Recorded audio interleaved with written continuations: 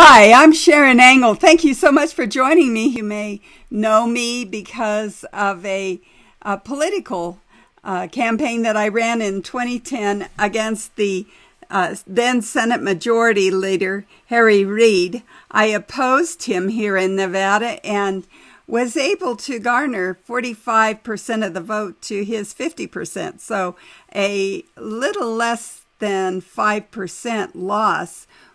It was exactly 40,424 votes. Now I want you to remember that number because I'm going to tell you a few things about that election because it underlines why I'm here today.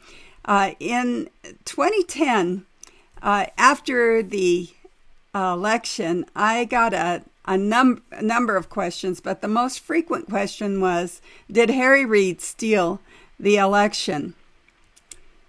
So I wrote a book.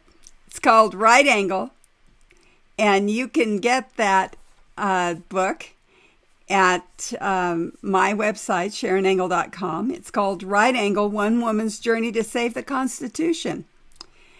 And I cover that specific question on page 122.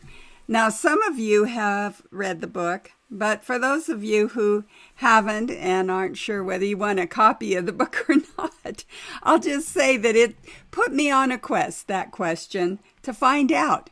Because something really odd happened that night. I flew into Las Vegas, and when I landed at 7 o'clock, the polls had just closed. I was met, and people were saying, you won. You've won. The polls are predicting a win, 5 to 15 points. You've won. By 10 after 7, I had lost that election by 4 points. So how do you go from up 4 or 5 points to down 4 or 5 points? I didn't know. So I called a friend of mine who was an exit poller, and I said, how does this happen? And he said, Sharon, I can count everything but cheating. Everything but cheating. And I said, well, tell me a little more about this. And he said that every race that he had polled in Nevada, he had polled in 9 races, they had all changed at 10 after 7 by the exact same percentage. That's statistically impossible. And it was by 9.3%. So it wasn't just my race. It was all the way down the ballot. To races that had been predicted to win by at least 4 or 5 points were now losing by 4 or 5 points. Those that were predicted to win by 10 points were now just barely winning by 7.7 points, 0.7 of a point. So it was really a wake-up call to me because before then I had kind of believed the rhetoric, which is there is no voter fraud. Our elections are safe and secure, and they're fair and honest. I had believed that until this, and actually a little before that, because I was involved where a candidate opposing me had used his state office to electioneer, and that is fraud, of course. So anyway, I knew that there was cheating going on, but not to the extent that I began to find it as I began to investigate, did Harry Reid steal the election? This year, in 2020, we did a findings report on just the registration rules from 2010 and prior. Now, we did this as a group. It's a movement called the Election Integrity Project. It originated in 2009 in California with Linda Paine. I'll have her on as one of my guests today, so you'll be sure to stay tuned to this part of the show, this part of the event. Linda started because she knew that something was happening in California, that the state of Reagan was no longer that state, but yet everybody she talked to seemed to be on that page, and their elections seemed to have gone awry. Anyway, she figured out how to find out what was going on. And the more I talked to her, the more I knew that we had to do it in Nevada. So we did. They analyzed our voter registration rolls, as I said, from 2010 and prior to 2010. And their findings were that they had 40,000. Now, this is why I wanted you to keep that in mind. 40,100 active voters on the rolls that hadn't voted for at least the last 10 years, some of them for at least 16 years. And the NVRA, National Voter Registration Act, says that if they haven't been actively voting in the last 4 years, then you have to put them on the inactive rolls. Well, obviously that didn't happen. And because they were only activated in that cycle in 2010, that pricked up my ears. And I said, so what else did you find? Well, they found 74 voters who were over the age of 105. Now, I have a friend that says, I want to move to Nevada because they must have the fountain of youth there if they have people older than 105 still living and voting in their state. We also found some double voters, people who voted more than once in an election. We found over 1,000 of those, but the interesting thing is, in this last primary in 2020, 5 of those that had voted twice in 2010 and before were still voting in 2020, and they were still voting twice. They voted twice in the primary. So I say all of that to you to say that one of the things that we can do to save America is to do what we know to do about our elections, and that is what our founders asked us to do. They said, they declared, when in the course of human events. Well, now we're in the course of those human events. That was the very beginning sentence. We are in the course of human events. Some of us thought we'd never see this day when our cities would be on fire and we would all be banished to our homes because of a plague. We thought we would never see this day. And yet here we are, and they're using those things as an excuse to keep us away from the polling places and say, well, now you have to mail in a ballot. We know that this is one of those things that is going to cause corruption at the polls. And some of my guests will tell us about that. So please stay tuned to hear what's wrong with a mail-in ballot. What's wrong with ballot harvesting? Those are a couple of things that we've been fighting here in Nevada in court because we got a new law that came out of California. But, everything that starts in California kind of moves east. And in the dead of night in a special election, a little less than 2 months ago, we got a new law saying that we were going to have a mail-in ballot with ballot harvesting and some registration requirements that are just typical California law. So when you say, well, why should I care about California? Think about it.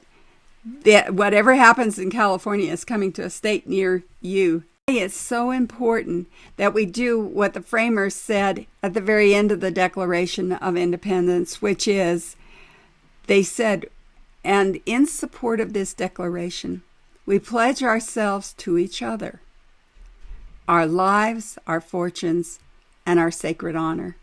And that's what I'm asking you to do to save America, is to pledge your lives, your fortunes, and your sacred honor. I'm going to be giving a website off and on throughout my talk. I'm in Nevada. Election Integrity Project Nevada has a website, eipnv.com. We also have done a documentary called Stolen Choices, a documentary on the election integrity crisis. And I'd like to have each one of you think about helping us with your fortune by donating $25 or more and getting a copy of that documentary. So with that, I want to introduce you to our first guest. With my co-host, Joe Messina, host of The Real Side. And we'd like to give a shout out to those of you that are watching us on AUN TV stations in Northern California and San Francisco, San Rafael, Marin, North Bay, San Jose, Silicon Valley, Santa Rosa, Redding, Sacramento, Chico, Napa Valley, and soon to be in Reno, Lake Tahoe, and Carson City, Nevada. So we're glad that you joined us today. We hope that you've been enjoying our documentary, Stolen Choices. And we have with us our next guest, Linda Paine, who is the president of Election Integrity Project, California, EIPCA, and she's also the co-founder with Ruth Weiss of that. This is a 501c3. Linda has always had a passion for people and a deep love for America. After becoming concerned about destructive legislation being passed in California, Linda co-founded a Tea Party there in Santa Clarita, California. She also co-founded the SoCal Liberty Coalition of Citizen Activists in Southern California. And in December of 2010, she co-founded the Election Integrity Project, Inc., EIP.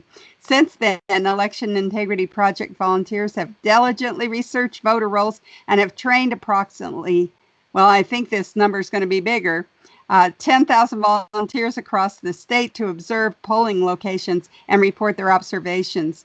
EIPCA retained Judicial Watch as its lawyer, resulting in a win for the people of California and for America.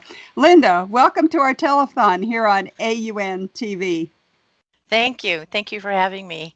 Wow, it sure has been a long time hearing the lineup there. Well, hey, listen, so what song are you going to sing today? Because, it is a telethon. You're expected to sing. Didn't Sharon tell you that? We do tap dancing or singing or whatever. And No, you really wouldn't want that. Sharon, you've known Linda for a long time. I've known Linda for a long time. And I jokingly say, I think she was the one that started setting off the fireworks, saying, hey, we've got a problem here. We need to tackle this. We can't give up on it. And she really was she was like the Chihuahua nipping at your heels. Come on, let's do something. Let's get something done here. And you've been digging ever since. So I give you a lot of credit for that. Thank you. Thank you. Well, and it's not just me. And I always want to give credit where credit is due, but we have trained 11,000 now as of the primary. And our board and our data analyst team have all been at this for the same 10 years. And thankfully, we are still an all-volunteer organization. So our time is committed because of love of country and love of California. We really knew California was ground zero. And the more we uncovered about the connection, bloated voter rolls, massively bloated voter rolls, 4.5 million inactives as of today's date. But then the horribly bad laws that continued to remove integrity in the election, and then policies and procedures being used by the counties that just opened that door wide for anyone and everyone to manipulate the outcome of the elections. And everyone has stayed the course because we knew at some point, if we did not address this at the California level and across the country, we would lose our country through those who are using the election process like a Trojan horse to forcibly transform the state and eventually the country. Okay, Linda. So you have an all-volunteer force, but how does an all-volunteer force go to court? How do we challenge these guys? Do we just say, look what we found, and then what happens to it? I mean, how do we do that? Can volunteers do that? Well, volunteers can't do it alone. We are very grateful for the donations that have come in, more so since 2019, I think, as people realized that through the courts, we were actually able to do something. We were able to file a lawsuit against Padilla and Logan and actually win. And that has made a big difference. So with the donations, we use all of it to run the company, to pay our vendors. We're highly focused on security. So we have our own server and our own security where we manage the data that comes in. None of the voter rolls ever sees a cloud. But that takes money to run that, and right now we have multiple lawsuits that we are involved in. So it's going to be the courts that we're going to have to use, just like the those who have manipulated our system have been using.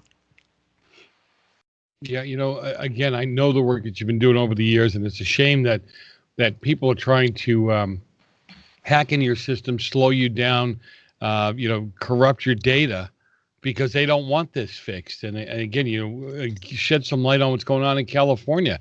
It's like the shining beacon for voter theft, isn't it? It is, and in the beginning, so we were on calls with other organizations across the country, and most of them were laughing at California. And I would continue to say, it doesn't make sense. Why would we in California burn down our own state? You have to ask yourself what's really going on. And they continued to laugh until the California model, which we identified and have proven, began to be implemented in the other states. And now it's really becoming an all hands on deck, and they're not laughing at California anymore. Now they're as scared as we were when we started to uncover this. Well, and you've been pretty proactive about going forward. It's not, I want you to tell people how they can donate and help you there in California. But then I wanted to ask you, how are you helping the rest of the nation? Because I know you're expanding this. We are. In 2019, we began to truly reach into other states because they were reaching to us consistently.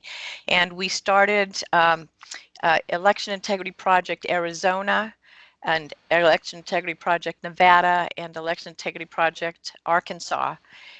We have they are wholly owned LLCs under the Election Integrity Project California 501c3, and we did that because we realized how difficult it was to start this work with no money.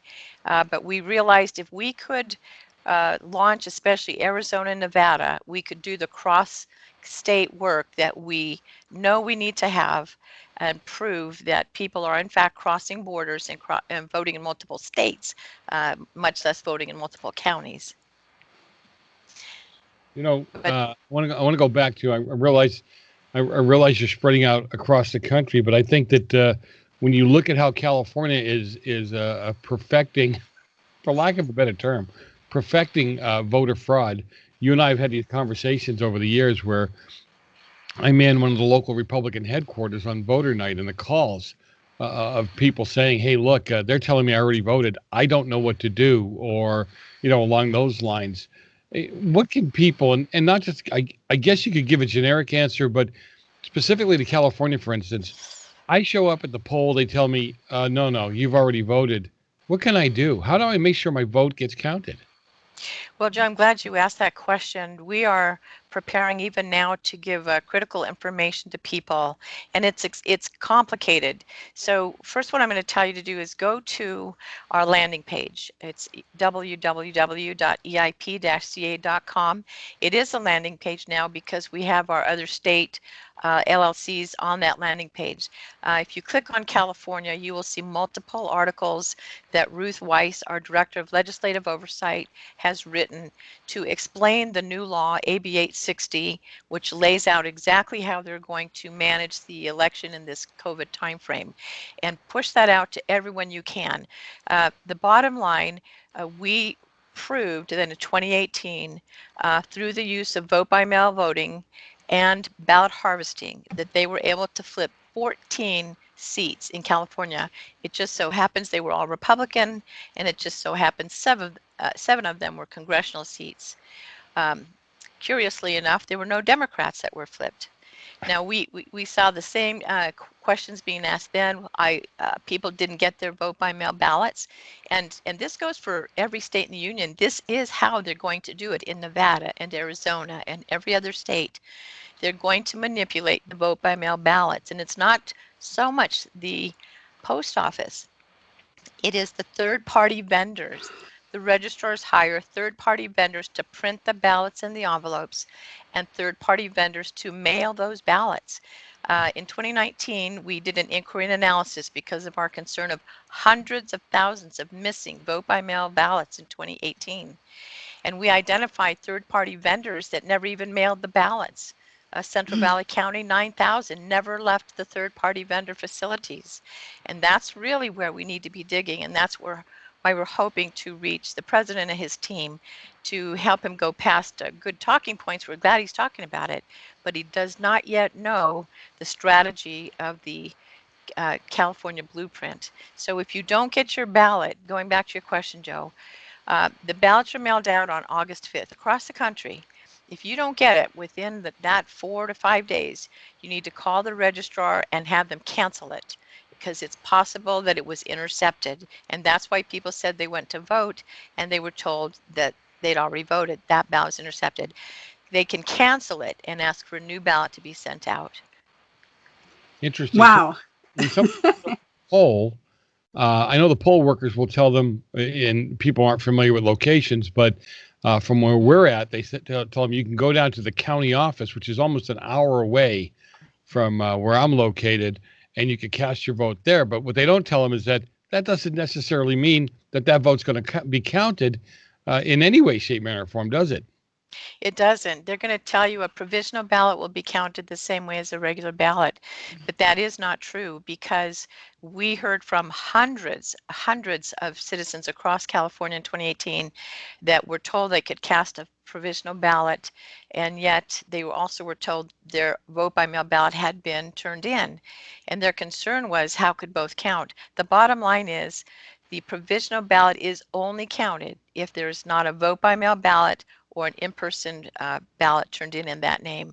So we don't know how many citizens were disenfranchised because someone intercepted that vote by mail ballot and voted for them. And likely they didn't vote the way that voter would have voted. Well, as a member of the Executive Council here in Election Integrity Project Nevada, we've been the recipient of funding to fight bad law here in Nevada, AB 4.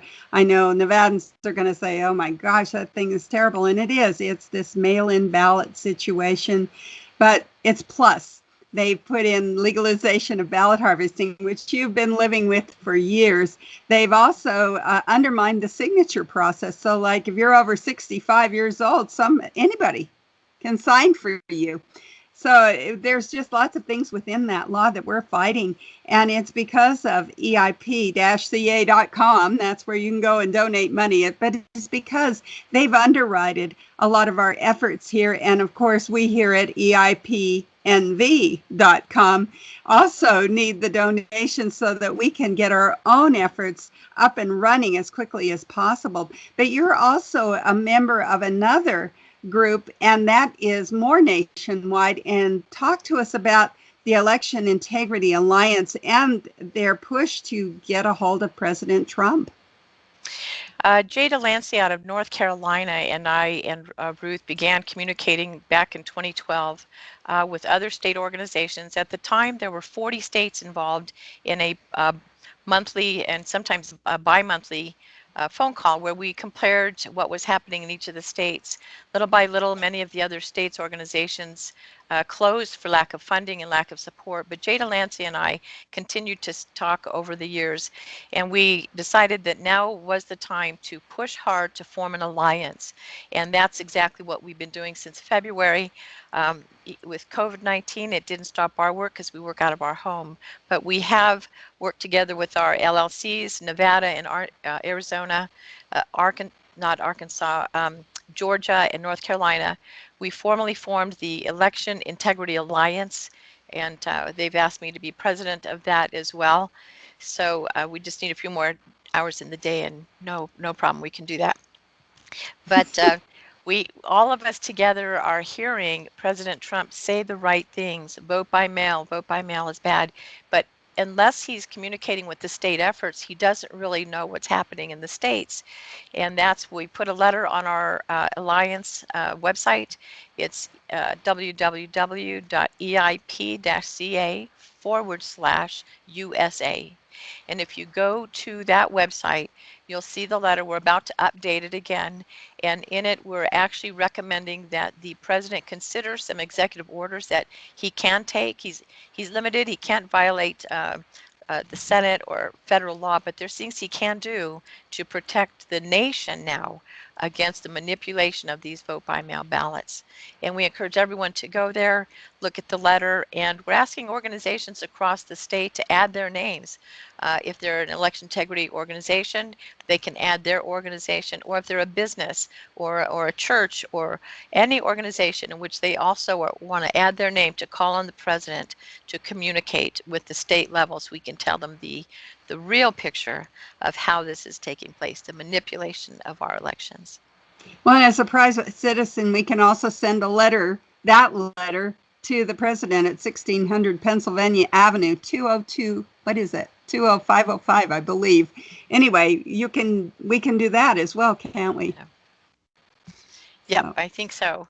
And our hope, though, Sharon, actually is to get a combined voice. We don't have a lobby. We don't have people sitting at the White House or I should say the White House, sitting, well, maybe it is in the offices. We have us. And in order to form a louder voice demanding a restoration of integrity to our elections, we're going to continue to be ignored. And as a republic, and of course, as we know, we are not a democracy. A democracy is 51%, tell the other 49% to shut up and sit down or we'll burn you down, is what's happening now. We are a republic, and we have the right to choose those who govern. And in California, we have proven that we've lost that ability through our civil rights hearing in 2015. I'm in it. I agree with you. I see what's going on, and the governor. I think the other day he signed a bill, or I'm sorry, bill nothing, an executive order or what have you, closing down more polling places. And you know what I think he should do? I think for every polling place he closes down, he has to shut down 2 supermarkets, because frankly, you're more dangerous at the supermarket than you are at any one of those polling places. Nobody's keeping 6 feet at the supermarkets. Little Johnny and Susie are running around touching my cart, touching me. And then all those people have just finished sneezing in their hands or their arm or what have you. What are they doing? They're over there touching my oranges, my peppers, my bananas, my apples, right? I mean, people really need to step back and look. And I don't know. I know it's an old joke, but that's why the aliens don't visit us. They're like, you can't do that.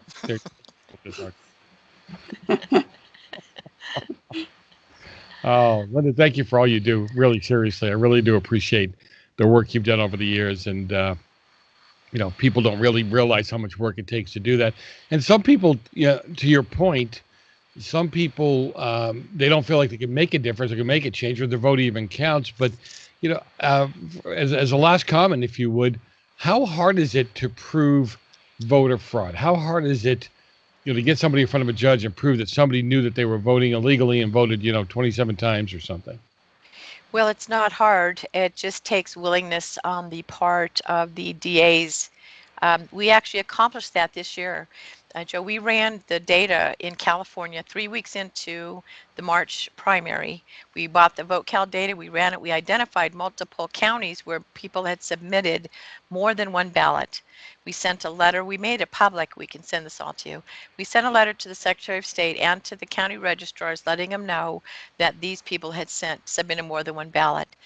And then 3 weeks after Election Day, the primaries, we bought the data again, and we identified which of those people actually had those ballots counted. We submitted the 16 names to Secretary of State Padilla, and he agreed with us that 15 of them did in fact vote twice, and he submitted those names to the Attorney General. So will he go to jail? Well, they're supposed to get, if in a federal election, it's supposed to be 5 or 10 years. But in California, it probably will never quite get there. But the bottom line is, if we can begin to restore integrity across the board, with this president, I think we can do it. And I don't say that in a partisanship way. We are a nonpartisan organization, but we have never seen any president address the issue of voter fraud or election integrity issues other than this president. So if he's taking it seriously, in fact, by the way, started 15 minutes ago, Congress is hearing Padilla. He was called to testify, and we met with that congressional team yesterday. My whole team did. We provided them critical information, including the letters, including the research of the data. 458,000 actives should have been moved to the inactive years ago, and they will be using our evidence and our documentation to go after Padilla even right now as we speak. So it's possible. We just have to not give up. I think that's what people want to know, is that it is a law that's enforceable and that people are being held accountable for doing these kinds of things. You pointed out your findings in California. Well, our findings in Nevada were in our primary. 5 people voted twice, and they've been voting twice since before, well, at least 2010 and possibly before, and we know their names. So it isn't like we have to go and find them. We know who they are. And it's not just, voter fraud is, that's individuals voting twice, but we have proven, and what we now have filed multiple lawsuits in California, is the manipulation of the process. We filed a lawsuit in Ventura County that's going to be heard in a couple of weeks, and that is because multiple registrars, and Ventura being one of the worst, simply ignored California law that allows us to stand close enough to observe the ballot signature matching and to observe the remade ballots, and instead he established procedures that made the volunteers stand at the far end of 2 long tables in a little taped square on the floor where all they could see was the edges of the computers.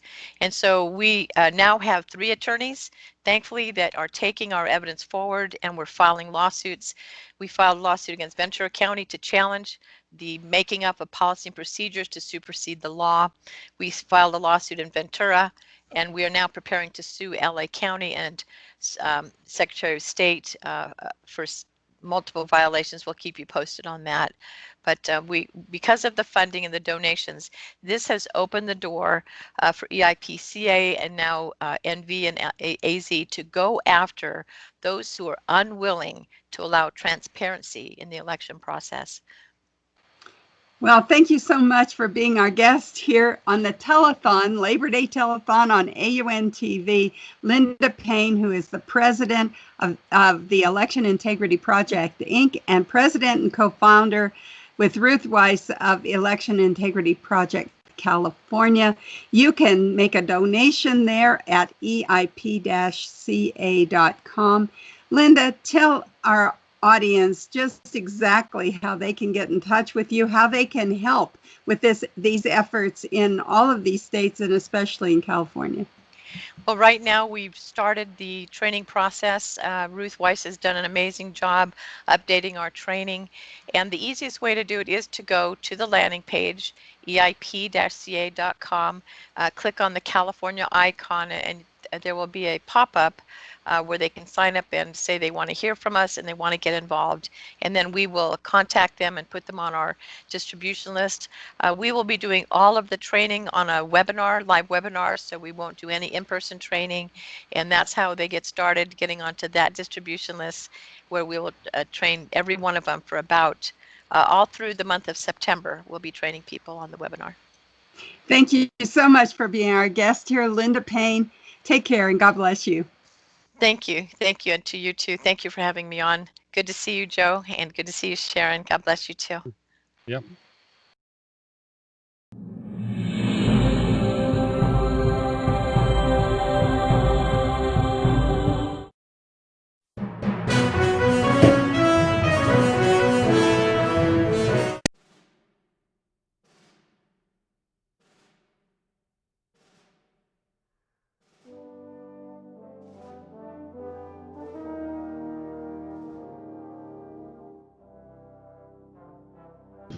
Although not specifically named as a right in the Constitution implies an American citizen's fundamental right to vote. In the Constitution, Article 1, Section 4, it states, "The times, places, and manner of holding elections for senators and representatives shall be prescribed in each state by the legislature thereof, the United States shall guarantee to every state in this union a republican form of government. The Founding Fathers delegated to the states the power to recognize the right to vote. They believed no state would deny its citizens the right to vote. The 15th Amendment, Section 1 says, "The right of citizens of the United States to vote shall not be denied or abridged by the United States or any state." As a republic, not a democracy, we entrust government to our elected representatives rather than the majority rule. Denial of citizens' right to vote would be a denial of a republican form of government. As Supreme Court Justice Hugo Black said, "No right is more precious in a free country than that of having a voice in the election of those who make the laws under which, as good citizens, must live. Other rights, even the most basic, are illusory if the right to vote is undermined." Although voting is not a requirement, it is a civic responsibility. Citizen voters are the foundation of America's democratic republic. The other rights that we value as Americans cannot exist without the right to vote. The Election Integrity Project, California, EIPCA, a nonpartisan, nonprofit, tax-exempt, public benefit 501c3 corporation, volunteers dedicated to assuring that every legally cast vote is properly counted and reported.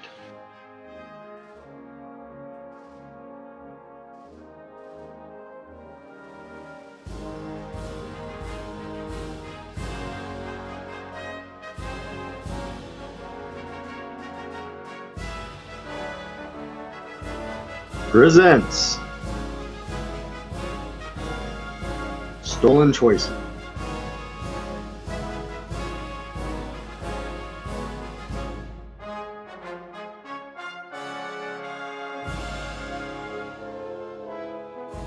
Stolen Choices, a documentary on the election integrity crisis. Stolen choices. We all have a choice of who represents us, and when someone else votes in our place, they have stolen our choices.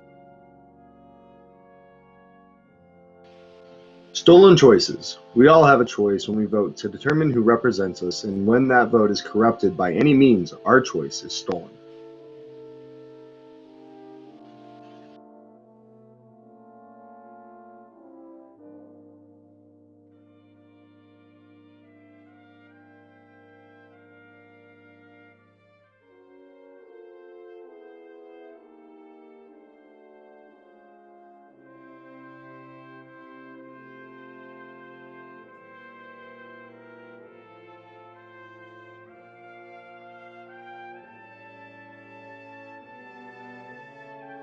Because you can't really have a democratic system, particularly one the public has confidence in, if elections are being stolen. All of us have the right not to be intimidated from voting, blocked from voting, artificially prevented from voting. We fought a great civil rights struggle over that. We have to preserve and maintain those gains. We have to. But there's a second civil right we all have, which is we have a right not to have our vote canceled out by someone who shouldn't be voting, someone who's an illegal alien, someone who's a felon not eligible to vote, someone who doesn't exist. If they vote, they cancel your vote out as much as if you're prevented from voting. People died and fought for the right to vote. Anytime one vote is negated by voter fraud is too many times. 2 out of 3 voters nationwide believe that voter fraud is a serious problem in the U.S. today. The process is rigged. This whole election is being rigged. The whole thing is one big fix. It's one big fix. It's one big ugly lie. It's one big fix. But the larger point that I want to emphasize here is that there is no serious person out there who would suggest somehow that you could even rig America's elections. I would just like to know what you can say to reassure us that this election will not be rigged or stolen. It helps in Ohio that we got Democrats in charge of the machines. But look, I come from Chicago, so I want to be honest. It's not as if it's just Republicans who have monkeyed around with elections in the past. Sometimes Democrats have too. It's easy to say it's not our fault. It's the Russians. They intervened. They interfered. That the system is vulnerable. Is there a documented history of voter fraud? You betcha. Is it consistent over time? You betcha. Has it happened in many places in this country? Yes. Has it affected close elections? Yes.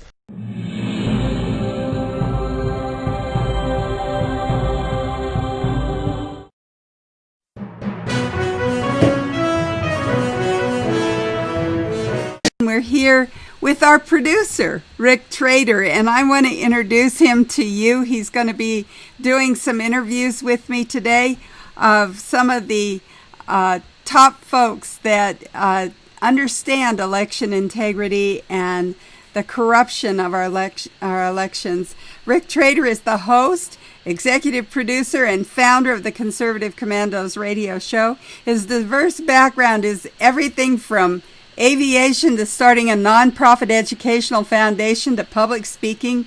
And this gives him a unique perspective on the issues that Americans face today. Rick has worked in the video, television, and radio production industry, as well as hosting of television and radio programs. Rick created the Conservative Commandos radio show because he wanted to have a place to voice his conservative opinions and give other conservatives the opportunity to return our country to the constitutional Judeo-Christian roots our founder fathers envisioned.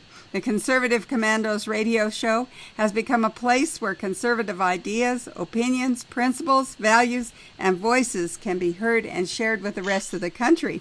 And now he's expanded. He's also become the producer of AUN TV, which is seen in Northern California, and we're getting ready to expand. If you want to see us on TV with regularity, you can go to our websites, check them out, ccrshow.com or aun-tv.com, or you can start donating there. There's a donate button.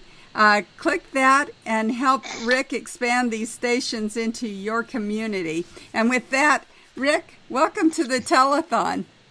Well, thank you, Sharon. It's great to be here, and I listen to you talk about me and what I've done. It kind of makes me laugh, because it all started out for me to be my little 1 hour a week hobby about 13 years ago. And I was influenced by Rush Limbaugh, like many people have.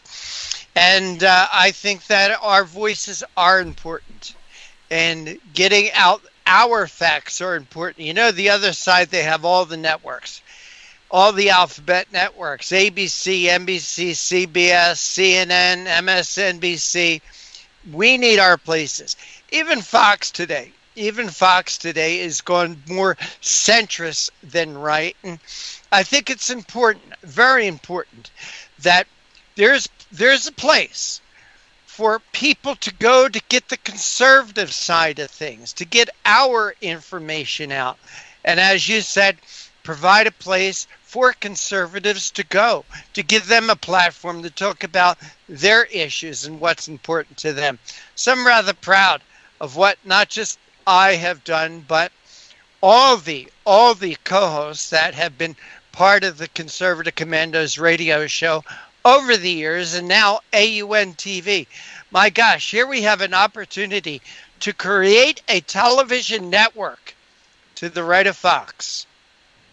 That's exciting. And I think that we're not just talking about right and left here, because AUN stands for America Uncensored News. And what that means is we try to report truth. Isn't that? I mean, that's kind of where you've headed. It's not that we have an ideology so much to promote, but that we'd like to hear the truth once in a while and have good, solid people that are authorities that have researched these subjects and really know them. They're not just speaking off the top of their head and giving us an opinion. Well, I'll agree with that, Sharon, but I'm biased, and I'll admit it. I'm unashamed of that. I am biased. And when you talk about the truth usually ends up on the side of the right. Well, you know, it reminds me of a scripture. It says, you'll know the truth and the truth will set you free. Mm-hmm. And it seems like these days there is a freedom issue going on. We've been talking pretty much all day long about the freedom of our vote. Do we really have an honest, fair, truthful, free vote, or what's going on? We interview these guests, and I know that you and I just scratch our head at some of the things that they tell us are going on when it comes to our vote. Well, we are losing integrity in our votes. And, for eons and ages, people have said that elections are corrupt. And to a certain degree, they are. We can look back to 1960, the presidential election of 1960 that elected John F. Kennedy. I think that was a corrupt election. That election was handed to John F. Kennedy by the mayor of Chicago, who all of a sudden found all these ballots that swung the election to JFK. Sharon, you even talk on the Conservative Commandos that the first election affecting America, even when we are part of Great Britain, was a fraudulent election. How the first Prime Minister of Great Britain, which we were a part of at that time, was election steeped in fraud. So it's always been there. We know that. We know that there are voting irregularities, but I think what is happening today, it's taken to a new level. I think that they're using the left, a lot of people in the deep swamp in Washington, D.C., are using this Chinese flu epidemic as an excuse to even corrupt the election process even more. We've talked to our guests. We've been told, we have learned about the potential of election fraud with the mail-in election. Hans Von Spakovsky from the Heritage Foundation, we talked about how this election might make the election of 2000 look like a high school election. That we may not know who our new president and vice president is until beyond January 20th. And you know who our president at that time would become? The Speaker of the House, Nancy Pelosi. And that's scary to think about, Sharon.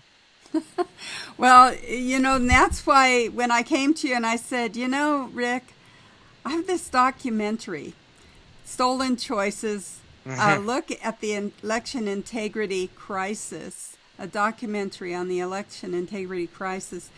I was thinking that maybe we named it a little over the top by calling election integrity a crisis. But I don't think so anymore. I think we understated it. It's going to create a constitutional crisis, Sharon Engel. And the more I think about it, the more I learn about it, the more concerned I become. I did an interview with Roger Stone. Okay. Roger Stone has told us he's very concerned too. Now, this is one of President Trump's biggest supporters. And when Roger Stone is concerned, guess what? So is Rick Trader. Well, so I brought this to you and I said, what do you think? Do you think we could show it on AUN TV? And you said, I think we should do one better. I think we should do a telethon. I think we should see if we can do something on the scale of the Jerry Lewis telethons that go all day and have such great guests and really drive people to invest in something that's critical to our future, to our freedoms. And that's why we took on Election Integrity Project California as our recipient. Election Integrity Project California, EIP-CA.com, is collecting donations right now as we speak to fight lawsuits and to fight the corruption there in California. And of course, they have now LLCs, groups that are associated with them in Arizona and Nevada and Arkansas, and those websites also are collecting donations because they've got lawsuits going on in their states, EIPNV.com, EIPAZ.com. So those are places that you can invest your money, invest in these states. And I guess the point is that California may be far away from you, but everything that's happening in California is actually coming to a state near you. In fact, it's come to my state in Nevada. Right. Well, you talk about things spreading from California. Even the governor of New Jersey, Phil Murphy, says that he admires California and Gavin Newsom and everything that's going on in California. So liberal governors like Phil Murphy and Tom Wolf in Pennsylvania, Cuomo in New York are looking to California for guidance. And Sharon, you've heard me say this on the Conservative Commandos time and time again. We need to get off our butts. We need to get out of our easy chairs, and we need to go to work for the preservation of our republic. And it does not matter where we are geographically, that we need to support conservative candidates and ideas and issues and projects and organizations, no matter where they are at. Hey, look at the left. The left are very good. They're great at raising money for their causes. We've got to counteract that. We've got to do the same thing. And Sharon, when you talk about lawsuits, there are over 160 lawsuits right now in the courts. And the large majority of them, like 75% of these lawsuits, are brought to courts from the left, from the other side. We've got to counteract that. And, you know, not only do we need to counteract, Sharon, we need to start to go on the offensive here. We just can't sit back on the defense all the time. We've got to go on the offensive. We've got to strike before they strike at us. So I encourage everyone out there watching to donate, to get a copy of the documentary Stolen Choices for your own library. Share with your friends, with your relatives, people who you want to educate about the facts. And the facts are that our election and our republic is being stolen away from us, and we've got to stop it. Well, I'm glad you mentioned those lawsuits, because we did. We in Nevada, we had a law passed, AB 4, and it is a mail-in ballot law for emergencies only, right? But within this law, there's ballot harvesting. That was never legal in Nevada until this law. Within this law, there is same-day registration, never legal before in Nevada. Within this law are signatures that not necessarily official. Any signature will do. Your initials, your nickname, any signature will do. Within this law, we also see that if you're 65 or over, you can have someone else sign your ballot and turn it in for you. So now you're targeting the older, the disabled, anybody who is a little bit less than, I don't know how to say it, but somebody that is vulnerable. That's the best way to say it. They're picking on the vulnerable. They're actually targeting the vulnerable and saying, you go get their votes. You send that ballot harvester to the elderly. Well, you know, this is a real problem. So what we did was it's a Trojan horse. Sharon, it's a Trojan horse when they do this. These people are coming into homes and say, oh, we're going to do you a favor. You don't have to go to the mailbox, the post office. You don't even need to put it out. We'll take care of it for you. We'll take care of it for you. And there are documented instances. For instance, in Bedminster, New Jersey, which is a Republican stronghold in the bastion of liberalism in New Jersey, that many of the ballots were collected and thrown in the trash because the other side, the Democrats, didn't want those votes to count. So people think, oh, I'm one man, here's my one vote, I want it to count. Well, many of those residents in Bedminster, New Jersey, didn't have that. They had that option taken away from them. And that's why we're suing. We're saying this law cannot be enacted. It cannot be enforced. We want it set aside because of all kinds of problems with it. I just named a few, but there's more.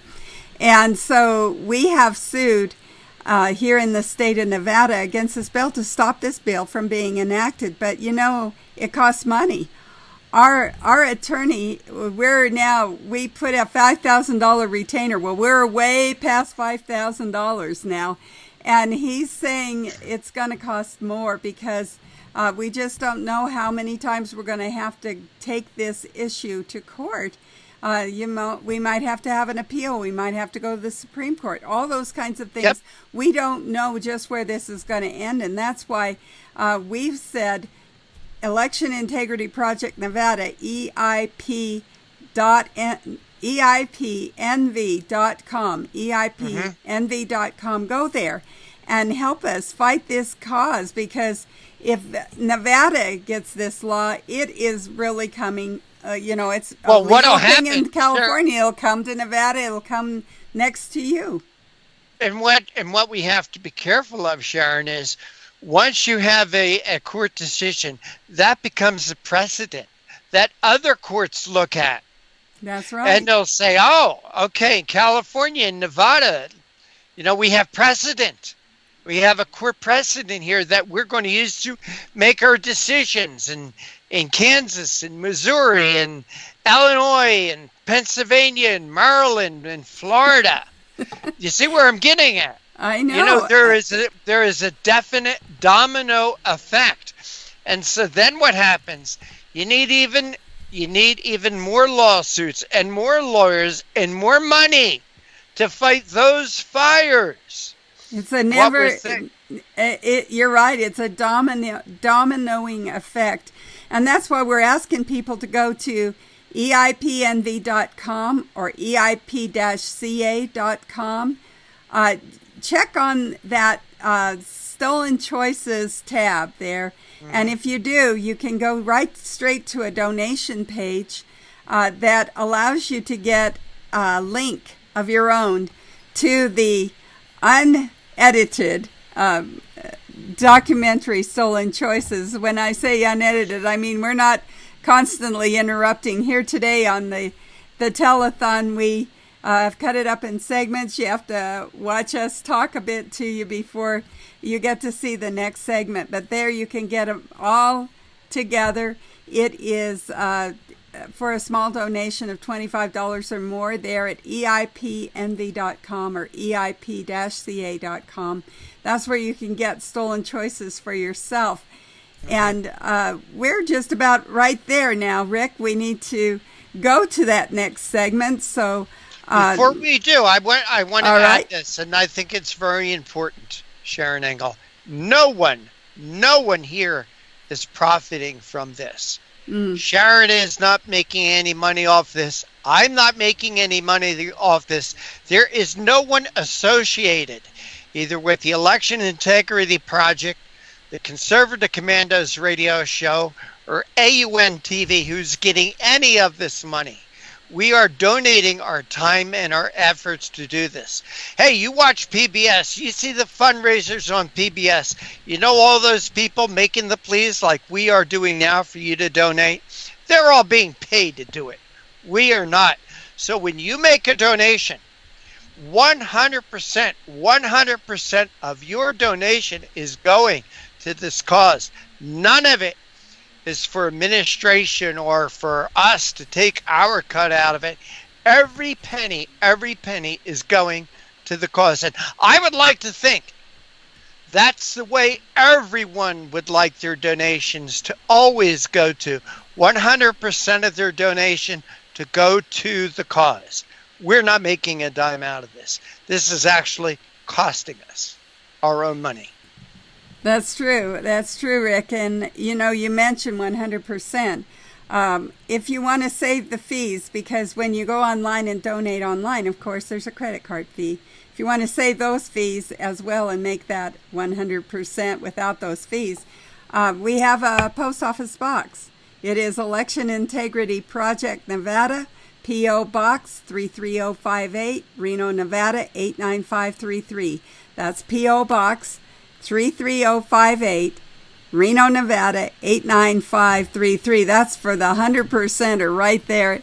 And of course, that donation address is also on our donation page. We say it right up front. You want to save the credit card charges, just send the check direct, or we can also take your credit card, so you can just send us that information as well. You'll see it on the donor page how you have to fill that out. That's the same thing for sending a donation by credit card. But then, of course, it kind of defeats the purpose, because if you send us your credit card through the mail, you got a credit card charge. Pay the fee. Oh, well. Oh, well, we can't avoid everything. Sometimes it's good. We try real hard, just to have it come in. And throughout the day, you've been hearing us announce the donors that have been giving to us. And of course, we need to go now to the next segment of Stolen Choices, a documentary on the election crisis. And after that, we'll be back with more guests. I'm glad you joined us here on AUN-TV.com to watch the segments of Stolen Choices, a documentary on election corruption, as well as the interviews with our fine guests that we've been talking to all day long. We are so grateful for your participation. I want to draw your attention to a document. And I know many of you will be familiar with this document. It's the Declaration of Independence. It starts out as when, in the course of human events, we've had a lot of human events these days. And of course, it doesn't seem to be getting any easier for us once we start looking at how we're going to be voting in November with mail-in ballots, ballot harvesting, same-day registration, all of these things that kind of open it wide for criminal activity, giving opportunity to someone who has a criminal mind to take advantage of the situation. And of course, our guests have been talking about their experiences, what has been happening, how long it's been happening, who's been doing it, and what we can do to stop it. So I hope you're taking it all in and going to the bottom of that Declaration of Independence, because like I said, we're in the course of human events here. But the last paragraph is striking. It says, "And for support of this declaration, with a firm reliance on the protection of divine providence, we mutually pledge to each other our lives, our fortunes, and our sacred honor." And of course, that pledging to each other is exactly what I'm asking you to do. We need your help with Election Integrity Project California, EIP-CA.com, and Election Integrity Project Nevada, EIPNV.com. This is a place where you can pledge to us as a fellow Americans that you'll help in this fight that we're having here in the West against mail-in balloting. We're going to court on that, mail-in balloting, ballot harvesting, and also on same-day registration and the verification signatures. You know, it's just rampant the way that they're opening up the law in order to accommodate criminal activity. And these court cases cost money. So that's what we're asking you to do, is to go to those websites, click on the tab Stolen Choices. There's a donate button there. And if you will donate $25 or more, you can get a copy of uninterrupted Stolen Choices, a documentary on election corruption. And you're probably asking, why should we do this? Who cares about California? Well, here's why you should care about California. Remember the 20th Amendment? Well, here we go. If we can't make a decision by Election Day, or on Election Day, November the 3rd, then it could go on and on and on, and the election could become an undecided election for quite a while they sort through ballots coming out of California. So we want a fair and honest election in California. For the rest of us, this is pure self-preservation. If California goes, the rest of us are likely to go. And we have some great volunteers in California. You'll be hearing from them as guests on our program today. And they are working, like I said, as volunteers, cleaning up election rolls, fighting cases in court, and we need to help support them. So that's why California is important, one. Second reason California is important is because their laws, they are the petri dish of these laws. They experiment there in California. If it works in California, if they can get it passed and their agenda is working, then they try to get that to come into other states. And we in Nevada have been experiencing that. So that's why we're in court, is because in the dark of night, over a weekend, a special session was called and they passed AB 4, which 2 months ago, we didn't have ballot harvesting. We didn't have same-day registration. We didn't have mail-in ballots, but now we do. And we are fighting that law in court, saying, don't implement that, please. We're asking the judge to strike down this law as unconstitutional and also as illegal because it violates a state law against unfunded mandates. It's going to be very costly to the state of Nevada, and that means to Nevada's citizens, because, of course, an unfunded mandate is passed right on to the citizenry in the form of a tax increase or in loss of services where your tax dollars were going. Now they're going to go to pay for this. So it came east. That's what I'm saying. Started in California. Now we've got it in Nevada. It's coming to a state near you. So if you're not living in Nevada or California, you might want to take note that this is a place where the founders said we would have to pledge our lives, our fortunes, and our sacred honor. I'm talking about your fortune right now because that seems to be the easiest thing for people to give. Just open their wallet, say, well, I don't have the time, but here's a couple of bucks I can give you to fight your cause. We do that for the high school when they come by and knock on our door and say, can you support our football team? Well, sure, we won't come to your rally, but here, we'll give you a few dollars. Well, that's, as I said, that writing the check or pushing the button donate is the easy part. The second easiest is your sacred honor.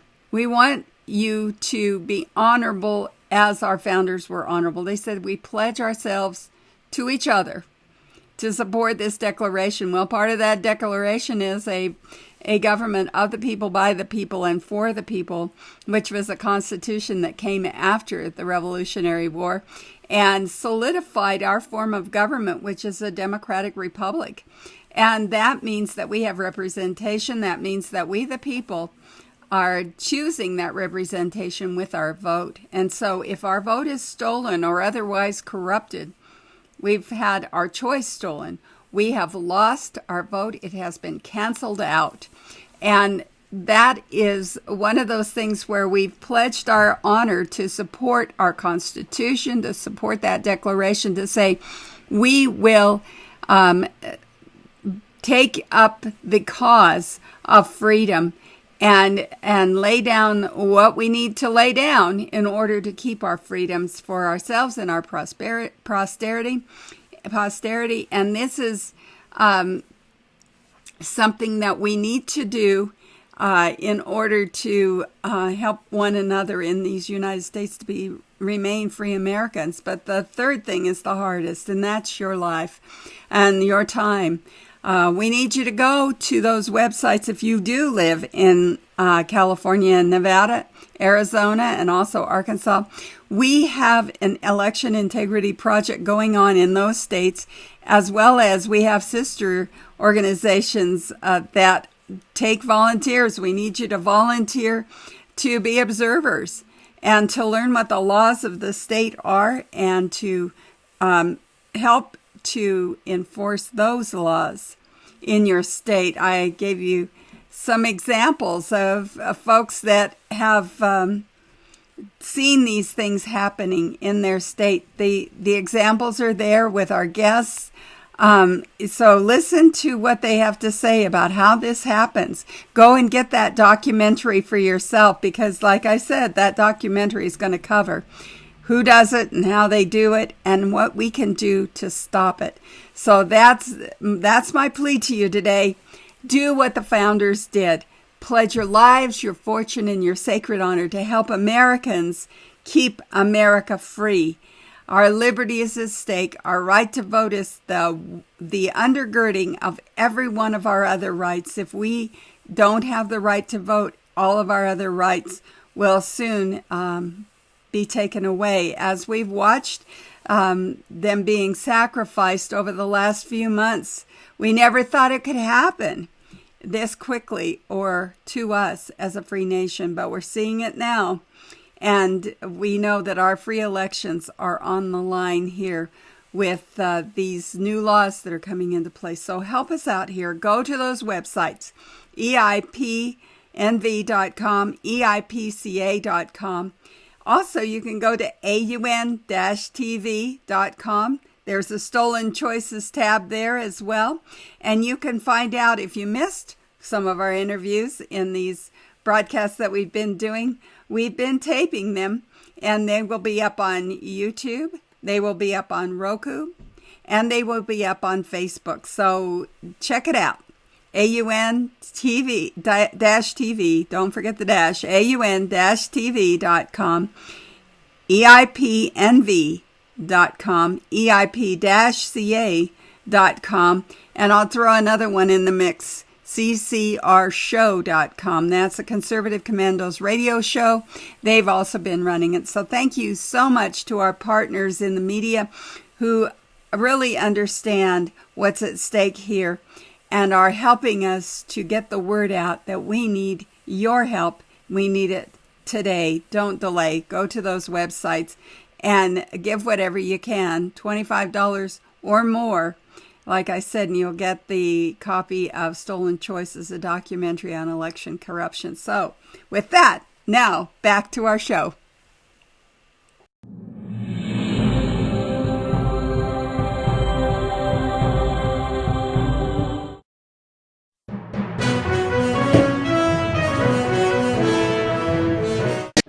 Election corruption is deeply embedded. Election fraud is a crime that usually pays, writes Tracy Campbell in his book, Deliver the Vote, A History of Election Fraud on American Political Tradition from 1742 to 2004.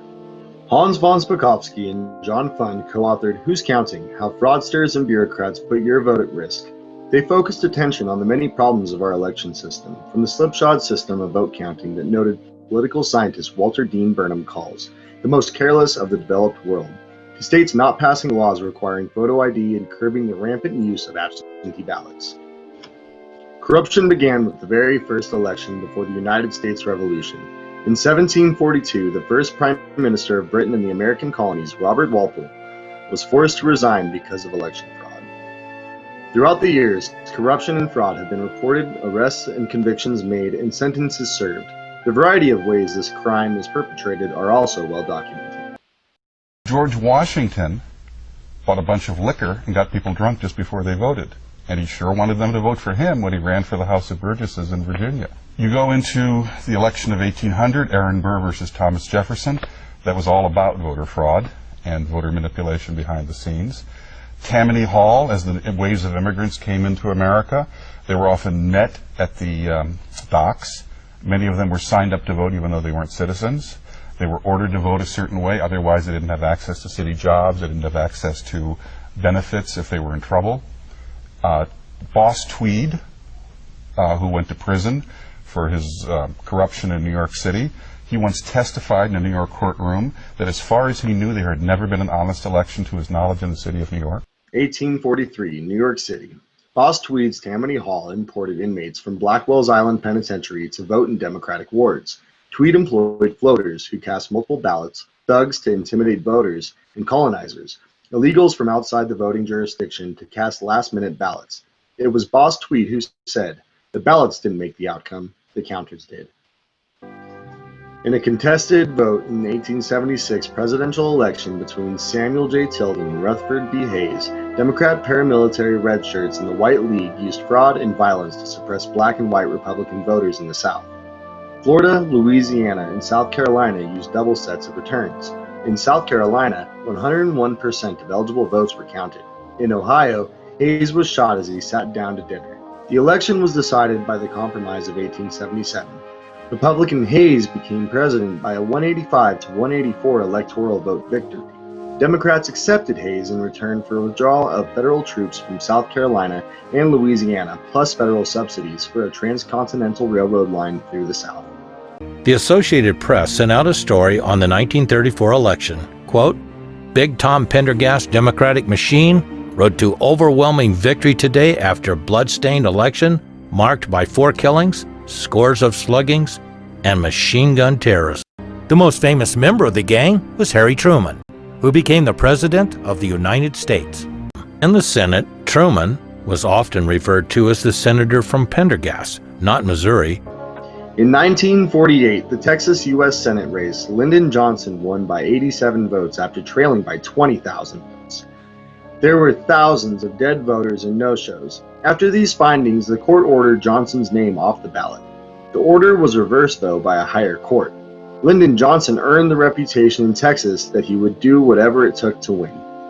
In the 1960 presidential election, New York Herald Tribune reported sufficient evidence to prove the state of Illinois was stolen for Kennedy. Mobster Sam Giancana and the Chicago crime syndicate played a role. Dead people voted in Chicago, 56 people voted from one house, and 3 Chicago election workers were convicted of voter fraud. Kennedy won Texas in 1960 because in Fannin County, Texas, there were 4,895 registered voters and 6,138 cast ballots, and Kennedy won by 75% of the vote. His running mate was Lyndon Johnson, the senator from Texas who said, "Dead people have the right to vote too." If Johnson had lost in 1948, it would have dramatically impacted U.S. history. Question to Senator Kennedy from Mr. Fleming. Senator, the Vice President in his campaign has said that you are naive and at times immature. He has raised the question of leadership. It is generally acknowledged that the 1960 presidential election in Illinois that elected John F. Kennedy was stolen by Mayor Daley. That's historically generally acknowledged. We've gotten better. I think there's less fraud now than there was. But where there's pockets of fraud, it's as bad as ever. Mr. Curtis, would you please state your full name for the record? My name is Clinton Eugene Curtis. And what is your profession? I'm a computer programmer. Would you please speak into the microphone so the audience can hear your testimony? Mr. Curtis, are there programs that can be used to secretly fix elections? Yes. How do you know that to be the case? Because in October of 2000, I wrote a prototype for President Congressman Tom Paine at the company I work for in Oviedo, Florida, that did just that. And when you say did just that, it would rig an election? It would flip the vote 51-49 to whoever you wanted it to go to and whichever race you wanted to win. And would that program that you designed be something that elections officials that might be on county boards of elections could detect? They'd never see it. Bush versus Gore. Bulletin, Florida pulled back into the undecided column. The campaign chairman comes in and says to you, "You better get people scrambling for a recount." In the end, the Supreme Court had the last word. So could it happen again? There's no question it could happen again. Right here. I mean, I have a poll watcher certificate, so I can go inside. I'm just wondering why you come up taking pictures. I mean, what? I'm just wondering why everybody's taking pictures, that's all. Okay.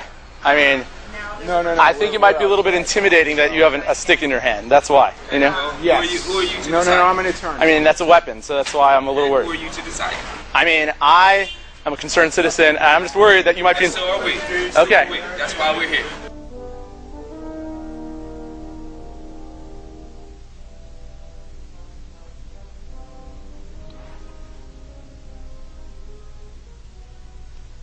In 2008, Seattle, Washington, Acorn was convicted of 1,762 fraudulent voter registration forms. The group's leader, Clifton Mitchell, and 4 others were convicted and received jail time. And Acorn was fined $25,000, but Acorn received $40 million of U.S. taxpayer money before it declared bankruptcy in 2010. In 2010, in the Maryland governor's race, Paul Sherritt, campaign manager for Governor Robert Ehrlich, a Republican, was convicted of a robocall to block voters telling them not to vote because the Democrats had already won the 2010 election. He received a sentence of probation and 500 hours of community service.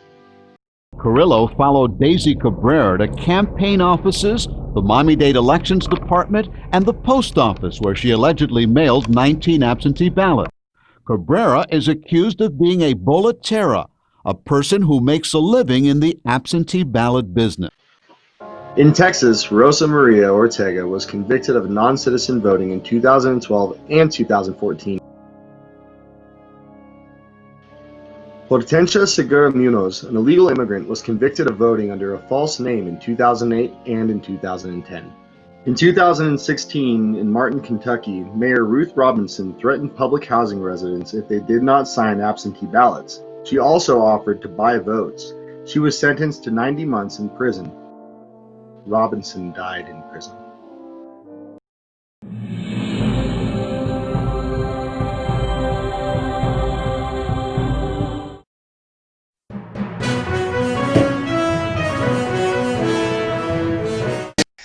And once again, we want to welcome you back. This is the Conservative Commandos radio show and also AUN's Labor Day weekend telethon on stolen choices, election corruption, mail-in balloting, and some of the solutions.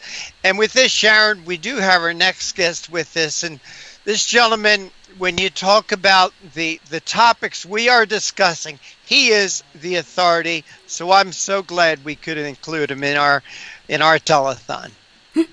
You're so right about that. I call Hans the gold standard. He's a longtime friend of the show. Hans Von Spakovsky is an authority on a wide range of issues, including civil rights, civil justice, the First Amendment, immigration, the rule of law, and government reform. And he's a senior fellow at the Heritage Foundation's Edwin Meese III Center for Legal and Judicial Studies. His analysis and commentary have appeared in the Wall Street Journal, the Washington Times, Political, Human Events, National Review, Online, and Town Hall. Along with John Fund, he's the co-author of Who's Counting? How Fraudsters and Bureaucrats Put Your Vote at Risk, and Obama's Enforcer, Eric Holder's Justice Department. So two books there. You're an author, but you're also now a filmmaker, Hans, and we're excited to show some of the Heritage Foundation's video content here as well, just as informational. Talk a little bit about your career and how you got interested in election integrity, election corruption, because you have quite a database even on proving that this is not a figment of our imagination. This actually does happen. Well, in the early 1990s, I was just practicing law in Atlanta, Georgia, and I volunteered to be a poll watcher. That was my first real participation in election. And I arrived at a polling place in a housing project in Atlanta. It was almost entirely a Democratic precinct, very few Republican voters. And I immediately saw that when people were coming in to check in to vote, and this was a general election, not a primary, before they would allow folks to check in, the people working the election would ask them whether they were a Republican or a Democrat. Now, it was very clear to me they were trying to intimidate Republican voters in this almost exclusively Democratic polling place, and I made a phone call. I reported it. They sent someone down there from the local election office to stop it, and that's what got me interested in that when I saw that kind of wrongdoing on my very first day ever doing poll watching. Wow. And did they stop it, or did it continue on in other places?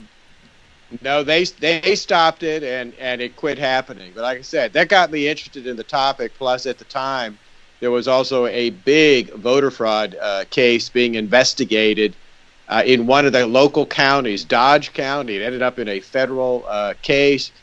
Folks got prosecuted, including the local sheriff, and everything was going on there from vote buying to dead people casting ballots to all kinds of other problems like that. That made me aware that, this is a problem we really need to worry about. So you wrote a book, Who's Counting?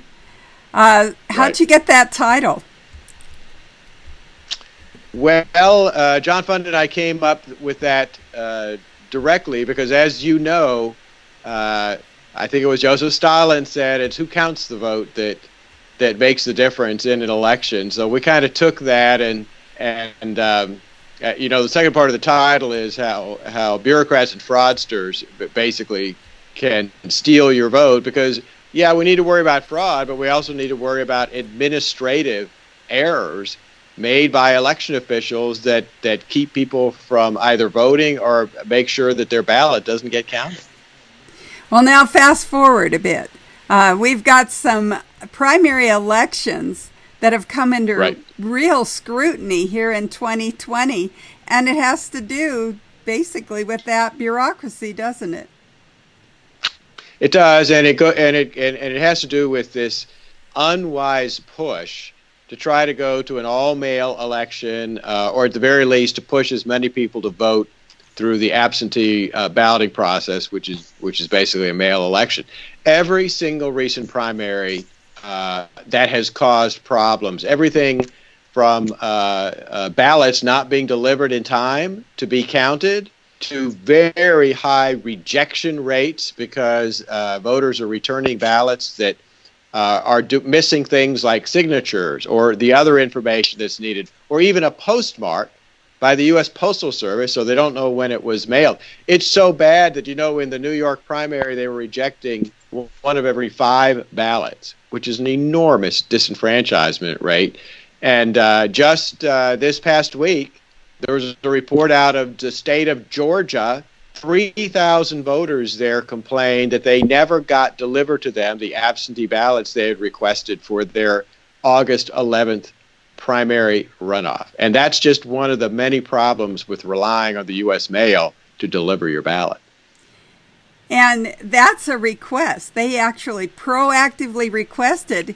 But here in Nevada, we had in our primary mail-in ballots being sent to inactive voters, and we were finding them in the streets and in stuffed mailboxes and in the trash. So talk about that and the roles, the whole system that we kind of operate under when it comes to registering to vote.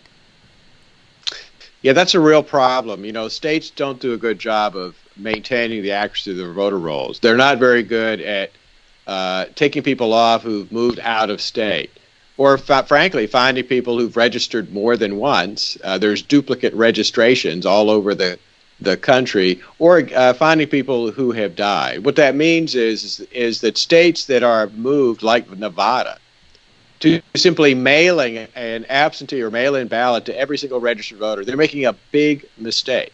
Because first of all, people who are illegally registered more than once, they get more than one ballot, they're going to vote it. And if you have ballots, as you said, Sharon, lying around in apartment lobbies and elsewhere, then you risk someone collecting those ballots, signing them, filling them out, and sending them in. And the chances, frankly, of election officials actually catching that it's a fraudulent ballot, unfortunately, is very slim. Very slim. Although they have done that, I wanted to go to your fraud database or your election corruption database a little bit.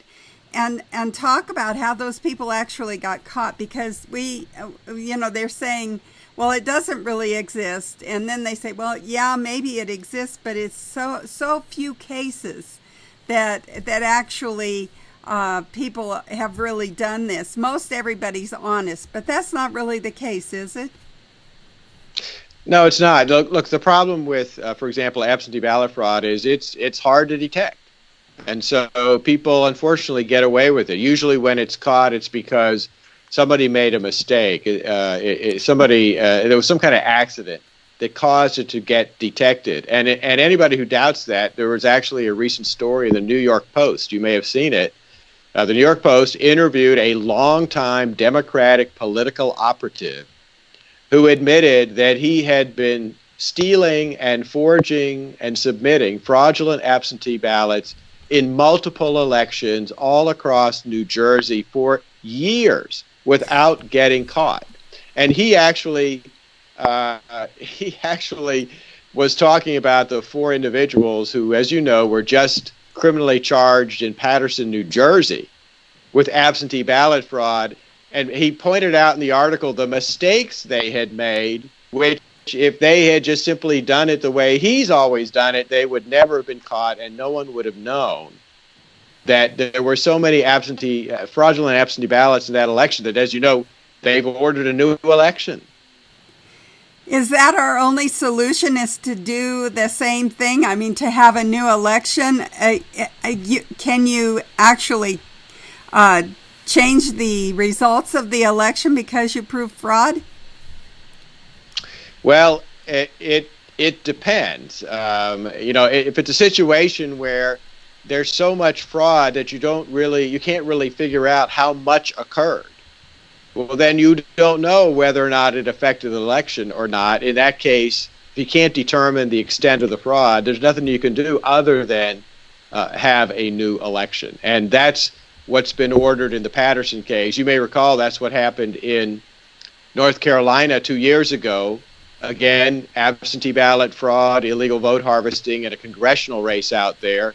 And they had to order a new election because they couldn't they knew it had occurred. They found many instances of it, but they didn't know how extensive it was. So that threw the results of the election completely into doubt. But if you don't catch the fraudsters and you have the redo the election, what keeps it from being a same outcome, just we don't know that fraud occurred? Well, the key to this is detecting it and actually prosecuting the individuals who do it. And again, a good example of that is in that North Carolina congressional race in 2018. The chief culprit there was a longtime political consultant whose work based in that election he was working for a Republican candidate.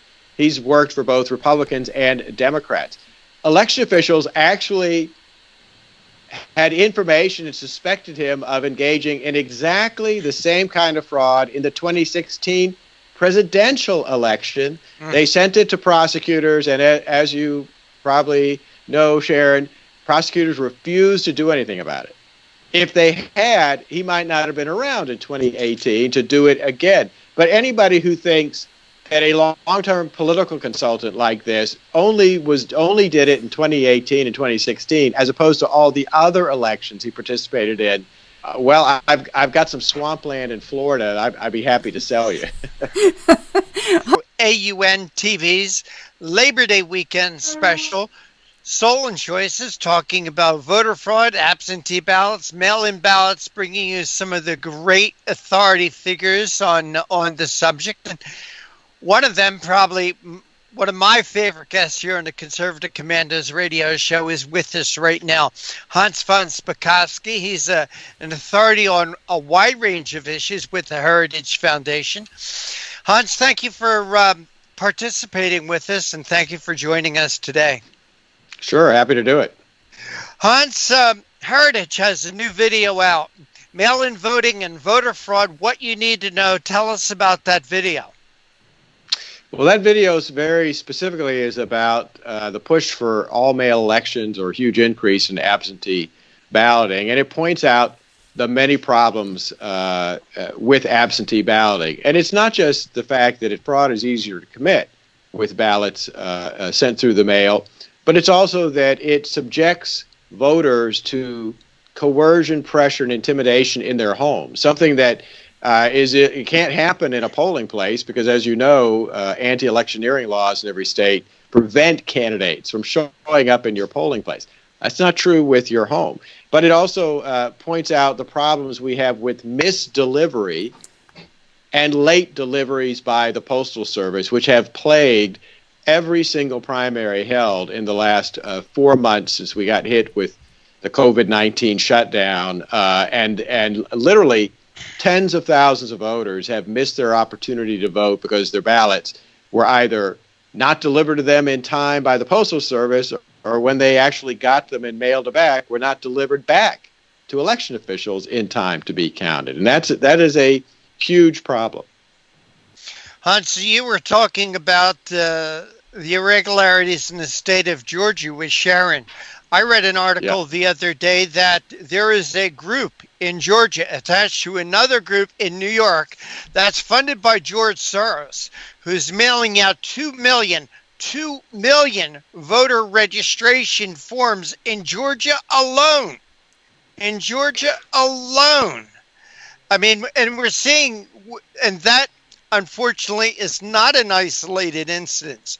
And we're also seeing a lot of lawsuits. And every time you turn on the TV, you hear some leftist lawyer talking about how the Trump administration is got their lawyers working double overtime, and there's actually 160 lawsuits in the works right now. 160 lawsuits in the works, but only 40 of these lawsuits are actually tied to either the Trump administration and the GOP.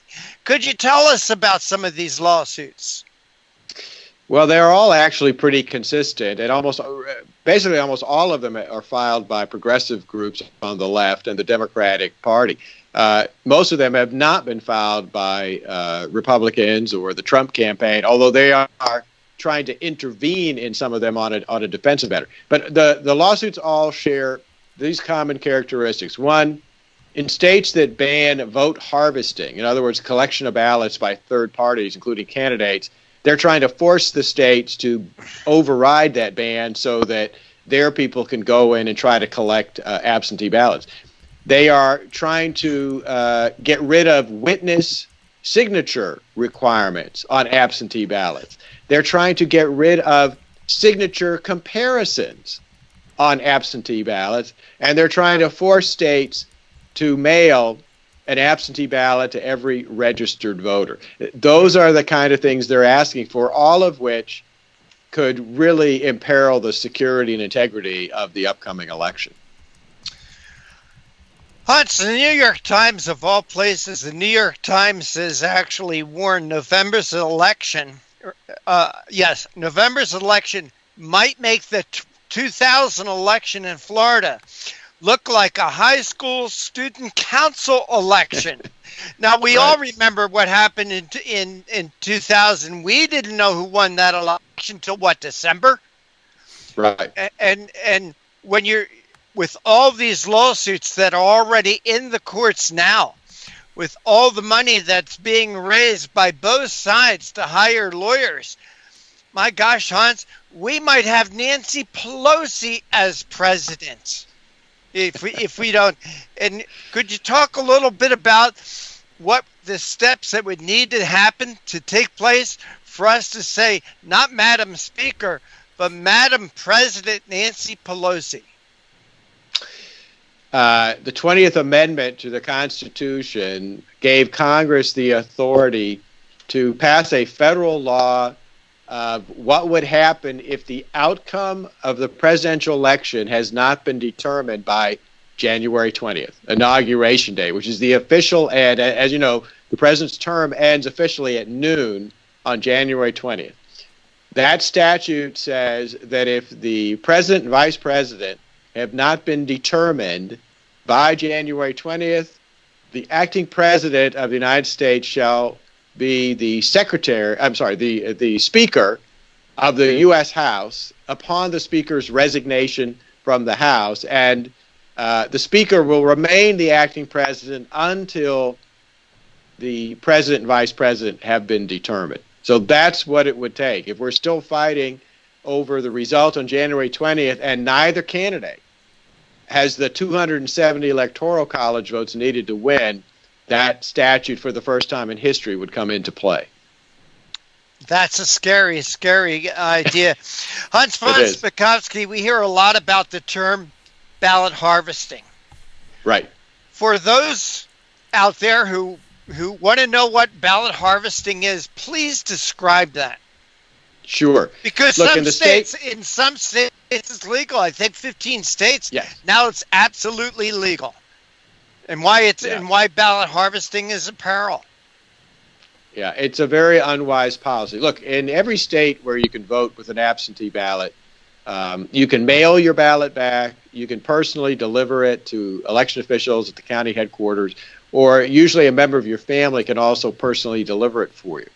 But in states that have legalized vote harvesting or ballot harvesting, they have legalized that any stranger, any third party can show up at your door and say, hey, I'll deliver your ballot for you. Now, that's a bad idea for two reasons. One, it gives individuals who have a stake in the outcome of the election, candidates, party activists, political consultants, it puts ballots in their hands. They've got a stake in the outcome of the election.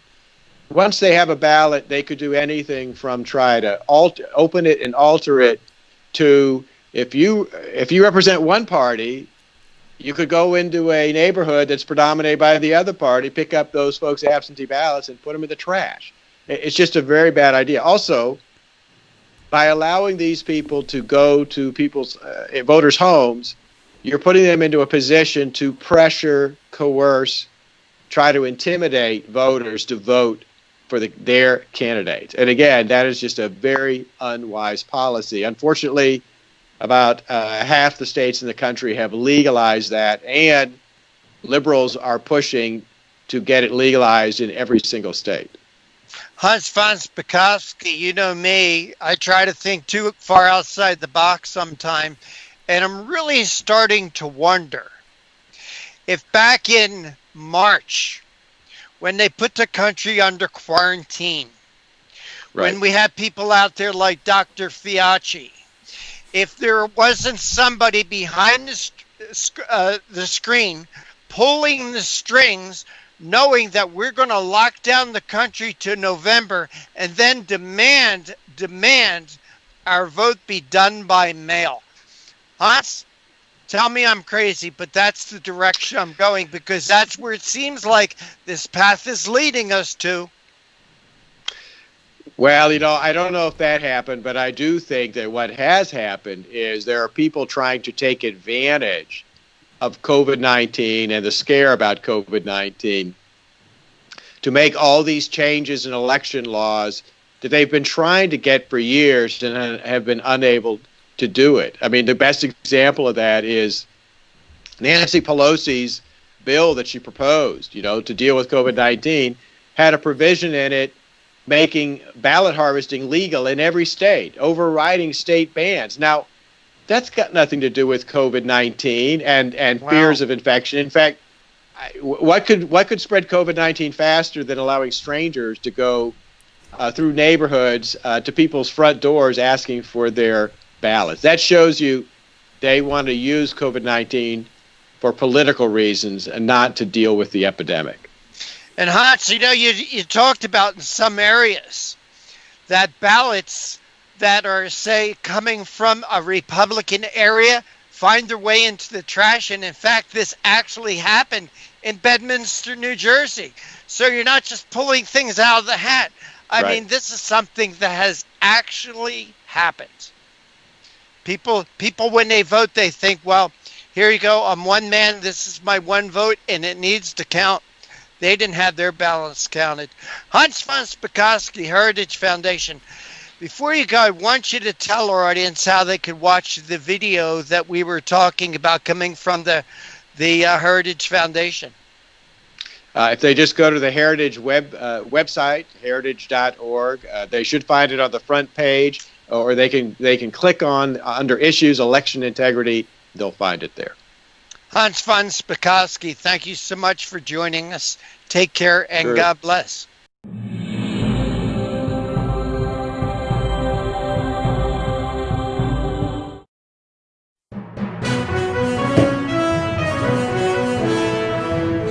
Our system is predicated on the fact that each voter's voice is his or her vote, and that vote should not be negated by an illegal vote. We have created what we call the blueprint, and that is the pieces that came together over the documentation of what's happened in our voter rolls, what's happened in our legislation process, and what's happened in our electoral process, is that the corruption of those three elements are actually connected. And by connecting those three elements, it has become possible to transform a state using the electoral process. What has happened is that we have had an elaborate illusion created so that we still have elections and we have all of the trappings, but it's kind of like going out to a circus that has crazy mirrors and stuff. The reality of the election is not really there. We want to remind you what Joseph Stalin said. It is enough that the people know there was an election. So that's really the focus that they have taken now, and they're getting more and more elaborate in making sure that we know there's an election and everybody's involved. But the fact is that behind the scenes, the illusion is that the people who cast the votes really are deciding nothing, because the people who count the votes have taken control and they decide everything. I saw voter fraud with my own eyes. Now, people say, why didn't you report it to the authorities? Well, they were the ones doing it. The people in charge of the recount were doing this, and I saw it. Changed my life. In 1994, in Greene County, Alabama, 9 pled guilty to voter fraud. Among them, Greene County commissioners, a race commissioner, a member of the Board of Education, and Utah City Councilman. They used an assembly line to mass-produce forged absentee ballots to swing the elections. Can you explain a single person being registered 6 times on a single day? Good question. You know, Liz, I'm standing from the view I'm at in the back when I seen it. You know, if I had the cards in front of me, I'll take a look at it. But, you know. Well, it's right here. Let me show you. Okay. I mean, he's got right here, same woman, Kamala appears to be the same woman, same date of birth, 6 different times, same day. Would probably be a clear case of fraud. Yes, we have been working on that extensively. In fact, this was something that I know happens, and I know it happened to people in this room. It's not hearsay. It happened to someone in my own office. We know it happened. And the plan that was put in place and that appears extremely orchestrated is these 4 steps. First of all, they've created procedures and laws that put a lot of time and distance between you, the voter, and your ballot, and then between when you submit your ballot and when you get the election results. Prior to all these other forms of voting, everyone would go to the polls on one single election day. They would put a ballot that they had marked directly into a sealed container. That sealed container would go directly to where the votes were counted at the end of the night. It would be unsealed. Those ballots would immediately go through the counter. With that kind of procedure, there is very little opportunity for anyone to manipulate or mess with those votes, and so you get an accurate reflection of how the people actually voted that day. Now, in California, and each of you are different in your states, but in California, we have 29 days of early voting. We have 29 days before the election when mail ballots are mailed out, and all of that period of time. So some people have virtually 60 days between the time they cast a ballot and the time the election results are finalized. By that time, people are just kind of going about their life. Very few people, even the most intensely politically active ones, don't think to go to the website and find out who and what actually finally won when it was all said and done. So you played the game, you voted, and then you get real happy, and then the results come out much, much later. They've put distance between your ballot and then when you submit it and when you find out, if you ever do find out, the results of the election. The second bullet point is that they're diminishing our perception of the preciousness and sacredness of our ballot. The third bullet point is they have numbed us now to the inevitability that there's not going to be any restriction on who can vote.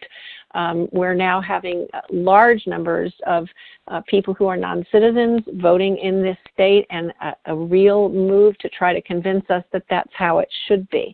And the fourth bullet point is that, kind of the same as the third one, but it carries on with that, that because of a lot of illegitimate votes are getting through, that the votes of legitimate California citizens, who are the people who should be making the decisions in a republic, are diluted enough, and it subverts the constitutional and federal requirements for legitimate voting and actually for statehood. So more and more Californians are getting disillusioned and discouraged and saying, why should I bother to vote? It doesn't even matter. And so then the voter participation rate goes down, which actually gives the people planning all of this more fuel to their fire to create more and more of those crazy ideas on how to get more people on the voter rolls and more people voting, when actually it does just exactly the opposite. It's right there in Article 1, Section 4 of the Constitution. The first pillar that we've talked about, these are the pillars of the blueprint, is the voter roll mismanagement. Ohio is simply trying to clean up its voter rolls. You heard the Secretary of State. More registered voters than there are people in that precinct? I mean, that's crazy.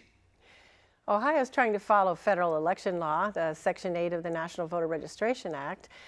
We have that same situation here in California. We have 11 counties that have in excess of 100% of the eligible population registered to vote. So it is a nationwide difficult problem to solve. And you want to make sure that you are not disenfranchising people by removing them from the voter rolls erroneously, but at the same time, if you leave some of those people on the rolls who should not be there, you're disenfranchising the other people whose votes may be diluted or crossed out by someone who takes the opportunity to use that name and vote in the name of that person and impersonate that person who shouldn't even be on the voter rolls in order to do that. California's voter registration rate is not 78% as listed on the California Secretary of State's website. It is actually 98%. Why does that matter? I'm not going to go into a lot of details because some of you may not really understand what an active or inactive voter is, but let's suffice it to say that when a person is registered to vote in California, it is nearly impossible to have them removed from the voter rolls. So those who haven't voted in two major elections or responded to a request to find out if they're actually still voting, they actually are left on the voter rolls. They're called inactive, and at any time someone can vote in their name and activate them. So the fact that 98% of California citizens are registered to vote is significant, because the reality is 98% of California citizens are not registered to vote, because that's an impossible number. So the question is, who is registered to vote? Well, those inactives include deceased, people who live in have moved to several counties and are on the voter rolls in several counties. Sometimes they moved out of state and are still on the voter rolls. So it's bottom line, at any time, someone can vote in their name. I mentioned earlier that we showed that there is a coordinated effort to manipulate the elections in California. We know that California has between 3 and 5 million more people on the voter rolls than we have legitimate citizens who are eligible to vote. We always rail about the voter turnout, but the voter turnout is based on the voter registration. So if a lot of the voter registration isn't valid, we actually have a much higher turnout, because a lot of that voter registration, leaving aside that part that is voted fraudulently, is imaginary. It's people who are no longer with us, people who are no longer eligible, people who've moved out of state. So we actually have a higher voter turnout than people think, but our rolls are so poor that hides and masks it. Law, National Voter Registration Act, passed in 1993, it requires that states remove from their registration list ineligible voters, those who have died or moved away. We found one gentleman in one county that was duplicated 7 times. So the amazing thing to us is the registrars were not catching this. So you have to look at the data in a different way, and that has what we were able to do is come up with a different way of analyzing the data, and we were able to document where the problems were. That letter went to 11 counties and to the Secretary of State's office in order to tell them that they are the most egregious violators of this requirement of federal law to maintain the voter rolls, to make sure that the deceased are removed, that duplicates are removed, that people who are inactive are removed. What they do is they look for people who have not voted in 2 years or more. They cross-check this with the U.S. Postal Service and the change of address requests. And then they send notices to these non-voters. No subsequent voting they look for the next 4 years. So in effect, they're only targeting people who have not voted for a grand total of 6 years, and then they are removed. What we need to understand is they're not removing these people for failure to vote. They are using failure to vote for a period of time in order to reach out and say, hey, are you still with us? Right, you've moved, right? So they get another 4 years of no involvement in any kind of voter information, anything at all. And so they're being removed for failure to respond, not because they haven't voted. And because they've moved. Right? Which reminds me of... They could have died too, or they could be a duplicate registration. There's a lot of reasons why they're not responding. Exactly. You are not supposed to have dead people on the rolls. J. Christian Adams is with the Public Interest Legal Foundation. The Public Interest Legal Foundation is a nonprofit advocacy group. They have been going to various states and various counties checking their voter registration lists to make sure that people are actually cleaning up their lists, taking people off who've died or otherwise moved away or are not aliens, and then issuing reports on what they find. One of their latest reports, frankly, was about Palm Beach County, Florida, and there they found people registered in voting who were also registered in voting in other states. They have found non-citizens, aliens on the voter rolls too. And they've been doing a really good job checking into this kind of thing. That's the kind of thing, frankly, that the government ought to be doing and is not doing.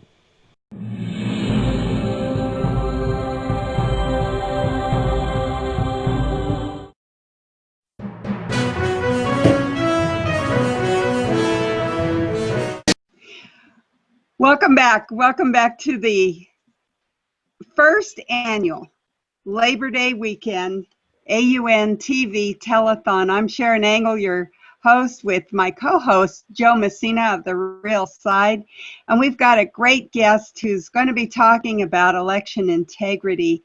J. Christian Adams is the president and general counsel of Public Interest Legal Foundation. He serves also as the founder of the Election Law Center, PLLC. He served from 2005 to 2010 in the voting section of the United States Department of Justice, and he's the author of the New York Times bestseller, Injustice, Exposing the Racial Agenda of the Obama Justice Department, which examines the department's election and voting rights record. He litigates election law cases throughout the United States and has brought the first private party litigation resulting in a cleanup of corrupted voter rolls under the National Voter Registration Act of 1993. He was also recently appointed to the U.S. Commission on Civil Rights. Welcome, Christian, to the show. Sharon, hi. Well, it's great to have you here to talk about this. We're talking about, is it real? And how do lawyers get involved in this? Well, I know that the people out here in listener land and watching this documentary on stolen choices think it's real, but they can't understand why people are denying the reality of voter fraud or election fraud or election corruption. Maybe I'm using too many legal terms. They told us don't use the term fraud when you're talking about this. So tell us how we're supposed to speak of this, and is it real? Well, you know, there's a whole industry devoted to denial of voter fraud that starts in academia, goes to the media, works its way through certain election offices who then turned a blind eye toward it. But the truth is that there's vulnerabilities all through the system. In Some states you have large numbers of duplicate voters, people who get registered more than once. You might ask, how does that happen? Well, we just finished a case against Allegheny County, Pennsylvania, where one man, Rashad Slade, from Swissvale, PA, we found had 7 active registrations, all with different voter ID numbers, all at the same address, all the same birthday, all the same name. It didn't matter, it still got through the system. We're finding that all over the country. We sued Detroit over the same issue. There's duplicate registrations, there's dead people on the rolls. And this is particularly bad when you have a vote by mail state that mails ballots to all of these wrecked, littered, dirty voter rolls. You're seeing that, especially, I'm in California, so we're seeing it big time in LA County. Sharon knows I've been involved with the Republican Party for almost 20 years now here. And I man one of the local committees that actually takes the phone calls on the night of election. And we've been seeing this for years, but it was even worse in the last, when they did the ballot harvesting. It was even worse then. We actually had people showing up to, to the polls saying, hey, they told me I already voted. When they go down, and people are just feeling like, if they're going to do it again, why bother? A lot of people don't know the difference between mail-in voting and absentee ballots. Christian, you want to explain that to people? Because they think it's the same thing. Well, there's a lot of similarities between the two. I will tell you, there is no chance on earth that I'm going to put my ballot this fall in the hands of the people who regularly deliver me my neighbor's mail. I'm not going to be giving the post office a say in my vote. I'm going to go vote in person. Now, the difference between absentee and mail is that an absentee ballot is you're not around, you're out of town, you file an absentee ballot, you're on a base somewhere, like you're in Fort Hood, and you file an absentee ballot. There are usually some protocols, but not always associated with those ballots. Mail balloting is what they did in Nevada, what they're moving to in other states, what they've already had in Oregon, where everybody gets mailed a ballot. Colorado has this too. Everybody gets mailed a ballot, whether or not they ask for one. Wow. Now, I've never heard that term industry used when we're talking about election corruption. So would you expand on that a little bit? Well, sure. And look, it all boils down to money, dollars. The vote denial industry is funded by left-wing philanthropy. It is funded by things like the Open Society Institute Media Consortium, which is, according to the leaked Soros documents, a group of bloggers and reporters whose job it is to deny voter fraud and to write about it in ways that mainstream media reporters then pick up on it. I've seen the memos. I've written stories publishing the memos. You can see them yourself. So it's a well-funded left-wing philanthropy that funds lawyers, journalists, bloggers, groups like the Brennan Center for Justice. You can make a lot of money if you're in the voter fraud denial industry, more than you make in the election integrity industry. We've been talking about it during the show here today, and when it comes to election, and I'm going to call it fraud. You can call it whatever you want to. You can't tell me that when you filled out 6 or 7 ballots with variations of your own name, you have no clue that you're not doing something wrong. Maybe you shouldn't be driving at that point either. I don't know. But when you look at the election fraud, especially, here in California, how easy it is to do and what have you, most of the fraud, and correct me if I'm wrong, but most of the fraud seems to support or benefit a certain party. And why would they make a lot of money if they tend to be the recipient in most cases? But when you talk about election fraud, what you believe it to be, take a guess, an educated guess, obviously. What a percentage of the vote, what percentage of some of these areas do you think are fraudulent? The votes are fraudulent, if you would. LA County's got what, 112% now registrations as opposed to occupants? It's crazy. Well, there's a lot you just asked me, Joe. Let me try to unpack it. First of all, the good news, or I guess it's bad news, really, depending on how you look at it.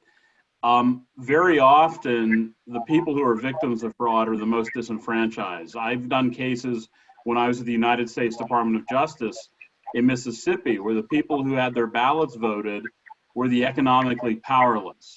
And they were being approached by politically powerful people, and that's a relative term, but for a local little county, these are politically powerful people who would come and vote their ballots for them. And that tended to affect one group of people more than others. Now, I want to caution about this 112% number. I did a trial in federal court, the very first trial and the only trial that's ever happened under the National Voter Registration Act against Broward County, Florida, Brenda Snipes. We all know Brenda Snipes. She was removed from office. She's notorious. We sued Brenda Snipes, and we went to trial, and we put up experts that talked about that kind of 112% issue.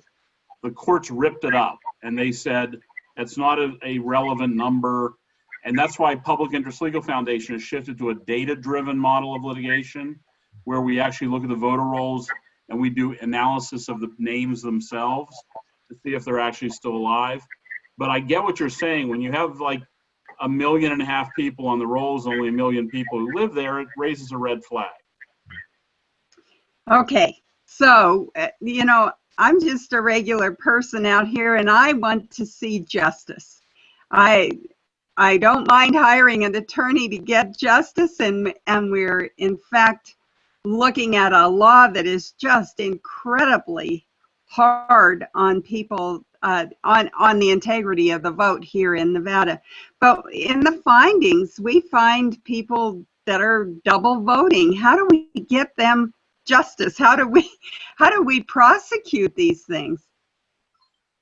Right. Well, first of all, voting twice in a federal election for the same federal office is a felony. And there aren't many of those felonies being prosecuted for the last decade. Actually, 12 years, if you go back to 2008, to Obama taking office. So getting U.S. attorneys to do their job is step number one. And so far, it's been pretty slack there. That's one of the problems, is the people who ought to be prosecuting clear voter fraud are dropping the ball. Yeah, I'm always amazed at this, and again, back to my complaint all through today and even before today, is the fact that, you know, a lot of these registrars of voters don't seem to want to clean up the rolls. You know, I know personally that there was a whole list of people that were either dead, moved out of state. You know, my daughter's been gone for 8-9 years now, and yet she gets a ballot here every year. You know, that kind of thing. And we've told them she's gone. She's voted in another state. They know she's voted in another state. If you can't clean up these, first things first, if you can't at least get the rolls cleaned up, how can you have a valid election?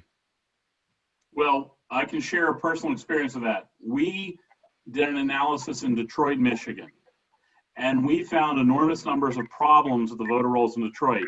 People who had birth dates of 1823, people who had died in 1995 were still on the rolls. Multiple duplicates. We had people who didn't even have complete data in their voter record. It's like all they had was like his first name was Joe, and that's it. No address, just Joe. So we went to the city of Detroit with this information, physically went there. Our lawyers physically went to Detroit and said, let me show you what we've got. We've got all this information to help you clean your rolls. And do you think that they took it and did anything with it? What are the odds? Nothing. Zippo. So we had to sue them in federal court like 8 months later after they did nothing. That's how eager some of these places are to fix the problem. Well, and so what happens when you sue them in federal court, and then do they comply? Does somebody go to jail? I guess that's the thing. You say, hold these guys accountable. Who goes to jail? How do we do that? You know, I have volunteers that want to go and watch the polls and document things, but what's the chances of actually prosecuting these people?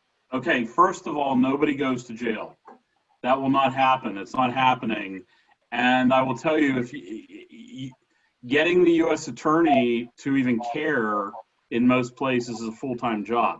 Now, you have people who want to watch the polls. Let me give you a better idea. Go work at the polls. It's better to work as a poll official than it is to watch the polls. One has power, one makes arguments. Which one of those two should you pick? The one with power or the one who makes arguments to the people with power? It's easy. Volunteer to be a poll official. September 1st was poll official recruitment day, National Poll Official Recruitment Day. You even get paid. States are desperate for workers to work the polls. If you want to do anything for this election, become a poll official. Well, Now, go ahead, Joe. In California now, they're actually having illegals man the polls. That's why it's essential that everybody work as a poll official, not as a observer and milling about with a clipboard all day. Actually become the power. Yeah. Well, it is. Sharon knows of things that I've seen happen over the years. We had a great relationship with one of the county supervisors, access to his staff and what have you, to get them to jump on stuff pretty quick. But it is getting tougher and tougher. And you're right, people have to work hard, but we need that communication chain. We need people ready to man a phone, to make the call, to make the connection, to get somebody there. You need people in the field watching what's going on and what's happening. Governor Newsom closed another, I don't know what it was, 25, 30% of the polls that they originally were going to have open. And so he's almost making it impossible to cast a vote at a polling location. My solution was just put a polling location at every supermarket. We're all in there anyhow. Shouldn't be a problem. Just a comment. Just a comment. Well, I'm back to this idea that I've worked on election boards, but we have to take a very interesting stand on the election board. We have a supervisor that tells us what to do. When we report something, then it goes up the chain of command, and not necessarily does it always get to the registrar, or even if you're seeing something really outrageous, does it get to policemen? We've had observers in Tennessee, in fact, call the sheriff and arrest one of the supervisors there just because she was allowing people to vote twice. So, I think there's a place for this, and on the outside of the poll, you can even take video. What do you think? Is there a place? Could you use that in court? Well, if the good guys were the poll officials, they would have never been allowing people to vote twice in the first place. And you can't do anything about the blended vote that goes into the system after it's been cast. You can't reach in and pull it out. It's already been cast. So that's why it's important to have good guys as poll officials rather than just complainers who call the police, because you can stop it immediately before the damage is done. To flood the zone of power, this is about power, to flood the zone of power with the good guys. The left has been flooding the zone with the bad guys. So take a page from what the left does, and when power is offered in the form of we desperately need election officials, take it. That's where the power is. So, Christian, if we gave you the ultimate power to make these things fair and truly fair and accessible to American citizens, you're starting to smile there, right? What would you do? What is the safest? What would you consider the safest way to make sure that our votes are counted and counted properly?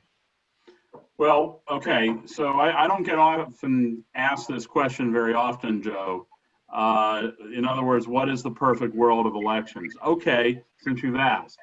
Voting in person, voting on a Optiscan ballot that is filled out by a human being but tabulated by a computer and not a human being, because human tabulation is a tool of third world dictators.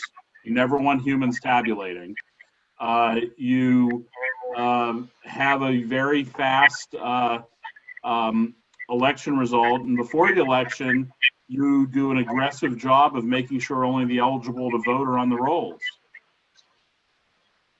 That's aggressive. And we've been trying, right? That's what you've been doing. We are talking here with our guest, J. Christian Adams.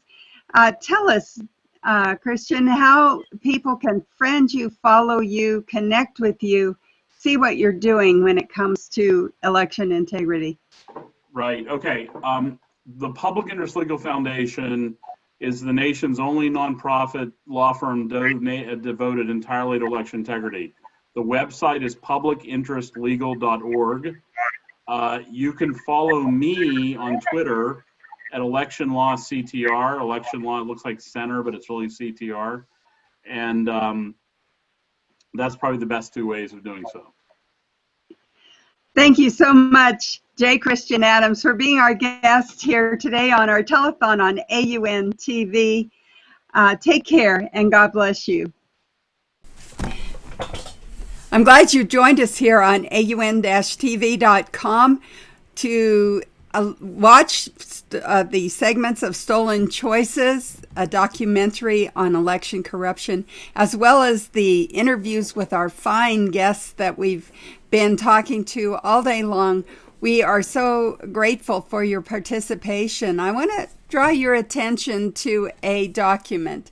And I know many of you will be familiar with this document. It's the Declaration of Independence. It starts out as when in the course of human events, we've had a lot of human events these days, and of course, it doesn't seem to be getting any easier for us once we start looking at how we're going to be voting in November with mail-in ballots, ballot harvesting, same-day registration, all of these things that kind of open it wide for criminal activity, giving opportunity to someone who has a criminal mind to take advantage of the situation. And of course, our guests have been talking about their experiences, what has been happening, how long it's been happening, who's been doing it, and what we can do to stop it. So I hope you're taking it all in and going to the bottom of that Declaration of Independence, because like I said, we're in the course of human events here. But the last paragraph is striking. It says, "And for support of this declaration, with a firm reliance on the protection of divine providence, we mutually pledge to each other our lives, our fortunes, and our sacred honor." And of course, that pledging to each other is exactly what I'm asking you to do. We need your help with Election Integrity Project California, EIP-CA.com, and Election Integrity Project Nevada, EIPNV.com. This is a place where you can pledge to us as a fellow Americans that you'll help in this fight that we're having here in the West against mail-in balloting. We're going to court on that, mail-in balloting, ballot harvesting, and also on same-day registration and the verification signatures. You know, it's just rampant the way that they're opening up the law in order to accommodate criminal activity. And these court cases cost money. So that's what we're asking you to do, is to go to those websites, click on the tab Stolen Choices. There's a donate button there.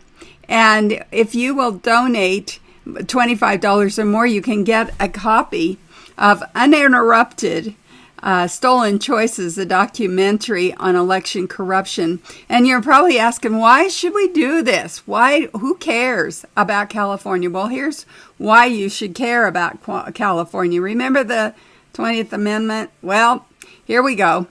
If we can't make a decision by Election Day, or on Election Day, November the 3rd, then it could go on and on and on, and the election could become an undecided election for quite a while they sort through ballots coming out of California. So we want a fair and honest election in California. For the rest of us, this is pure self-preservation. If California goes, the rest of us are likely to go. And we have some great volunteers in California. You'll be hearing from them as guests on our program today. And they are working, like I said, as volunteers, cleaning up election rolls, fighting cases in court, and we need to help support them. So that's why California is important, one. Second reason California is important is because their laws, they are the petri dish of these laws.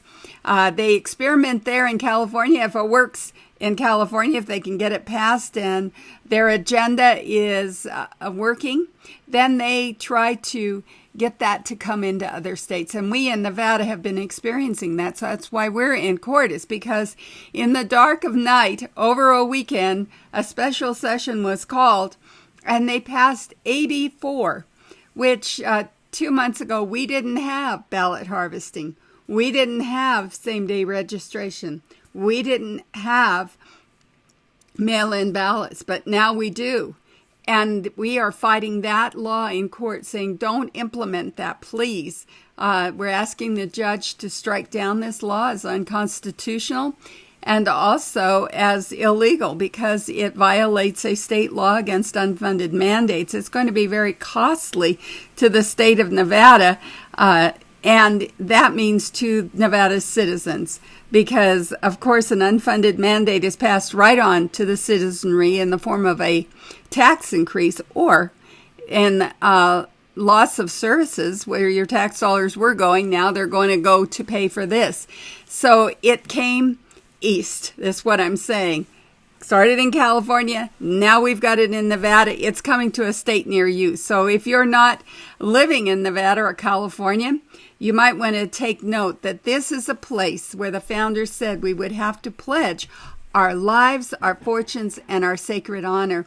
I'm talking about your fortune right now because that seems to be the easiest thing for people to give. Just open their wallet, say, well, I don't have the time, but here's a couple of bucks I can give you to fight your cause. We do that for the high school when they come by and knock on our door and say, can you support our football team? Well, sure, we won't come to your rally, but here, we'll give you a few dollars. Well, that's, as I said, that writing the check or pushing the button donate is the easy part. The second easiest is your sacred honor. We want you to be honorable as our founders were honorable. They said we pledge ourselves to each other to support this declaration. Well, part of that declaration is a government of the people, by the people, and for the people, which was a constitution that came after the Revolutionary War and solidified our form of government, which is a democratic republic.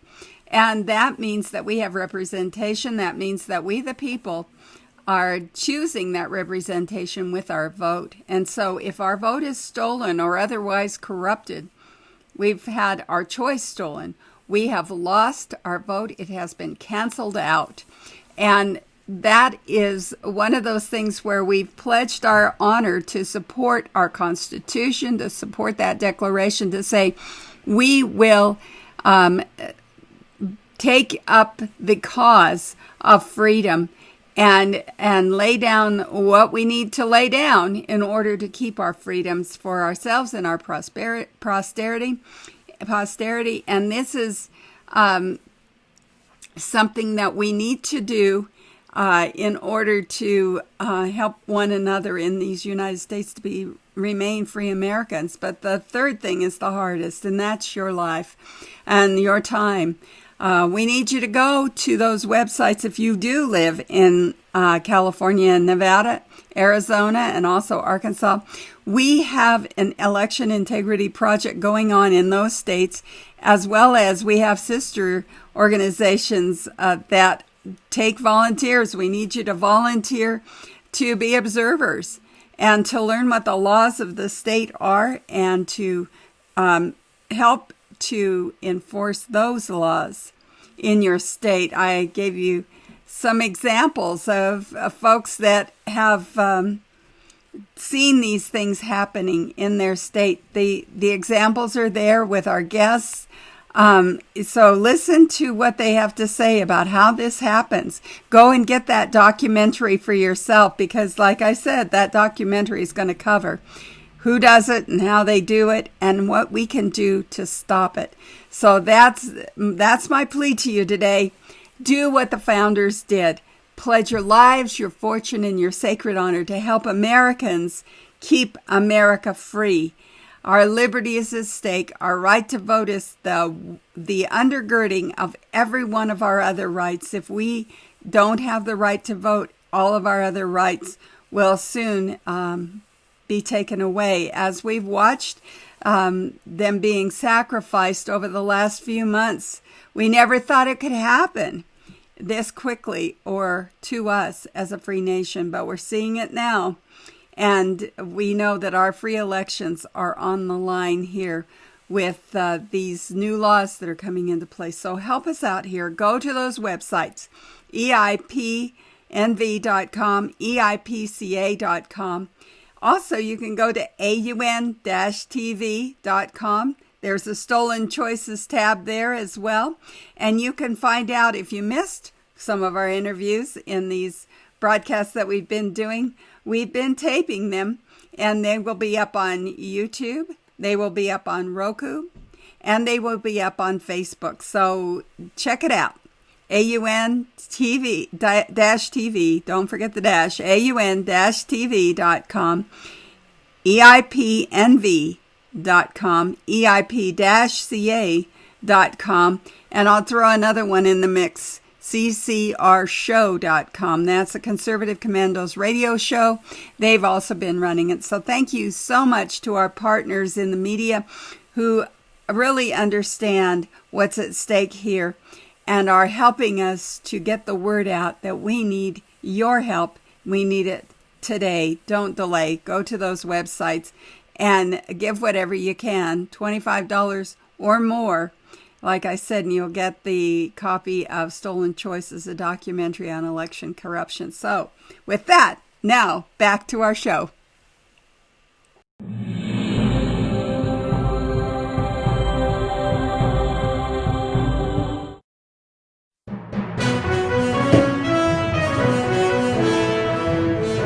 Palmetto State's Attorney General saying more than 900 of the voters in the recent elections were actually dead people. And you might wonder, how do those dead people find their way to the polls? Harrisonburg, Pennsylvania found that 20 deceased people had somehow re-registered to vote this election cycle. They have signed vote-by-mail envelopes with their mother's name for the 2014 and 2012 election, even though she died 10 years ago. John Senkner died in Palmdale in 2003. He somehow voted from the grave in 2004, 2005, 2006, 2008, and 2010. One of the relatives of the deceased re-registered person got a ballot, and they're like, wait a minute, my father passed away.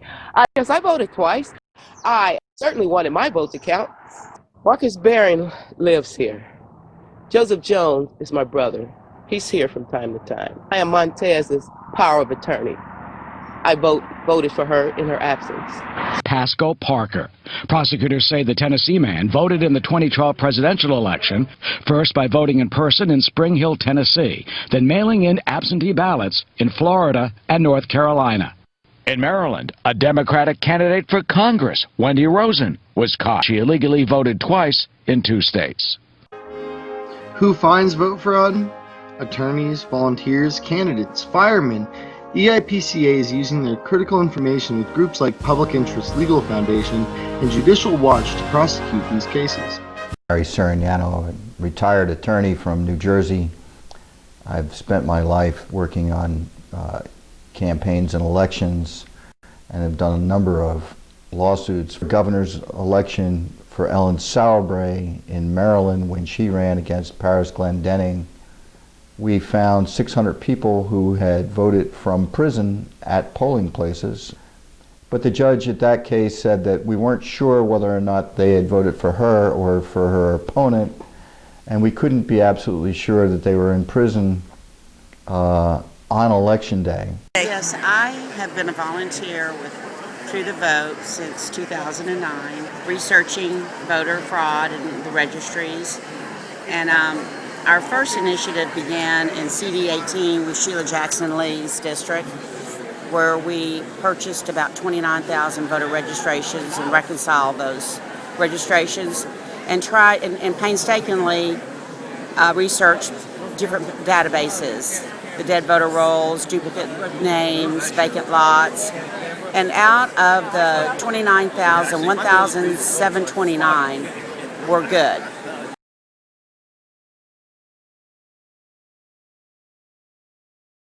But in researching Harris County, in one house there was 19,000 registered voters.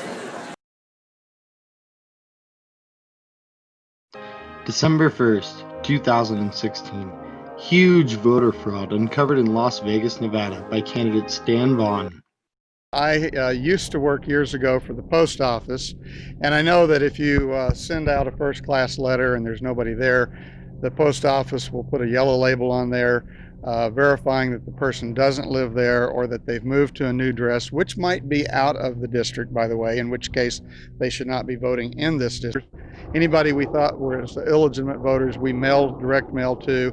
They, in most cases, almost 100%, these were coming back when people said, I don't know anybody here by that name, or moved, no forwarding address, or the addressee not known, or in a few cases, a little over 100, vacant lot, no mail receptacle. We had 9 people voting at this particular address. I want to show you where they live. This is 3696 South Pecos, just to the side of 3700 Pecos right there. Elections are being stolen. Eric Johnson is a 10-year veteran of the Hialeah Fire Department. His career has been focused on responding to life-threatening emergencies with his fellow firefighters. But recently, Johnson has been on a different mission, fighting absentee voter fraud, a problem he believes is eating away at the fundamental democratic principle of one person, one vote.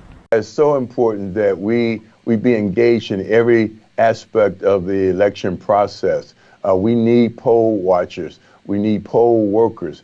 The fact is that on election day and before election day, look, I want to make sure I underscore this. In many states, more and more states, early voting begins not just 2 weeks out, not just 4 weeks out, not just 6 weeks out, and in some cases as soon as 7 weeks out. And so we have to make sure that we have people engaged in the process from the day that voting begins to the close of the last poll on election day. And that means that we have to do the grunt work of elections. It's part of our civic duty to put our eyeballs against the process and to bring as much sunshine to the process as we possibly can through our engagement. The way the voter rolls are manipulated is duplication of a voter, because many people qualify to actually get the database. Someone who might want to duplicate a voter can simply fill out an application in someone else's name, a deceased person's name, or a neighbor, or you name it. They just have to slightly change the birth date, or slightly change a little piece of it. They have to keep the address, the domicile where they register to vote, but the middle initial can be changed.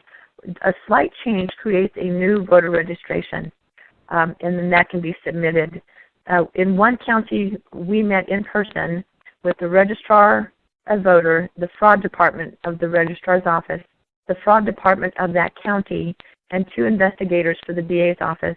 And we provided for them 25 examples out of a set of 200 of hard copy voter registration affidavits showing that they were duplicated, that they had been filled out in the same hand, but they had been signed by a different person. So John Doe, 2 applications for John Doe, exactly the same with a slight variation. The registrar's office, the fraud department, not the registrar's office, but the county, said that the same thing is happening in their other departments with every government office, HUD housing, food stamps, medical. The level of fraud is so huge, but the standard to prove intent is even higher and more difficult to prove, and so it's all being ignored. The number of cases we report on is just a tiny amount of what's really happening. Look, a number of years ago, the Pew Foundation did a study across the country. They found almost 3 million people were registered in more than one state. They found almost 3 million people who were dead, who were still on the voter rolls. That shows you the extent of the potential problem, and not enough is being done about this. Look, the two of the biggest states in the country, California and New York, they do absolutely nothing to verify that people are citizens when they register to vote, and they don't do anything to compare their voter registration list with that of other states. They just aren't interested in doing anything to fix these kind of problems. We found one gentleman in one county that was duplicated 7 times.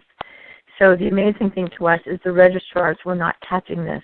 So you have to look at the data in a different way, and that is what we were able to do, is come up with a different way of analyzing the data, and we were able to document where the problems were. Election law is important. There aren't that many people that are trained in it. It's a long process. Every state has different rules, even some jurisdictions. In Wisconsin, dead people have to be alive on election day. In Maryland, they could have died 30 days before. As long as they voted absentee, they can vote and then die, and their vote would still count. Of course, they couldn't do all of this without legislation. They have to legislate all of this stuff incrementally. In 1993, the National Voter Registration Act was passed. It's a law that applies to every state. It required that lists be maintained, as we've been talking about. But it also connected voter registration to government services, which meant any time that you interacted with a state or a federal government office, like the DMV, the Social Security, food stamps, welfare, anything like that, you would automatically have to be offered a registration form. And that started some real problems with people being duplicated on the list, not because they intended to be, but because they made the assumption that they had to fill out the entire packet if they were going to get whatever service it was that they were applying for. So people who had already registered were sending in multiple registration forms, and they were all getting put on the list. And then because the maintenance is not being done, they're not being found and taken off. And so that's how we get people registered 3, 4, 5, 6, 7, 8 times, even in the same county. In 1998, then we had a real crisis in which, for some crazy reason, our legislature decided to eliminate our voter ID law. Now, those of you in states that have voter ID, your voter roll bloating is not nearly as severe because nobody else can vote in the name of someone without an ID proving that's who they are. But in the states like California, where there is no voter ID law, it means that I can walk up to a polling place at any time and I can claim to be whoever I want to claim to be, and they have to give me that ballot.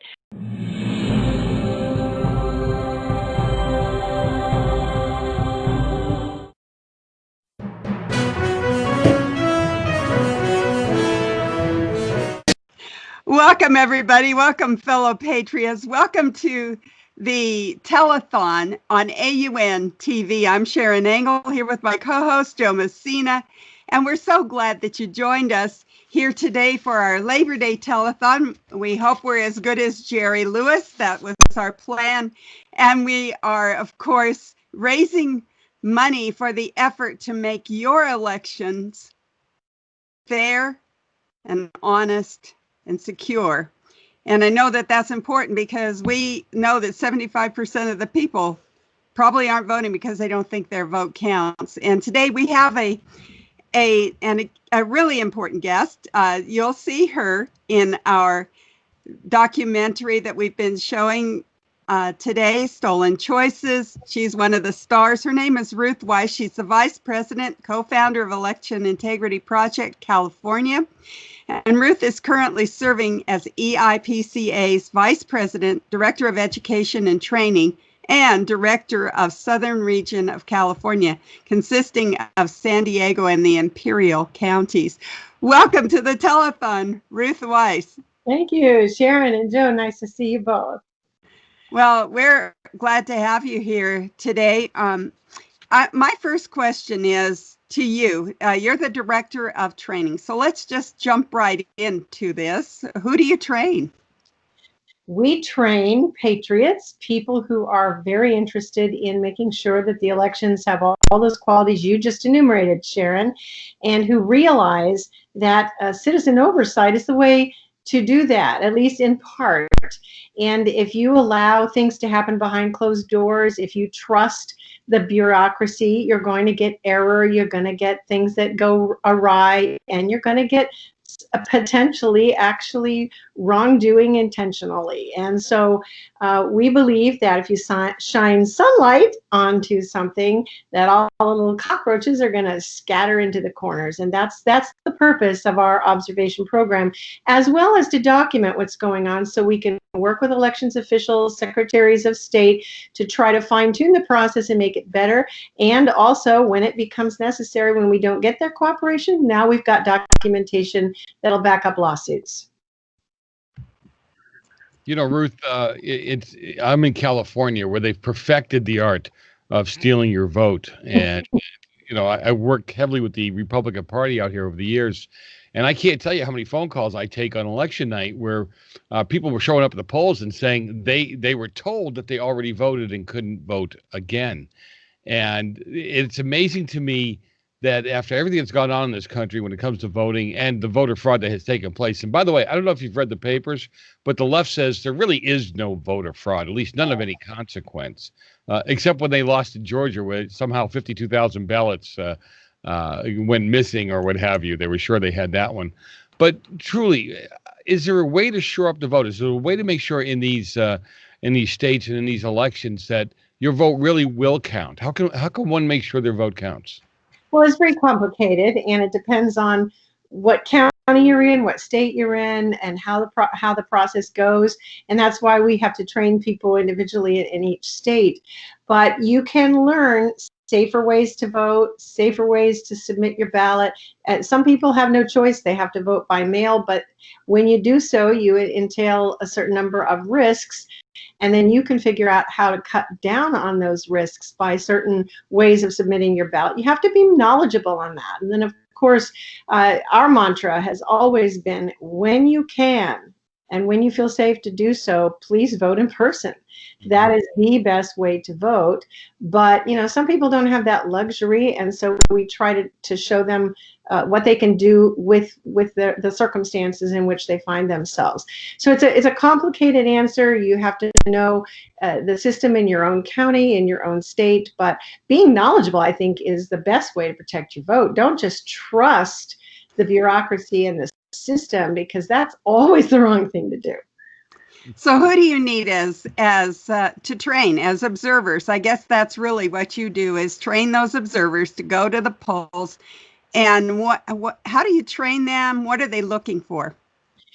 We train them in election law. And I know that sounds boring, but we try not to make it boring. And that's the real distinction between our training and the training of the poll workers. The poll workers go through a couple of hours of training, but it's all procedure. Put this in this box, put that in that box. And so it becomes very rote. And when you put a person in that situation and then leave them on their own, they can imagine sleeker, faster, more efficient, easier ways to do those things. And if they don't have the underlying philosophy of why those procedures are protective of the integrity of each and every vote, they'll make shortcuts, not having any idea what they are doing in the process. So we train as to why these are the procedures, why this law says you have to do it this way, and here's what it protects. And so our people not only know what those poll workers are told to do, but why they're told to do it. That's really helpful, because the first line of defense is when we see something not being done according to what our understanding the law is, we ask our people, because we have the right to do this, at least in California, the election code says that we have a right to ask questions of our election officials. So we train our people to ask the person in charge at the polls if they're aware that the law says that it should be done this way, and can you explain to me why you have changed that procedure and why you're doing it that way? And we find that most often the poll workers are kind of upset that they weren't told what they needed to know.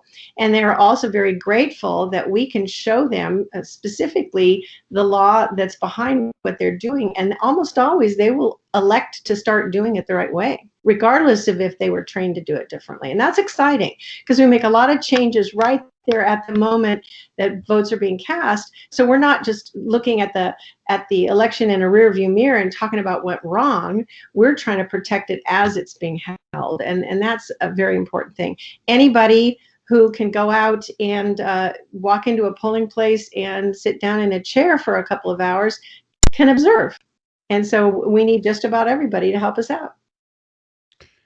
Hey, Ruth, what is, all the noise around absentee versus mail-in? I mean, you mail in, your absentee, aren't they the same?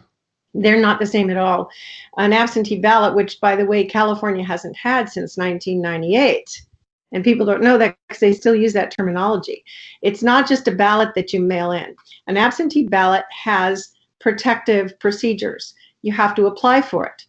When you apply for it, you have to have a reason that's acceptable to whatever your state decides is the reason for voting in that fashion. You're going to be out of town. You are unable to get to the polls physically, whatever. And then each ballot is tracked so that they check with you. Where do you want me to mail it? It's very secure. It's better not to put it back in the U.S. Postal Service because things go awry there. But the vote by mail situation, which is what California has none of those protections.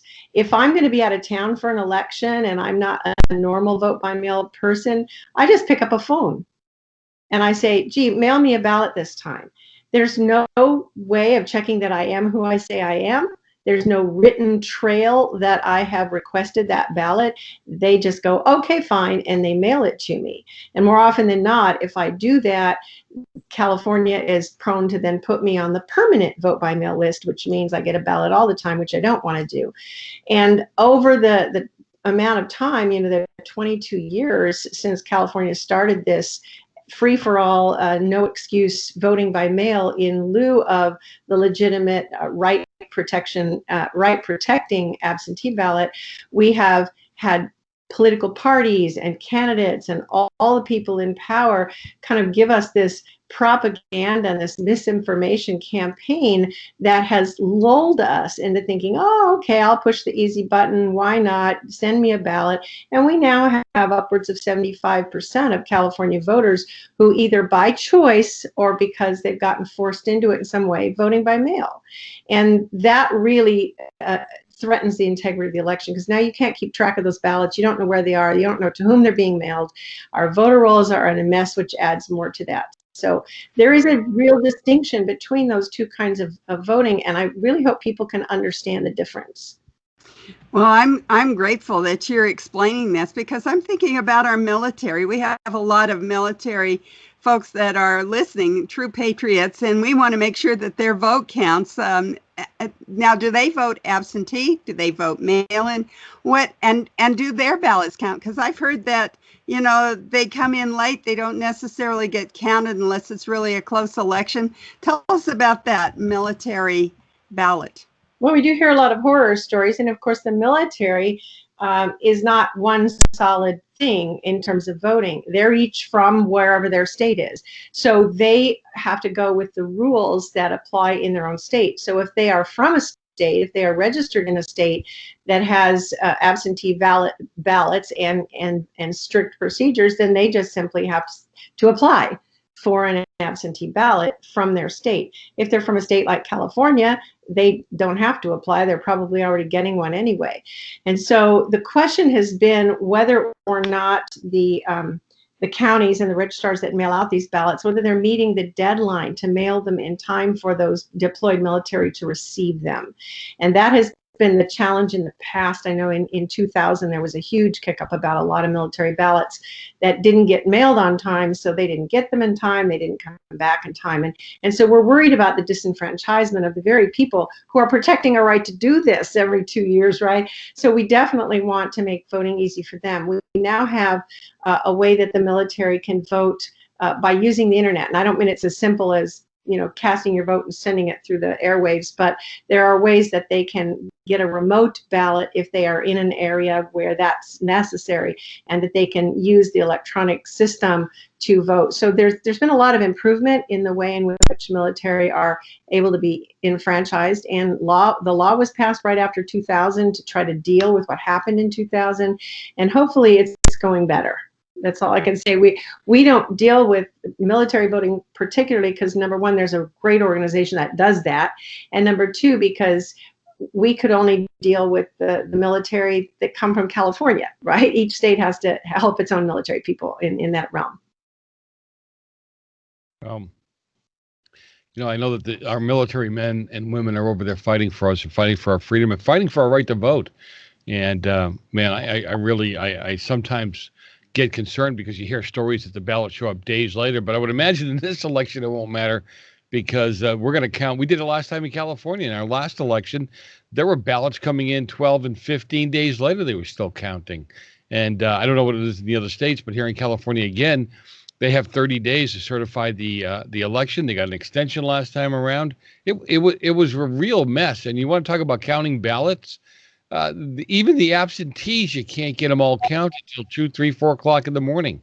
So I can only imagine what it's going to be like in other states. And people do need to be informed. I know my wife and I are what's considered permanent absentee ballot voters, but it's because we're out and about and we're doing things. We're afraid we're going to miss it. But what we usually do, if we're going to be in town and we're going to be around, we have learned to take that ballot to the poll. You surrender. And people don't understand this. You don't drop it in a box there at the polling place. You have to surrender your absentee, and then you have to get then you get a regular ballot. But the poll workers don't even know that. They really don't understand what the rules are.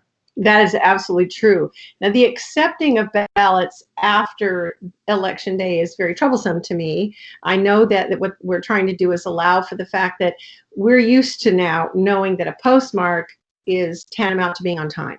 So when I mail my electricity bill and I mail it on the due date, that is not considered late because it has a postmark that says I got it at least into the postal service on time. And so people think that's the same way with their ballot. So in California a few years ago, they extended the date by which they would accept a ballot. So as long as it's postmarked on Election Day, then it can arrive up to 3 days late. Well, they've decided that COVID is going to change that significantly this year. So now for this year, California is accepting ballots 17 days after Election Day. And again, the question becomes the postmark. There's this whole bit about we have postage paid return envelopes. Postage paid bulk mail generally does not receive a postmark. So are we making arrangements with the Postal Service to date stamp these ballots so we can know that they were mailed on time? It's really a great big mess. Now, other states have requirements that are quite different. They have an absentee ballot, and it has to be in the hands of the elections officials by 8 p.m. on election night. Absolutely, it has to be there. There's no grace. And in other states, it has to be there 5 days in advance so that they can count them. And then on election night, they put it together with the same day votes, and they've got their results by that evening. California, as you say, doesn't. And the one thing that is not working, we've had enough vote by mail for a long enough period of time, you'd think that it would have sort of started to sink in. But voters still have Election Day in their mind. And there aren't that many people who want to vote early. So instead of having these ballots come in on a regular basis for 29 days in advance so they can be processed evenly throughout that period of time before Election Day and have most of the mail ballots in ahead of time and those totals already ready to go on election night, most of the flood of ballots comes in on Election Day, and it's overwhelming. Absolutely overwhelming, and that's why you get the mess that you do. And I have to point out that California has also really shot itself in the foot by the way in which it allows provisional ballots, unlike any other state in the nation. And so we cast in 2018, we cast 70, that's a 70% of the nation's provisional ballots. Those are more ballots that are in envelopes that have to be carefully and time intensively processed after Election Day. No wonder we can't get our results out in time. Well, now I want to go back to the observation part. Do you have, we talked about observing inside and making sure that policies and procedures are followed, the laws being followed.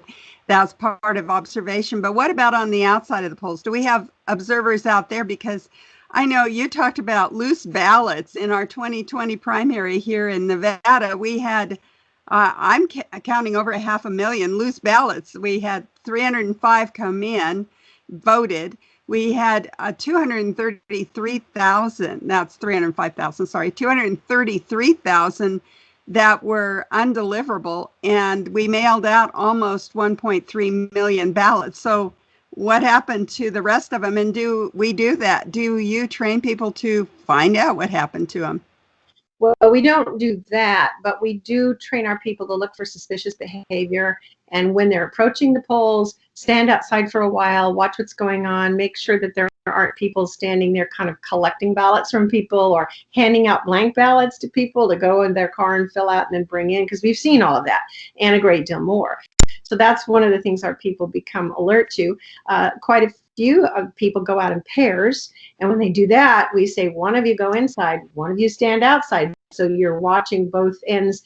And of course, the poll workers can't watch what's going on outside. So our eyes outside are very important. We watch for electioneering, we watch for unrequested help in quotes for voters, and of course intimidation and things like that.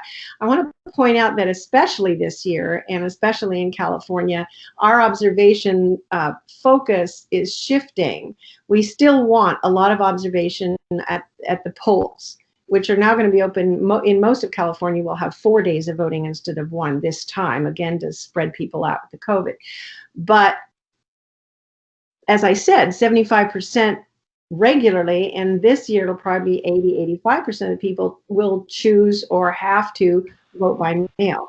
So our observation needs to be inside the registrar's office during the processing, watching the matching of the signatures, watching the duplication of ballots that they deem to be damaged and uncountable, watching all of these processes to make sure that they're being done lawfully, that they're being done carefully and accurately. So we have 2 types of training and 2 different things to do. And it's a tough call, because we're asking people to be available and go at least occasionally over a 60-day period of time.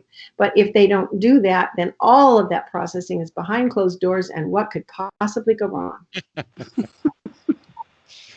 Ruth, I don't know if it was a year ago or almost 2 years ago now that the court ordered that the voter rolls be cleaned up here in California. And my understanding, and you get information from different people, so you don't know who's really telling you the truth, but my understanding is they really haven't hit 40% of those numbers, and they're well over 1 million voters that they were told to clean up. Do you know anything about that?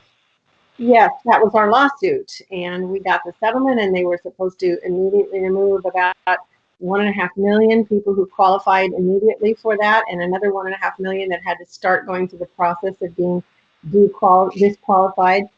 And the purpose of that, of course, in a state like ours, which now in this election means that all of us are going to be mailed a vote by mail ballot because the state doesn't think we know how to protect our own health.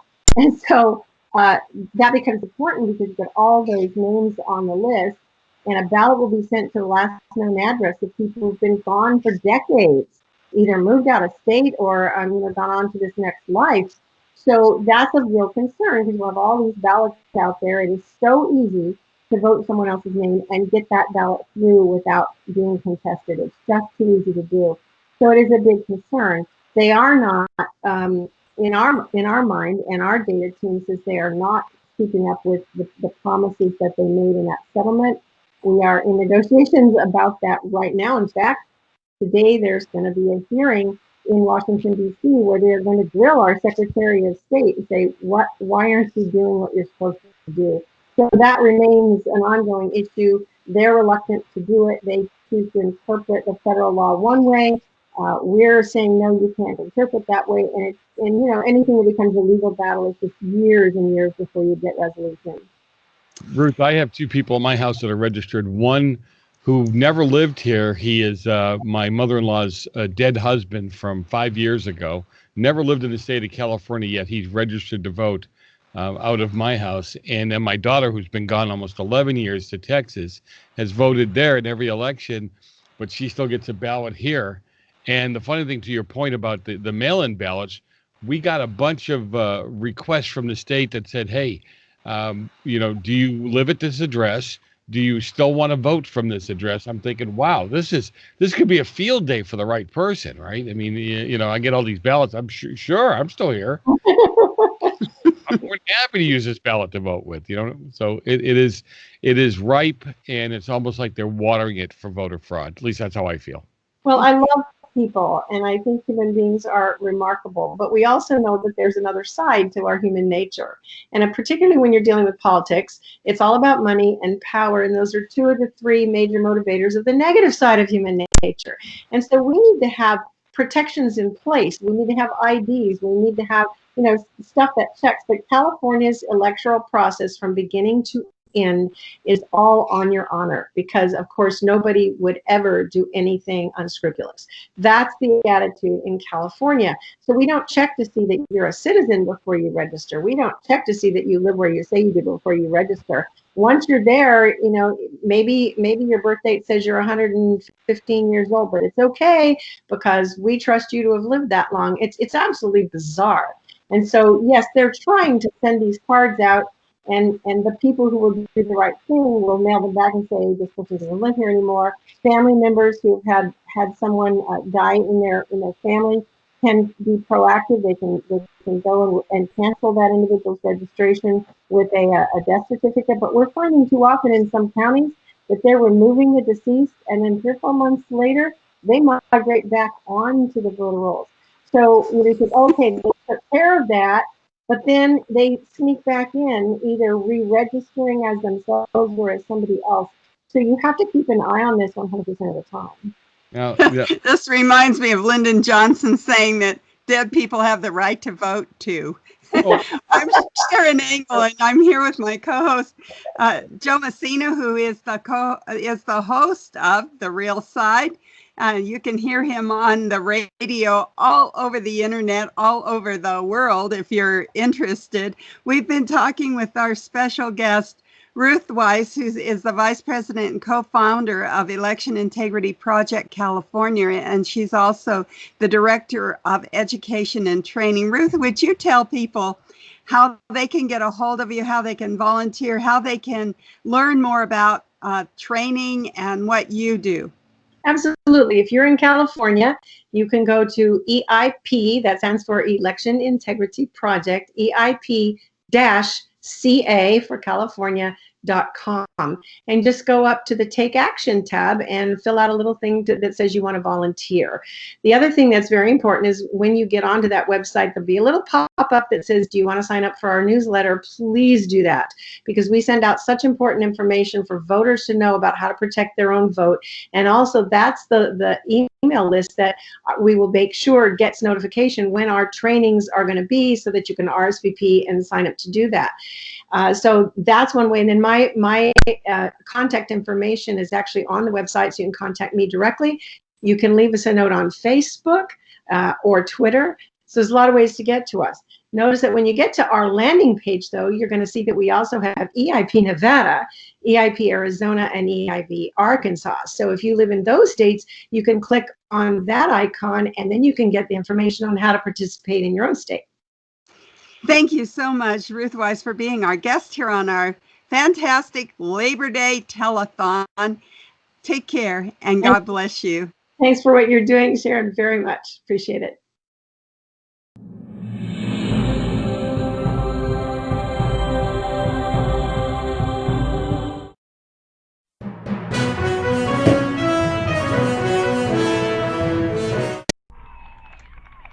This little thing in my hand is a driver's license.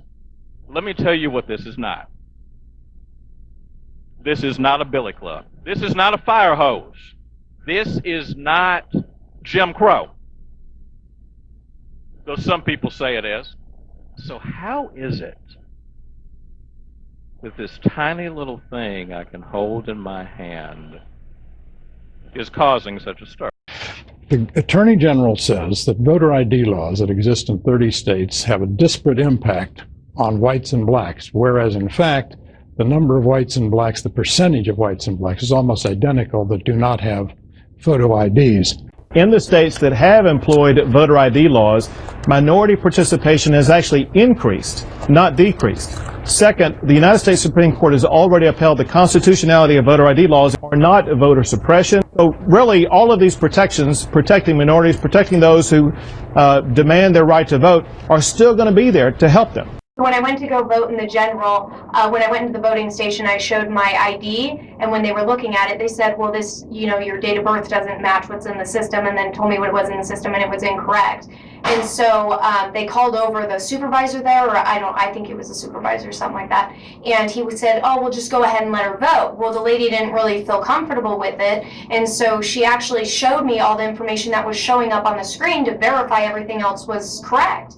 And it had the correct name, Amy Jones. It had my address was the same. My date of birth was incorrect. And then the social security number that was on there was incorrect. And then there was also a signature on there that started with an A and ended with a J, but it wasn't my signature. So in North Carolina, famously, over the last few years, we've heard information that they've checked the voter rolls and they've cross-checked with other states in the region around North Carolina. Right. And that you're familiar with this, but I want to reiterate it, that they found thousands of people who voted in North Carolina, well, first of all, thousands who were registered to vote in North Carolina and registered to vote in another state, and then many of those people actually voting more than once. Well, most of the time that's not the voter's fault. The voter does the right thing, but then the system breaks down where the new state is supposed to inform the old state that the person is re-registered, and somehow that system breaks down. And then, because I said, anytime you have a state that doesn't require voter ID, that name that remains on the list in error is there to be impersonated by someone else. So those voters may not actually physically be voting twice, but someone is taking the opportunity to vote in their name when they should have been removed. We also did away with the absentee ballot, which is an important protection for people who have no opportunity to vote any other way. And instead, they instituted an indiscriminate vote by mail ballot, which each state does very differently. And we do have 4 states now that vote all by mail. And I can guarantee you that those 4 states have no integrity in their electoral process as a result. The reason is that once you start voting mostly by mail or all by mail, then almost the entire process is happening behind closed doors. It's a subjective process of determining whether you want to take somebody's ballot and use it or not. A lot of ballots have to be what they call remade because they're in the handling process. They get in a condition where they won't go through the counter, and then you have to count on someone remaking your ballot the way that you originally made it. There's just all kinds of reasons why voting by mail when you don't have to is a very dangerous element. In fact, 2 presidential commissions, the last one was chaired by Jimmy Carter and James Baker III in 2005, and they came to the ultimate conclusion that mail ballots are the #1 tool for fraud in the United States of America, and that they do not fulfill 5 requirements for a fair and honest election. So what has happened to us in California is they have now spent the last 17, 18, 19 years on a very strong, pushy campaign that's participated in by the political parties, by the state leadership, by the election officials, everybody trying to convince everyone, oh, vote by mail, it's easier, it's cheaper, it's more convenient, it's safe, it's wonderful. And as a result, more and more people have voluntarily put themselves on the permanent vote by mail list. But it wasn't happening fast enough, so now they have begun in various and sundry ways to force people to vote by mail even when they don't want to. And as a result, they can really take control of an election that way.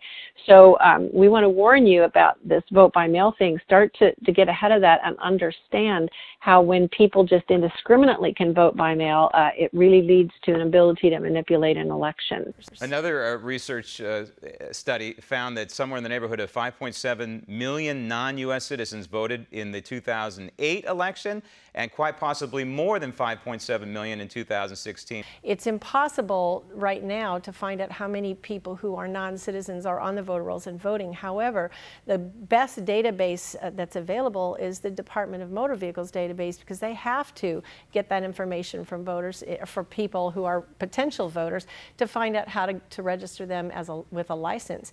And yet, California law does not allow the DMV to share that information with the Secretary of State or with the local elections officials, so there is really no way for us to tell how many of those people are on the rolls. However, we do know that their ability to register is practically unimpeded, and so you have to assume that there is quite a bit of activity there among illegal voters. Illinois admitted that because of a glitch in its new automatic voter registration system that automatically registers people when they go to get a driver's license, Illinois had to admit that over 500 non-citizens had been registered to vote. Well, Illinois in particular has a problem with this, because it's not just the recent mistake where they were forced to admit they have aliens on the rolls, but look, in the mid-1980s, the U.S. Justice Department prosecuted a very large voter fraud case in Chicago. They prosecuted and convicted dozens of aliens for registering and voting in that election. And at the time, the U.S. attorney estimated that this was just a microcosm of the problem. He said he believed there were thousands of aliens registered to vote in Chicago. And that was 30 years ago. It's just gotten worse since then. Both the Secretaries of State of Iowa and Ohio have now sent cases to local prosecutors after discovering individuals who were residents of their states, but who also were registered and voting in other states. They also have found non-citizens who were on the voting rolls, who were registered and voting. And not too long ago, the Ohio Secretary of State actually put out a press release and a chart, because, a lot of folks look at this and go, well, yeah, that happened, but it's a relatively small number. Well, the Ohio Secretary of State put out a list of over 140 local elections in Ohio that had been decided by either a tie vote or a one-vote margin of victory. So it doesn't take a lot, potentially, to change the outcome of an election. And listen, that's not unique. We have close elections like that all the time, particularly at the local level, everywhere around the country. Public Interest Legal Foundation obtained records from a number of states and cities, places like Philadelphia, Allegheny County, Pennsylvania, Virginia, townships in Michigan, some sanctuary cities across several states. And they went to those election officials and said, we want the files on all the registered voters who on their own contacted you and said, oops, need to take me off the registered voter list. I'm not a U.S. citizen. And they literally turned up thousands, of over 5,000 aliens in Virginia alone who had registered. Many of them had voted, but before they had asked election officials to take them off. The election officials didn't detect this problem on their own. They only took them off after these aliens contacted them. So how many aliens are there that have gotten registered without detection by election officials and are continuing to vote? We don't know, but there's clearly a lot more than the ones who've already been found. Most of these voluntary requests by aliens to be taken off the rolls is probably most of them were applying to the Department of Homeland Security for a change of status. For example, people who were here on visas or permanent resident aliens, they were probably applying for citizenship. And one of the questions you are asked on the citizenship application form is, have you ever registered or voted in a U.S. election? So that can get you in big trouble, and that's clearly why they quickly realized, oops, I better get off the voter registration list, or it might prevent me from becoming a citizen. There have been some recent prosecutions. A Mexican citizen, for example, There was news, was just found guilty of voting in California. He was here illegally. In North Carolina, recently obtained convictions of 19 aliens who illegally registered and voted there. Not enough is being done about this. There are many more things that I think law enforcement can do. Unfortunately, too often election officials kind of ignore this problem. I don't think they really want to know about it. And there's unfortunately encouragement amongst some political folks telling people who are not U.S. citizens, look, you should register and vote. We want your vote. And your chances of getting caught are very slim. And unfortunately, we know that's going on, too. In many states, the individuals who are called for jury duty are taken from voter registration lists. Well, oftentimes, those individuals are excused from jury duty when they swear under oath they are not U.S. citizens. Obviously, that information needs to go back to election officials so they can investigate and determine whether the person really is not a U.S. citizen, so they can be removed from the voter rolls. And if that's the case, that information also needs to be sent to law enforcement officials so these individuals can be prosecuted. Not many states are using that readily available information to find aliens who are illegally registering and voting. Hundreds of undocumented immigrants are applying for California driver's licenses for the very first time without the fear of being deported. The state expecting 1.4 million people to seek a license in the first 3 years of the AB 60 program. I'm at the DMV in Granada Hills, where many people waited in line overnight in those freezing conditions. So you can begin to see we now allow non-citizens to work in the polls. We took away certain markers in registration that allow us to find the duplicates more effectively. We started issuing driver's licenses to non-citizens, and the driver's license is an absolute conduit to being allowed to register to vote.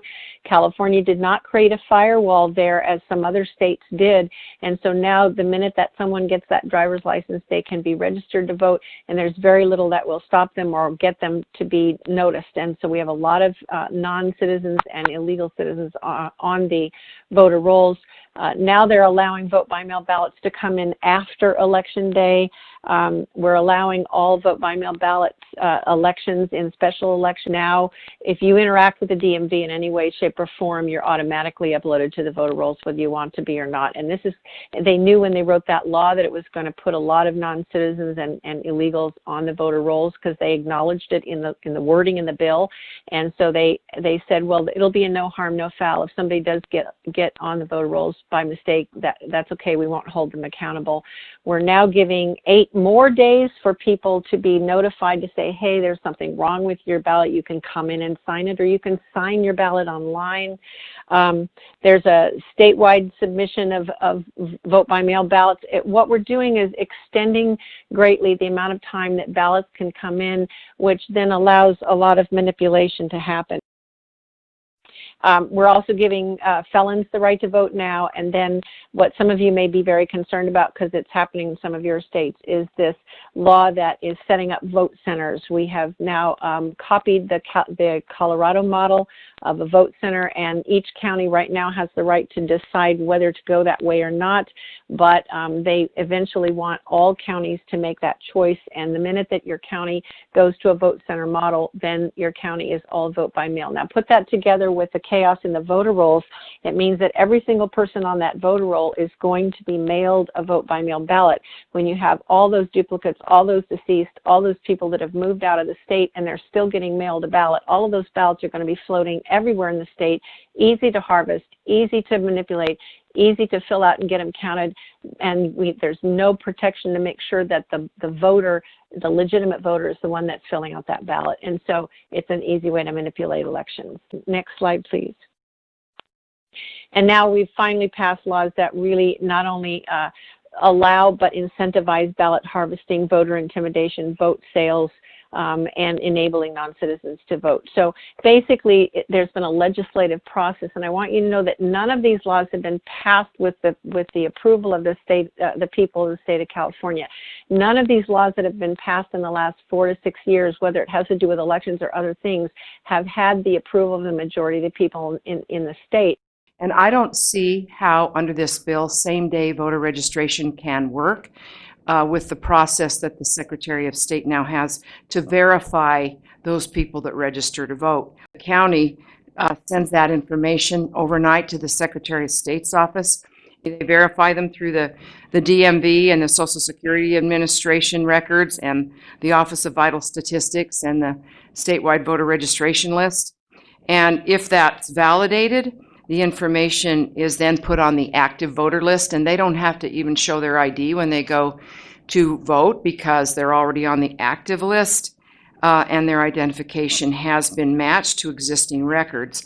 However, if there's a duplicate, they send that back to the counties to resolve, and the verification process, if they're unable to validate that voter registration by looking at those databases like DMV or Social Security, then they also have the county reach out to that person to try to verify them. Well, that process can't take place if voter registration is on the same day as election. The other thing that the Secretary of State does with regards to verifying, and this is that they're a member of the Electronic Registration Information Center, and that only happens about every 60 days, is that they upload their voter rolls and they check them against 20 other states that are participating. They check them against the Social Security Death Index. They check them against the U.S. Postal Service National Change of Address database in an effort to identify deceased individuals. The third pillar is part of the blueprint. So you've got voter roll mismanagement, legislation, and the third pillar election process. Say the lack of training in the election laws results in chaos at the polls. We've seen anything from poll workers not knowing what to do to 2016 actual criminal behavior, slugs threatening citizens if they don't vote their way, that they know where their families live, people pulling out ballots and going through them and putting them in boxes accordingly who are not connected to the Secretary of State. So what we've documented in the polls is absolute lawlessness of our electoral process. There are 100,000 small local elections every single year, and those small elections control hundreds of billions of dollars in tax allocations. There's this sort of network of local jobbers, and some of these guys are like little subcontractors. They work out of their home. Some of them are really kind of dodgy guys with criminal records, you know. And I mean, this has been one of my projects, is to identify some of these people. And so there is an infrastructure in place, and I really think that when they talk about having a good ground game, part of the good ground game means knowing how to access some of those local fixers. Yep. My name is Tony Dane, and I'm a nationwide pollster. I've done polling for Ron Paul for president. I've done polling for Tom McClintock for Congress. I've polled issues throughout the United States. I've been doing this since 1997. We were doing exit polling, which is basically calling the people who already voted and asking them how they voted. Now, we don't ask them quite that way. We have certain ways of the way we ask the question so we can elicit an answer. But by calling the people who actually voted, those poll numbers usually tend to be without margin of error. We've seen it happen. When you compare exit polls, which are generally accurate to within 1%, with the electronic outcome, there are huge variations, and we have documented many dozens of different things that they have done over the years. According to the Washington Post, early evening exit polls pointed to a decisive win for Kerry. The Associated Press, they were feeding numbers into us, and then suddenly those numbers changed. And hundreds of thousands of votes shift. In the primary, we polled the Republican primary, and our numbers was right, was right to the percentage accurate.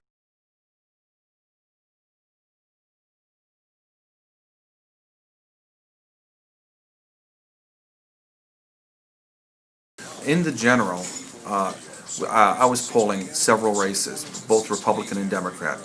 We were polling countywide races. We were polling the U.S. Senate race, and one of the things that did not look right in Clark County is I was off on every single race by the same percentage.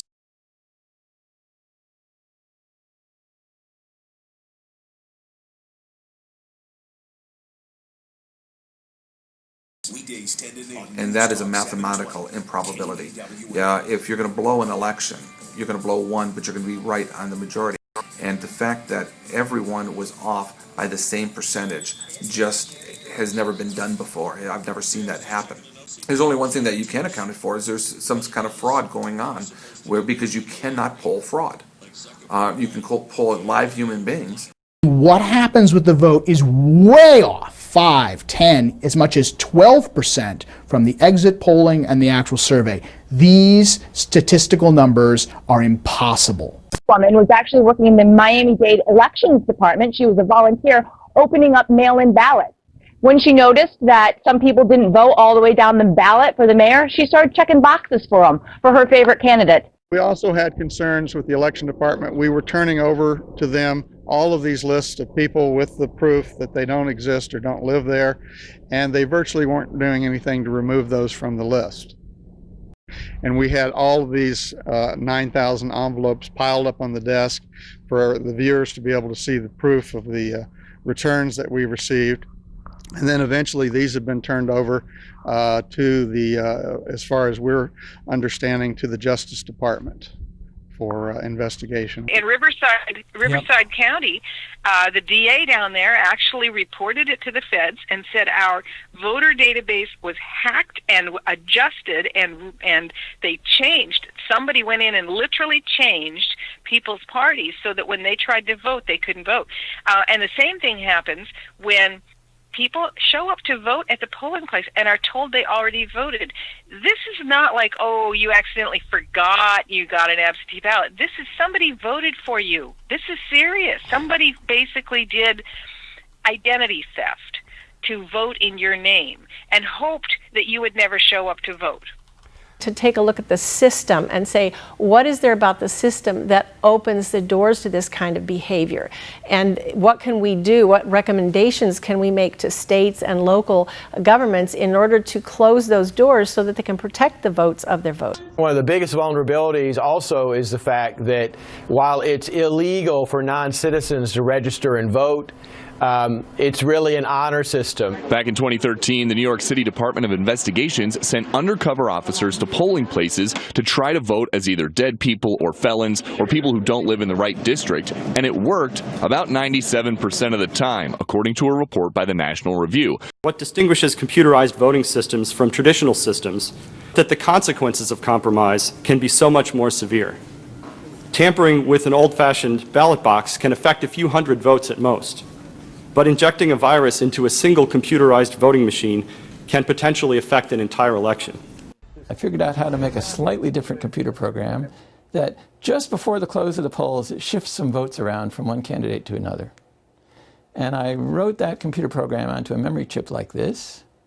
And now to hack a voting machine, you have to get 7 minutes alone with it with a screwdriver. You're breaking the law. Yeah. This I'm doing. You're fast. So you're actually, what are you doing? So right here, I'm taking out the old chip that has a legitimate computer program that adds up the votes the right way. Right. Now I put in the fake program that transfers votes from one candidate to another. The memory card slot is really all that's needed to introduce malicious software on the machine. Alex over here, who has modest locksmithing skills, is able to pick it in under 10 seconds. I'm picking the lock. Our study shows that a criminal who can inject malicious software into this voting machine can control how the votes are tallied. His malicious software can steal votes, and it can cover its tracks so that the theft cannot be detected. I was part of the team that did the first hands-on study of any electronic voting machine used in the U.S. In 2016, we saw this form of attack across at least 21 states. Researchers have found dozens of critical vulnerabilities about U.S. voting machines. In every single case, They have found vulnerabilities that would let someone inject malicious software and change election data. Every single case. You can't make voting machines less vulnerable. There is no system in the world, none, that cannot be hacked. Well, the problem with some of these computerized electronic voting machines is that there's a computer in them. You cannot verify an electronic voting machine. There is no reason to trust a touchscreen or DRE system with or without a paper trail, period. You can hack the paper trails as easily as you can the internal numbers. Now, California has a huge, disproportionate, crazy number of provisional ballots. These are ballots when somebody goes to the polling place and they say, well, we think you already voted, or we don't know if you're on the list, and you fill it out and they check later and you don't know whatever happened. Well, That's right. One of the things we found, they had hundreds of thousands of those, is that in California, they stated to us they don't ever need to account for those. Because we wanted to know, okay, that's fine. Of those provisional ballots, we want to know who voted, who got provisional ballots, and which ones were counted and which ones weren't, and, stuff like that. Because they have to account for this is a basic accounting. And they said, well, we don't need to account. And in fact, it's against the law for us to account for our provisionals. Well, now there's an opening you can drive a Mack truck through, because they have, to give you an idea, provisional ballots are usually like 0.1% of the votes in most places. Like, I'll go to a place that has 600,000 voters and they'll have like 5. Those. California has like hundreds of thousands of these things. And to say, well, they don't need to account for them is, again, it's just one of those areas where we need to get tougher and we need to raise the bar. They trained us that if we saw a bus or a large kind of airport type van pull up and load people off and then load them back on and then leave, we'd call in with the license plate number and the exact time that they started rolling again. And the methodology was, if they showed up 6 minutes later at a location that was 6 minutes away, we knew for a fact that they hadn't offloaded the people and unloaded new legitimate voters, so they weren't actually helping people who lacked transportation get to the polls. They were committing voter fraud. A bus that met this requirement, and they'd pull up, and then interestingly enough, they're not doing anything. They open the door, so I jump in and I say to them, I just noticed I have it on good authority that this bus just left from voting at this precinct just 6 minutes ago. I gave them the precinct and the location. And I said, if you're here to vote a second time, that's a crime. Now, if I'm mistaken and you didn't actually just cast a vote there, but you're here just to cast your vote for the first time and in your name, then by all means do that. That's not a crime. You have every right to vote once in your name. But if this is your second time voting, and you just voted this other precinct, I don't know if you committed a crime there or not, but the second vote is absolutely a crime. And I want you to understand, I'm here to make sure the law is followed, and I will be reporting you if I have reason to believe, and blah, blah, blah. And there's people at this point, trying to somebody shut up and get off the bus. And one guy tried to kind of get rough with me, but I'm 6'3", so he didn't really have a lot of luck with that. But when I finished what I had to say, I got off the bus. And I kind of half expected people to get off the bus behind me and go vote with their little slip of paper, which I saw a couple of them and they had names written on them. The bus to the door shuts, and they begin a conversation, which I could not overhear, but I could tell they were having an animated conversation. And then after about 3 or 4 minutes, the bus just rolls away. They didn't get out and vote the second or third or fourth time. And we were doing this all over the place. And eventually what we found was the buses stopped rolling. There is a lot of voter fraud. Only a small part is caught. You can go to the Heritage Foundation's website, and you can find there are 1,296 cases of people convicted of voter fraud in recent years. But that's only scratches the surface, because, like insider trading in the stock market or tax evasion, we only catch a small percentage of the people. So it's the tip of the iceberg. Usually their proof for it's not real is there's not very many convictions for it. So I guess my question would be are the only crimes that are real the ones for which there are convictions? So like if someone breaks in their house and steals all their stuff, if they never find the person and convict them, I guess we assume it was a fake crime. It didn't actually happen. Their stuff wasn't stolen. They didn't lose all their property, and they're not entitled to an insurance claim because it didn't happen. There was no conviction. we can do things to prevent a lot of the voter fraud. Voter fraud is a lot like shoplifting in a store. A retail expert will tell you if you do 3 things in a store: put up a camera even if there's no one watching it, have a security guard even if they're half asleep, have a sign that says shoplifters will be prosecuted, you can cut shoplifting by 35 or 40%.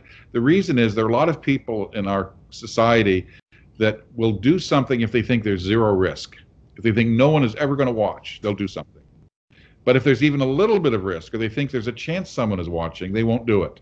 And that's what the voter integrity movement is all about, in part. It's to improve the laws and make sure that, states don't adopt laws like vote harvesting, which is a disaster in terms of encouraging fraud. We can reduce the number of people who will try this if we show that we care and that someone is watching.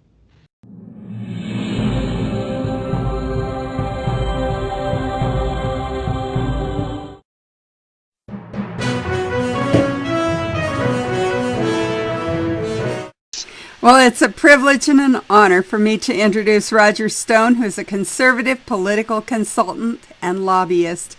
Since the 1970s, Roger has worked on campaigns of Republican politicians Richard Nixon, Ronald Reagan, Jack Kemp, Bob Dole, and Donald Trump.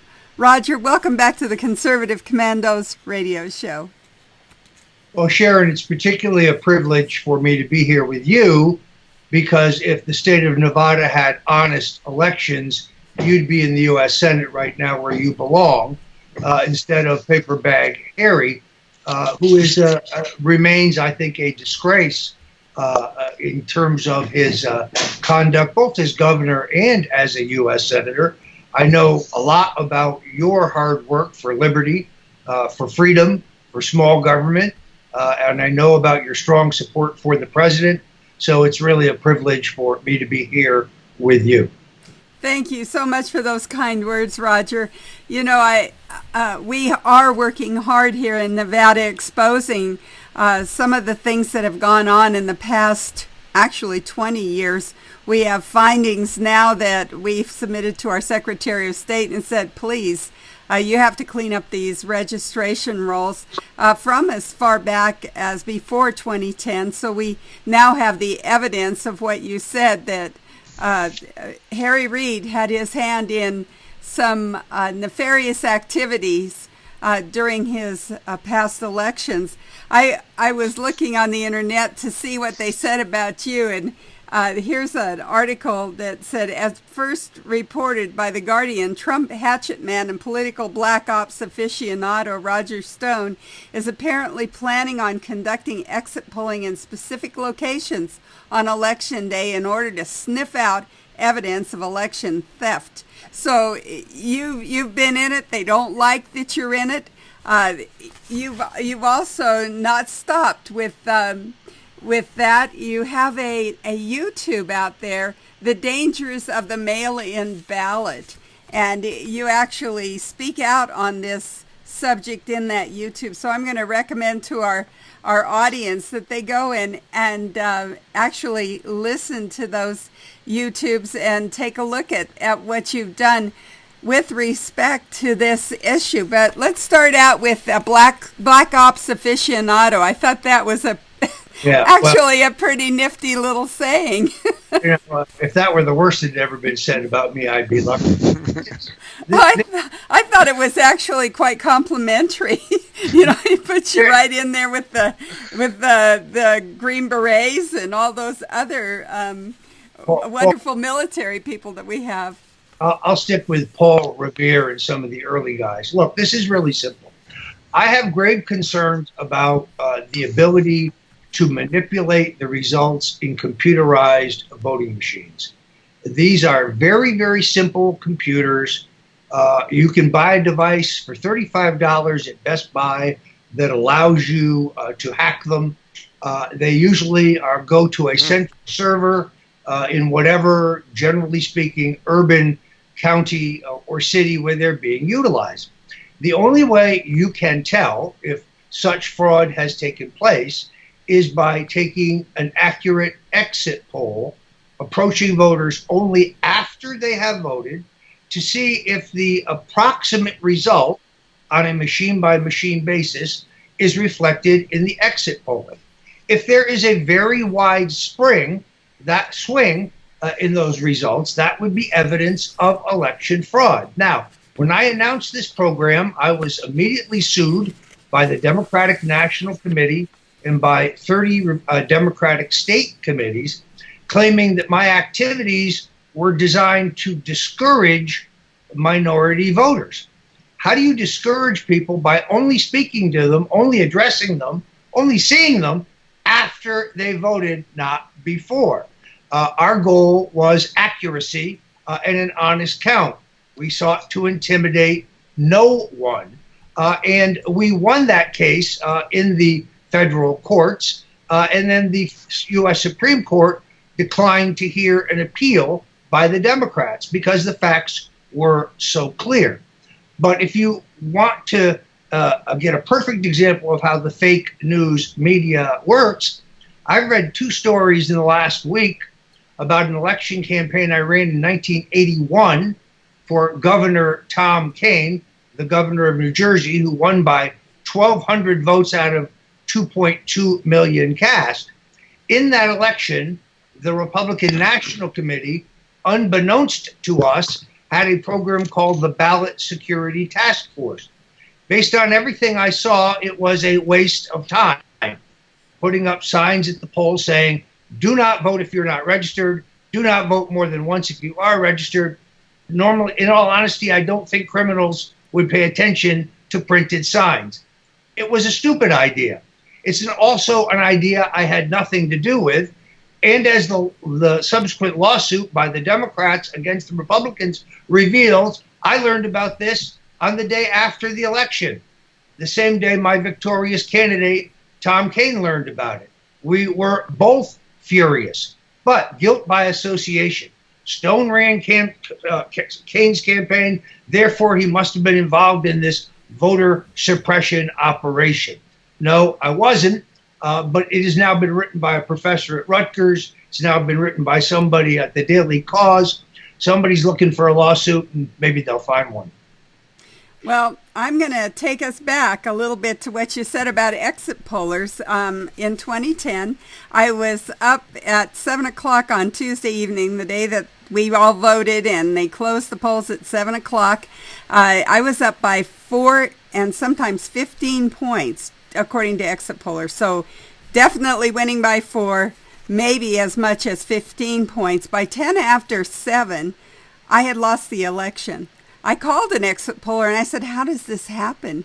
And he said, Sharon, we can count everything but cheating.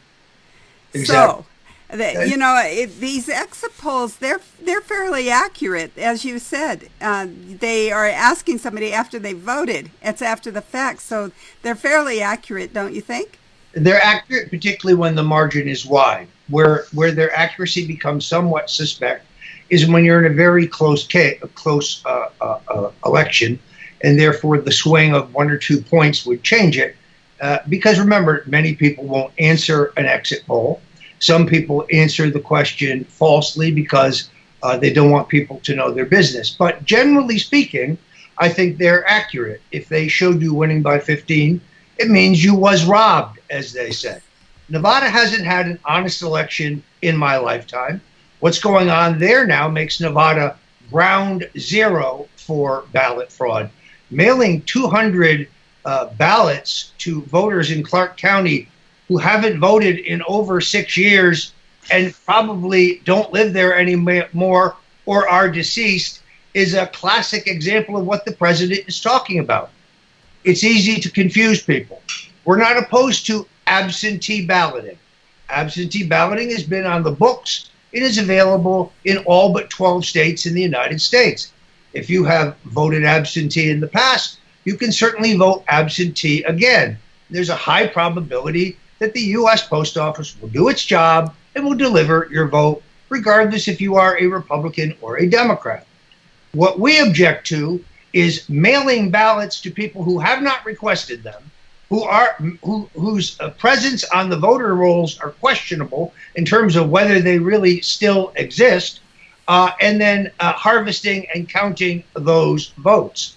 I used to say Florida was ground zero for election theft, but we have now been beaten by Nevada. I saw this in your recent Republican primaries as well. I really think the system there in Nevada is broken. A crazy Democrat governor with a crazy Democrat legislature and the remnants of the machine of Harry Reid have every intention of stealing Nevada for Joe Biden as they stole it 4 years ago against Donald Trump. And as you point out, they mailed out in the primary 1.3 million ballots. 305,000 of those were voted. 233,000 of them came back undeliverable. And the reason I'm bringing up these numbers is because there is a little over 500,000 ballots that are unaccounted for. And somebody says, well, they just decided not to vote. Well, we found them on the street. We found them stuffed in mailboxes. We found them in the trash. Isn't that just an opportunity for really nefarious ballot harvesting? You don't even have to go and collect the ballot. You just wait till it gets mailed in and then you vote it. Yeah, that's exactly right. Look, I think that if I were running the Republican State Committee of Nevada, I've had a battery of lawyers ready for election night to challenge the results regardless of what they are, because they're going to be corrupted. They're going to be tainted. I would object to Nevada's electors voting in the Electoral College if the vote is stolen.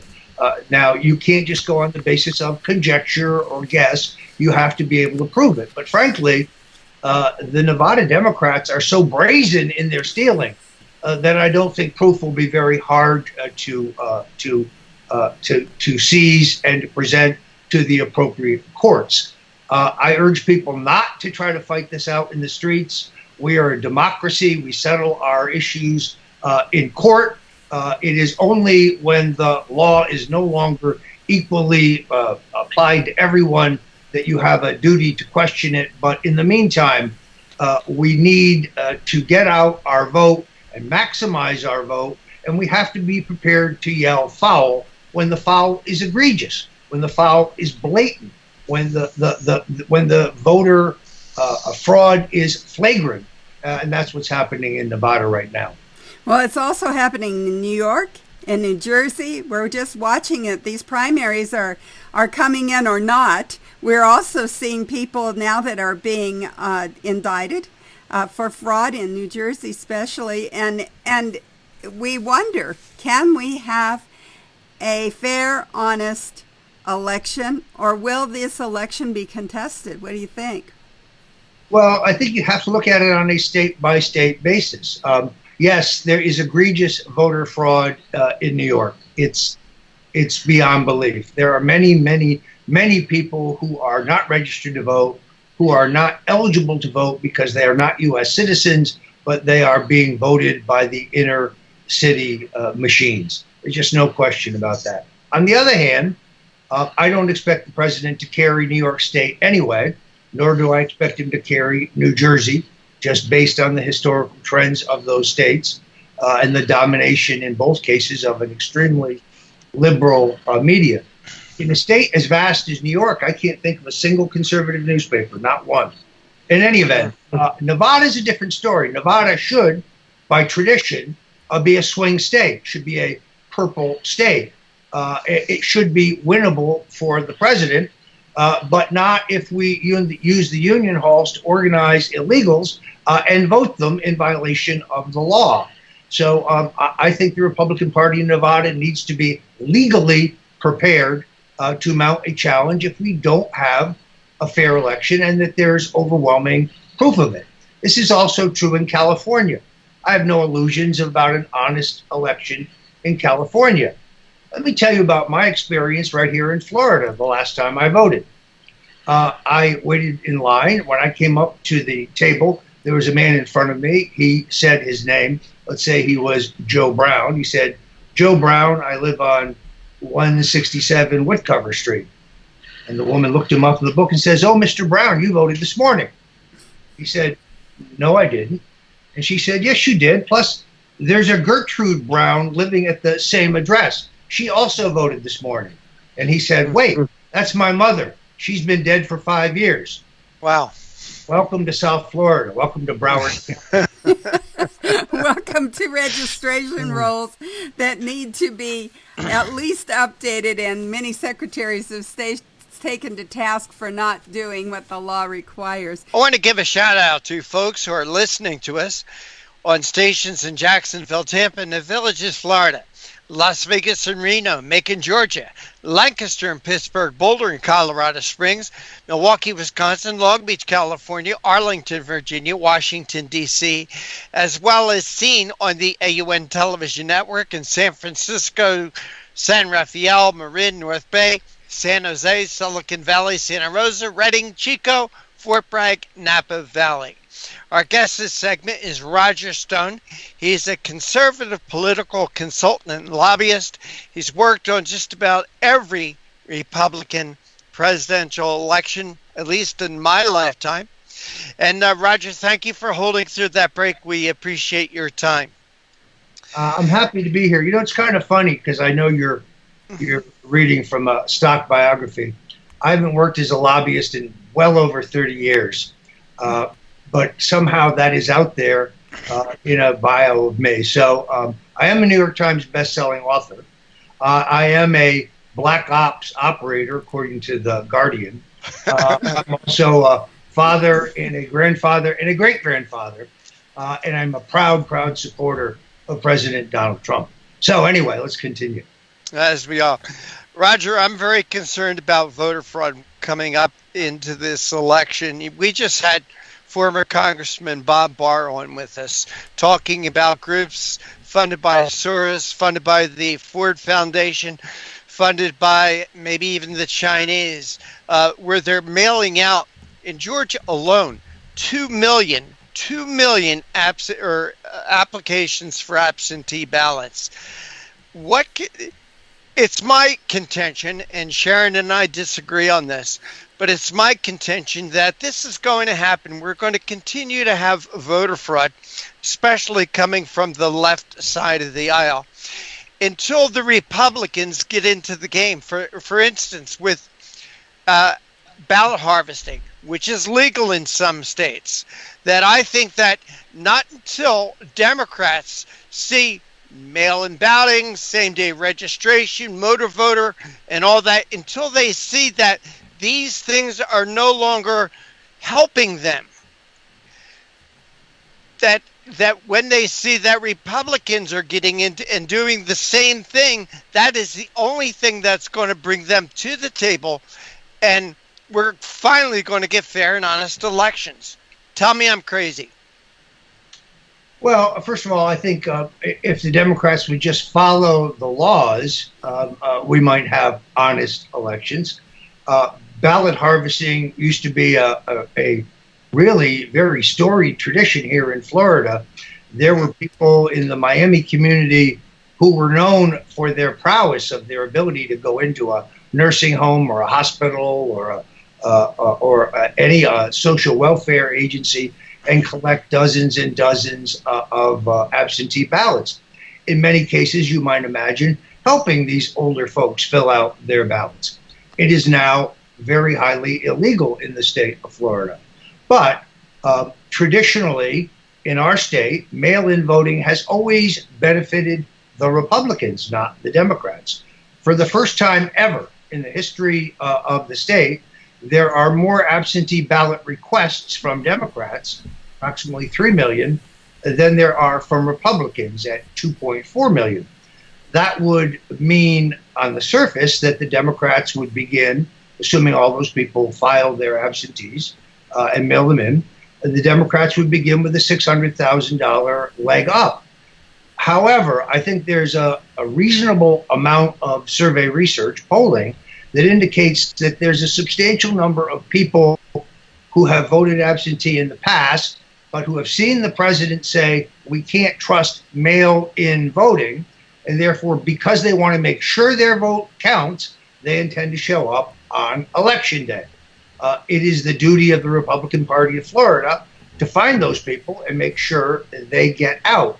I think the party will do a good job of that. This state is skin tight. I predict to you right now they'll be finding uncounted ballots in Broward and Palm Beach County weeks after the election. They excel at this. They came this close to stealing the governorship and the U.S. Senate seat in the last election.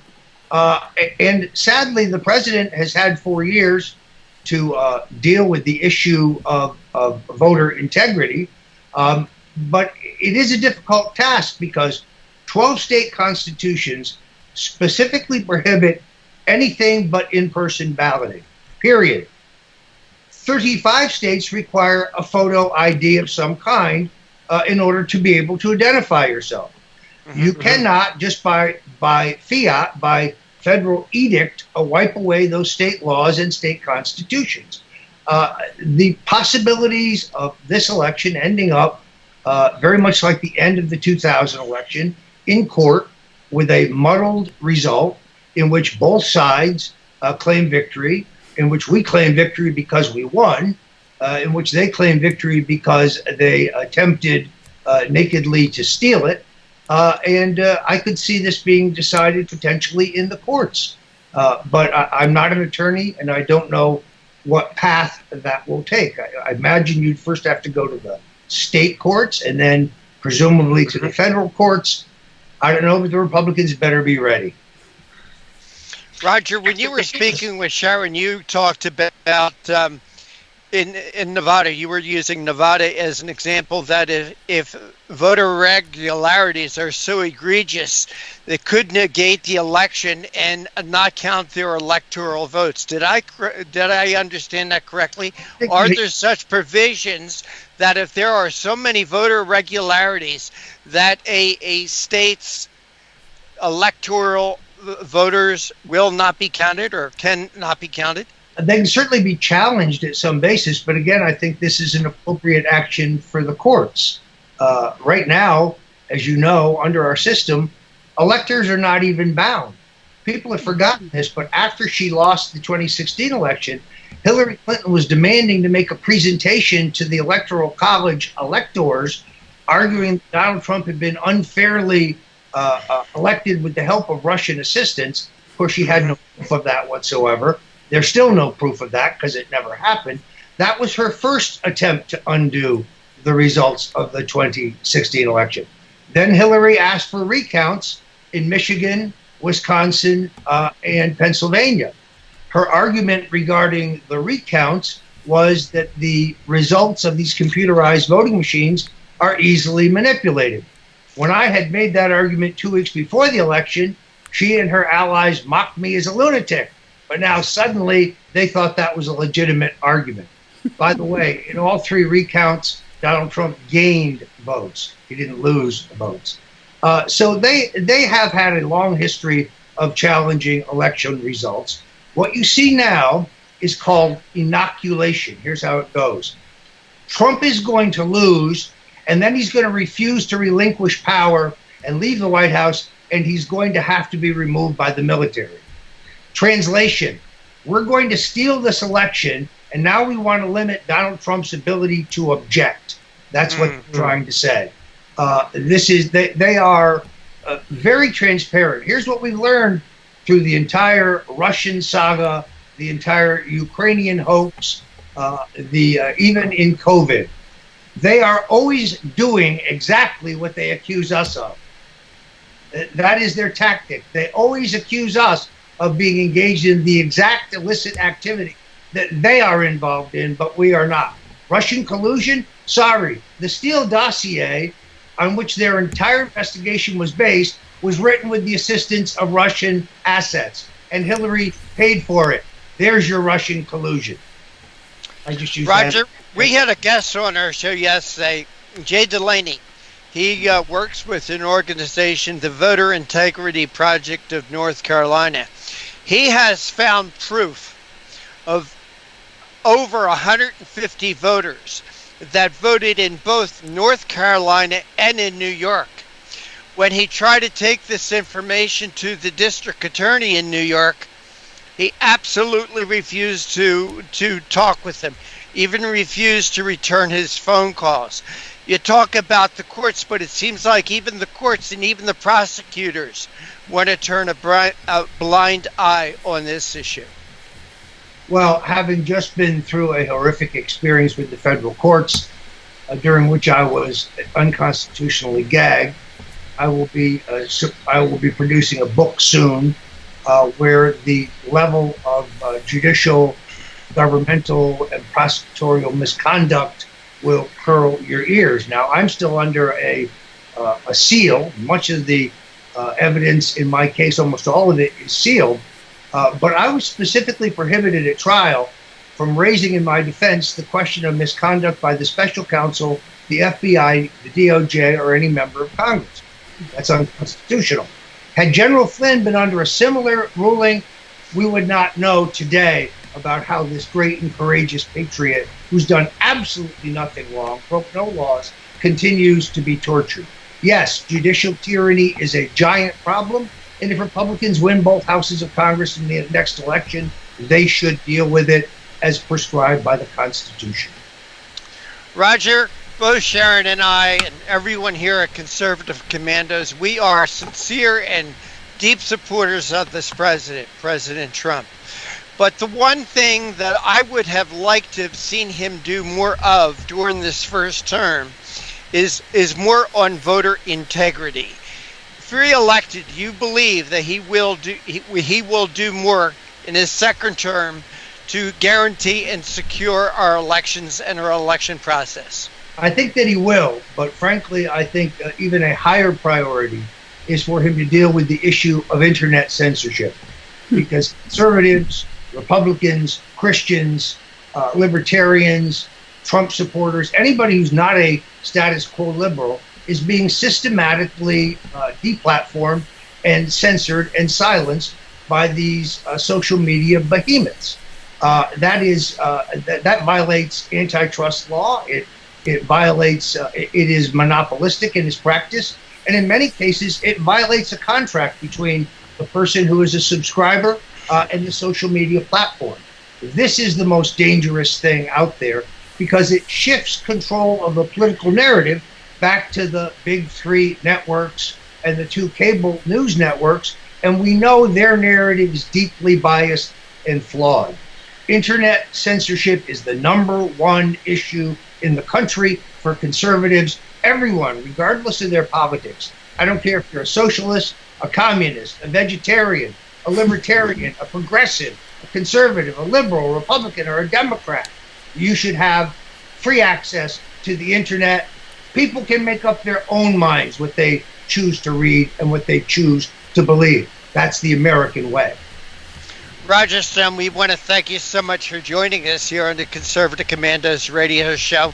Roger, please tell our audience how they can find out what you're up to, read your articles, get your books. You have a copy of your book you can hold up and say go out and buy it, and here's where you buy it. You can get all my books and read what I'm doing in politics at stonecoldtruth.com. Stonecoldtruth.com. You can go there in the shop and buy one of the iconic Roger Stone Did Nothing Wrong t-shirts. Sharon, if you send me your address, I'll send you one for free. Since you are the legitimate U.S. Senator from the state of Nevada. You can keep up with my politics there. I still have legal bills to pay. I'm still fighting a bunch of frivolous civil lawsuits. Those who want to help me there can go to stonedefensefund.com. Thank you very much for having me, and God bless you. God bless you too, Roger Stone. Take care and best of luck, and stay in good health, sir. I'm glad you joined us here on aun-tv.com to watch the segments of Stolen Choices, a documentary on election corruption, as well as the interviews with our fine guests that we've been talking to all day long.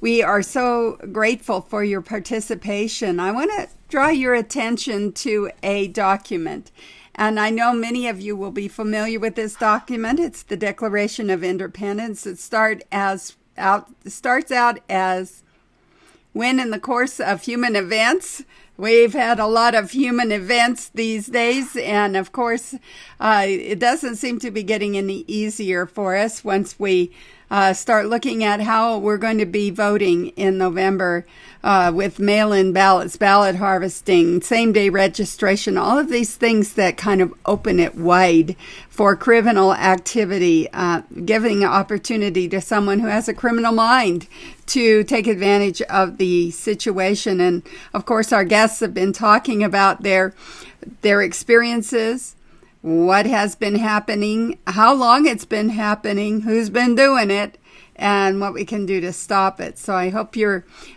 taking it all in and going to the bottom of that Declaration of Independence, because like I said, we're in the course of human events here. But the last paragraph is striking. It says, "And for support of this declaration, with a firm reliance on the protection of divine providence, we mutually pledge to each other our lives, our fortunes, and our sacred honor." And of course, that pledging to each other is exactly what I'm asking you to do. We need your help with Election Integrity Project California, EIP-CA.com, and Election Integrity Project Nevada, EIPNV.com. This is a place where you can pledge to us as a fellow Americans that you'll help in this fight that we're having here in the West against mail-in balloting. We're going to court on that, mail-in balloting, ballot harvesting, and also on same-day registration and the verification signatures. You know, it's just rampant the way that they're opening up the law in order to accommodate criminal activity. And these court cases cost money. So that's what we're asking you to do, is to go to those websites, click on the tab Stolen Choices. There's a donate button there. And if you will donate $25 or more, you can get a copy of Uninterrupted Stolen Choices, a documentary on election corruption. And you're probably asking, why should we do this? Why? Who cares about California? Well, here's why you should care about California. Remember the 20th Amendment? Well, here we go. If we can't make a decision by Election Day, or on Election Day, November the 3rd, then it could go on and on and on, and the election could become an undecided election for quite a while they sort through ballots coming out of California. So we want a fair and honest election in California. For the rest of us, this is pure self-preservation. If California goes, the rest of us are likely to go. And we have some great volunteers in California. You'll be hearing from them as guests on our program today. And they are working, like I said, as volunteers, cleaning up election rolls, fighting cases in court, and we need to help support them. So that's why California is important, one. Second reason California is important is because their laws, they are the petri dish of these laws. They experiment there in California. If it works in California, if they can get it passed and their agenda is working, then they try to get that to come into other states. And we in Nevada have been experiencing that. So that's why we're in court, is because in the dark of night, over a weekend, a special session was called and they passed AB 4, which 2 months ago, we didn't have ballot harvesting. We didn't have same-day registration. We didn't have mail-in ballots, but now we do. And we are fighting that law in court, saying, don't implement that, please.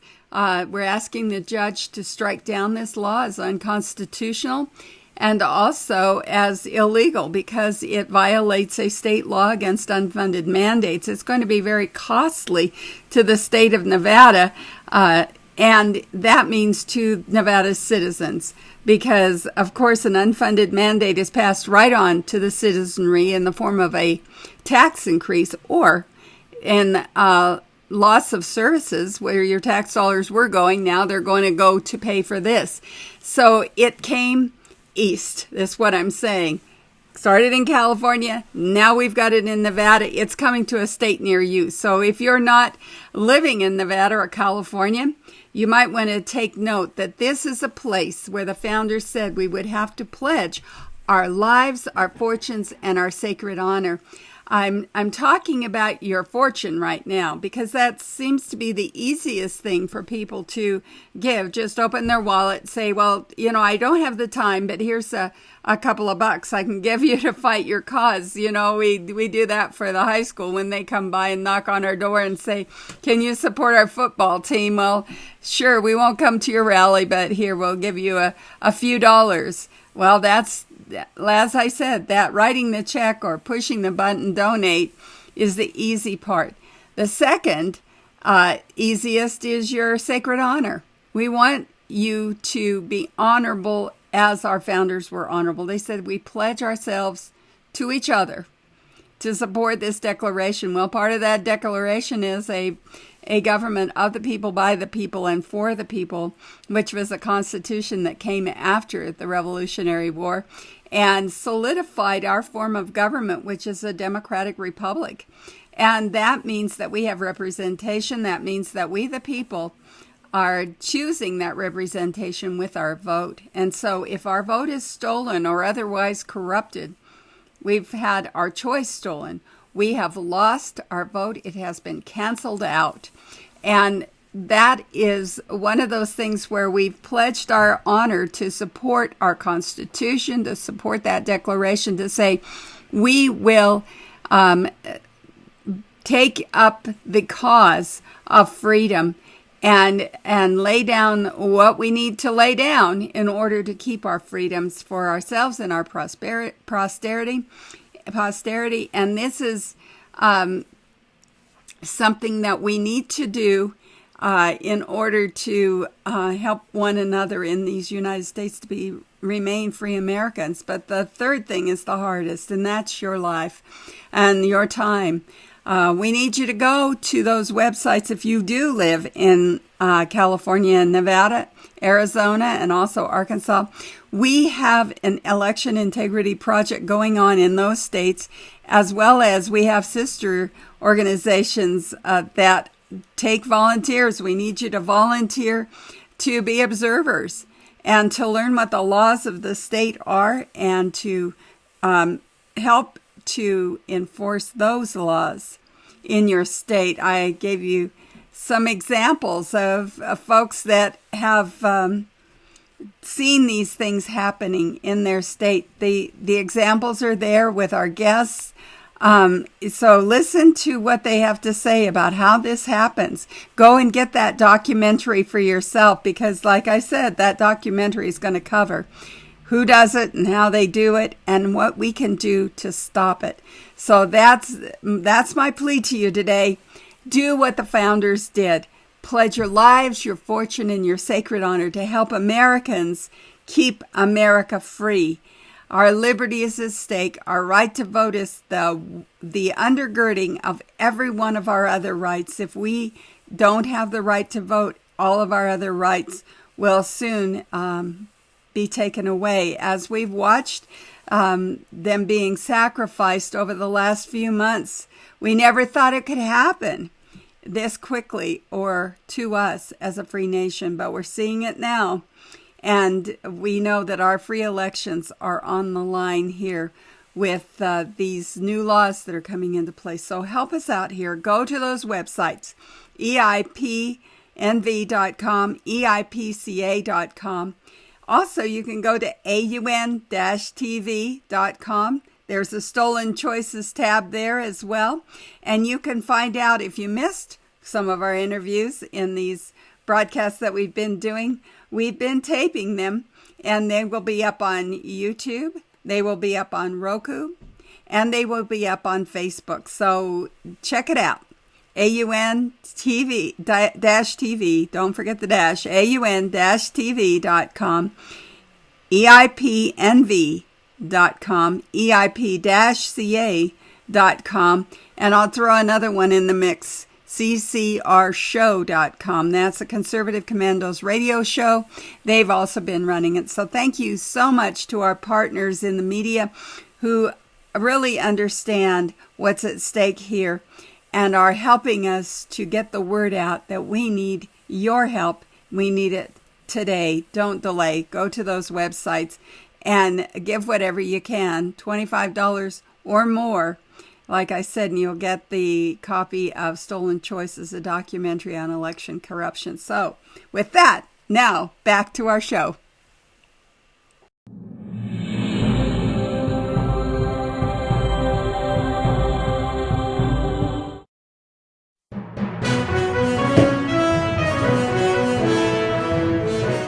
Primarily what we've been concerned with at this location is the extraordinary number of provisional ballots being turned in, to the point where they had to call and get an extra box to house them in, and that is far more than you would expect.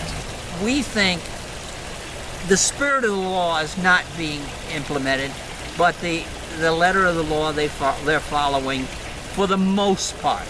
I'll have to say that, for the most part. We don't do anything else unless I see something. Make notes. And we make notes.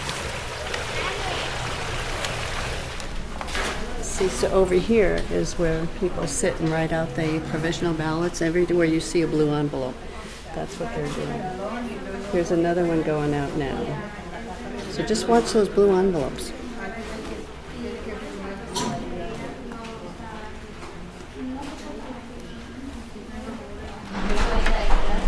It's interesting to note that there's empty booths there for regular ballots. This is all provisional. And those are empty and these are busy. Does that tell you a story?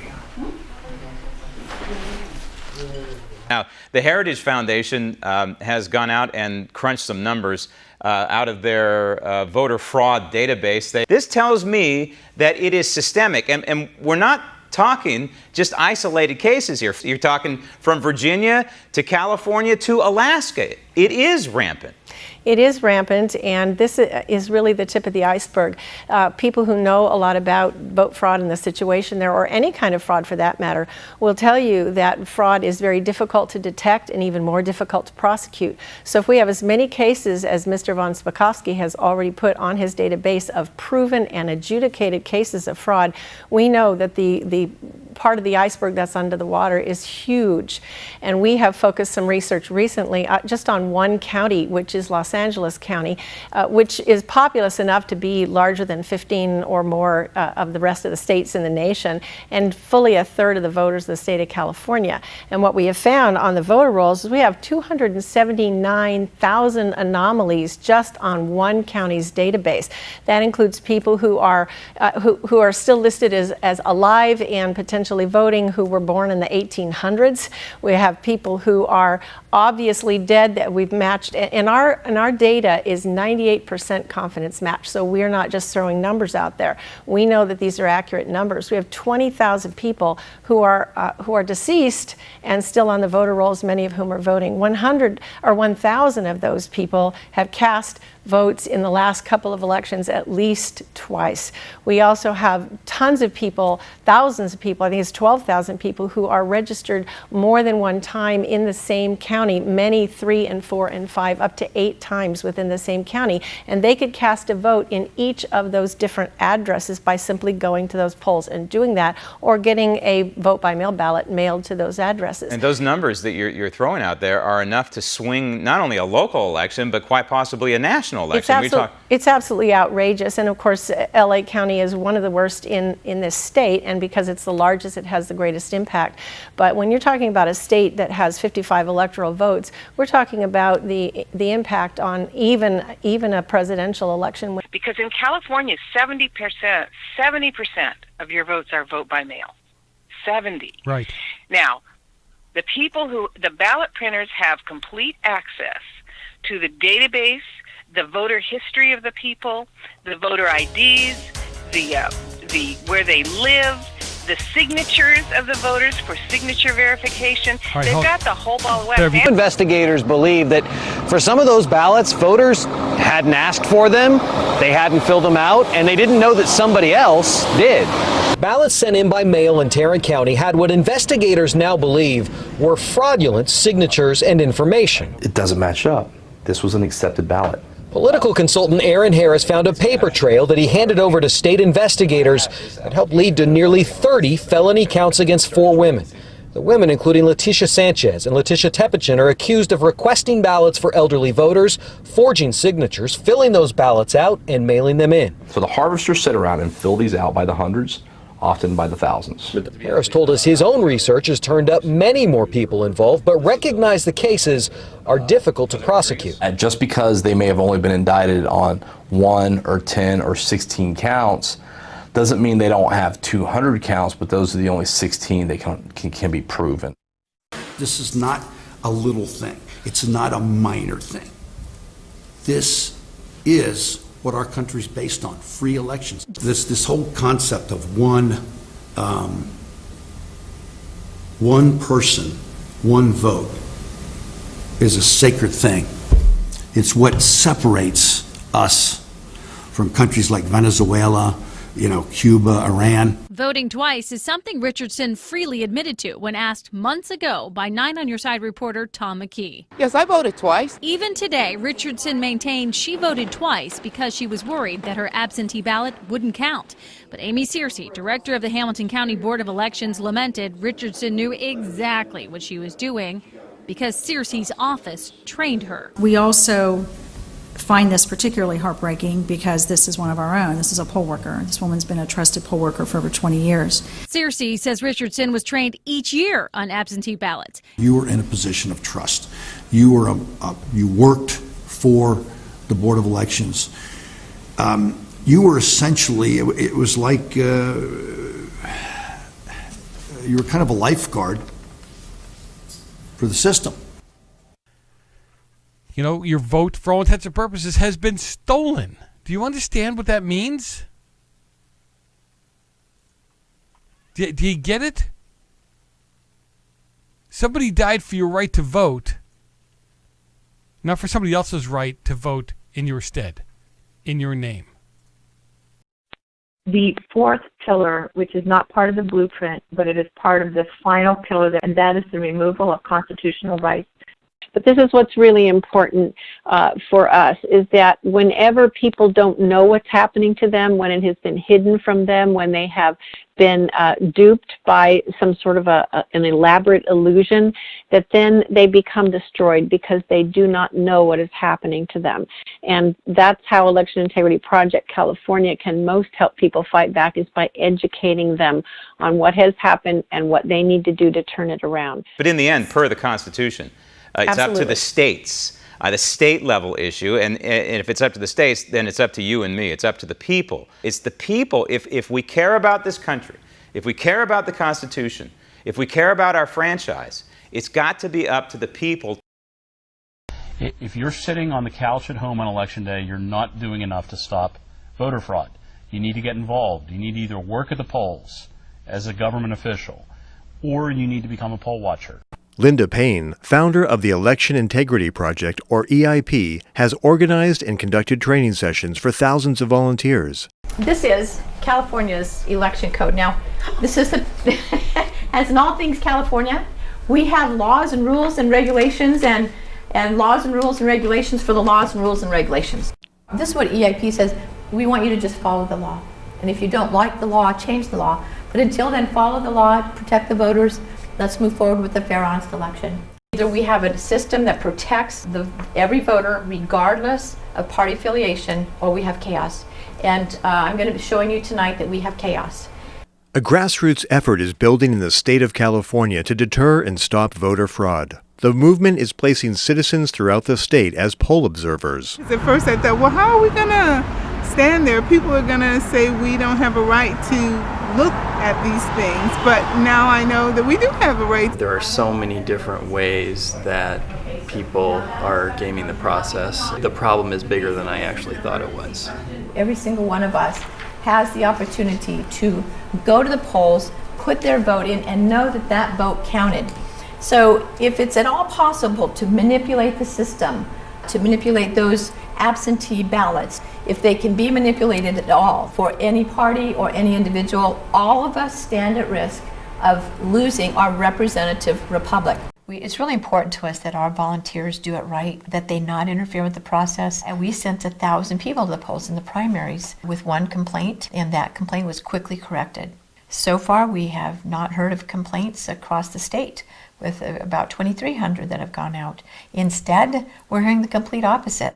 I feel better about this election than I did after the 2010, when we knew that things had happened, but we didn't have the structure or the knowledge to be able to do anything about it. Now I know that we do, and we're empowered as citizens to be able to actually take action. We have incident reports, witness statements. Anyone who wanted to do anything bad, they know we're out there watching. So the word's out. If EIP, a homegrown organization in California, can pull together a centralized database so that we can cross-county check, why is our Secretary of State not making that happen for the state? Right, exactly. The people don't believe anything is wrong. People don't believe there's fraud. People don't believe there's chaos. We will now have the evidence that they will not be able to deny.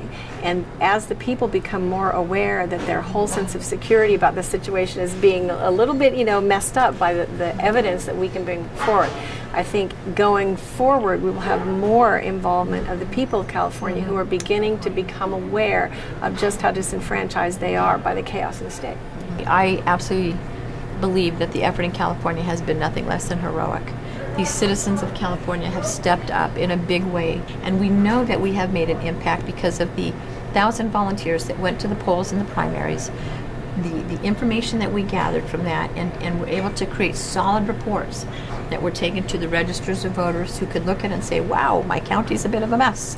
And they made changes to fix that and make it better. And we're going to get up again, and we're going to keep going forward, and we're going to maybe look at legislation. We're going to find a way to take back our state. Don't write off California. Learn from California. We woke up too late.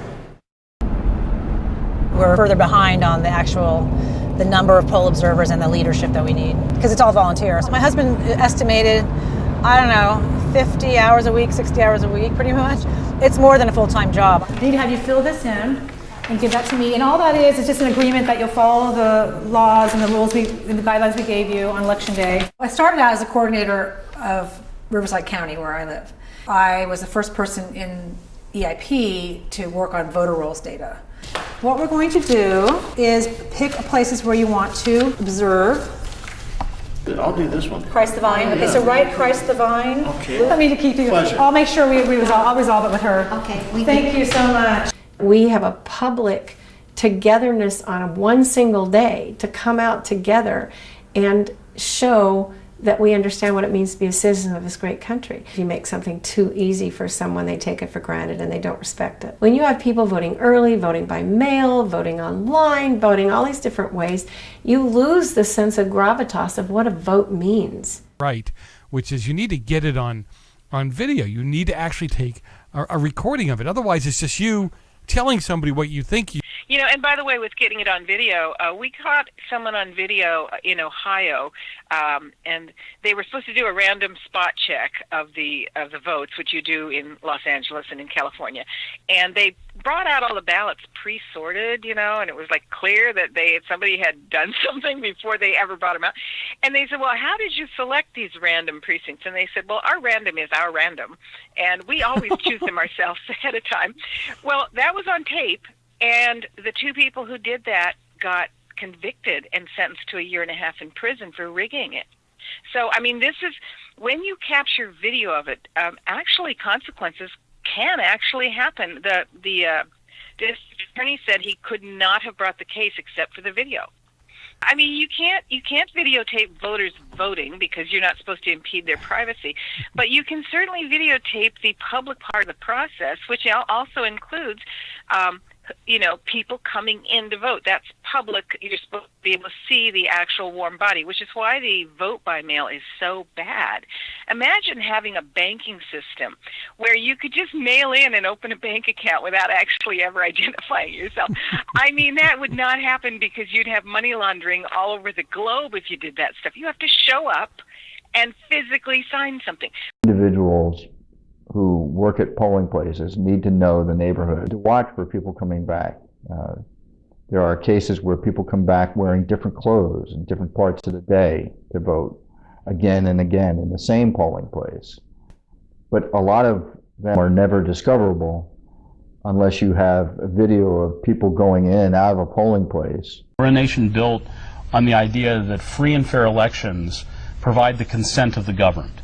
After an election, we all go home, and we all, even though we might not agree with the outcome, we feel good about the process. Unfortunately, the process is not where it needs to be. Now have to have volunteer groups that spend their time policing the voter roll. It's a fundamental right in America to always look over government's shoulder and to kick it when it's not doing the right thing.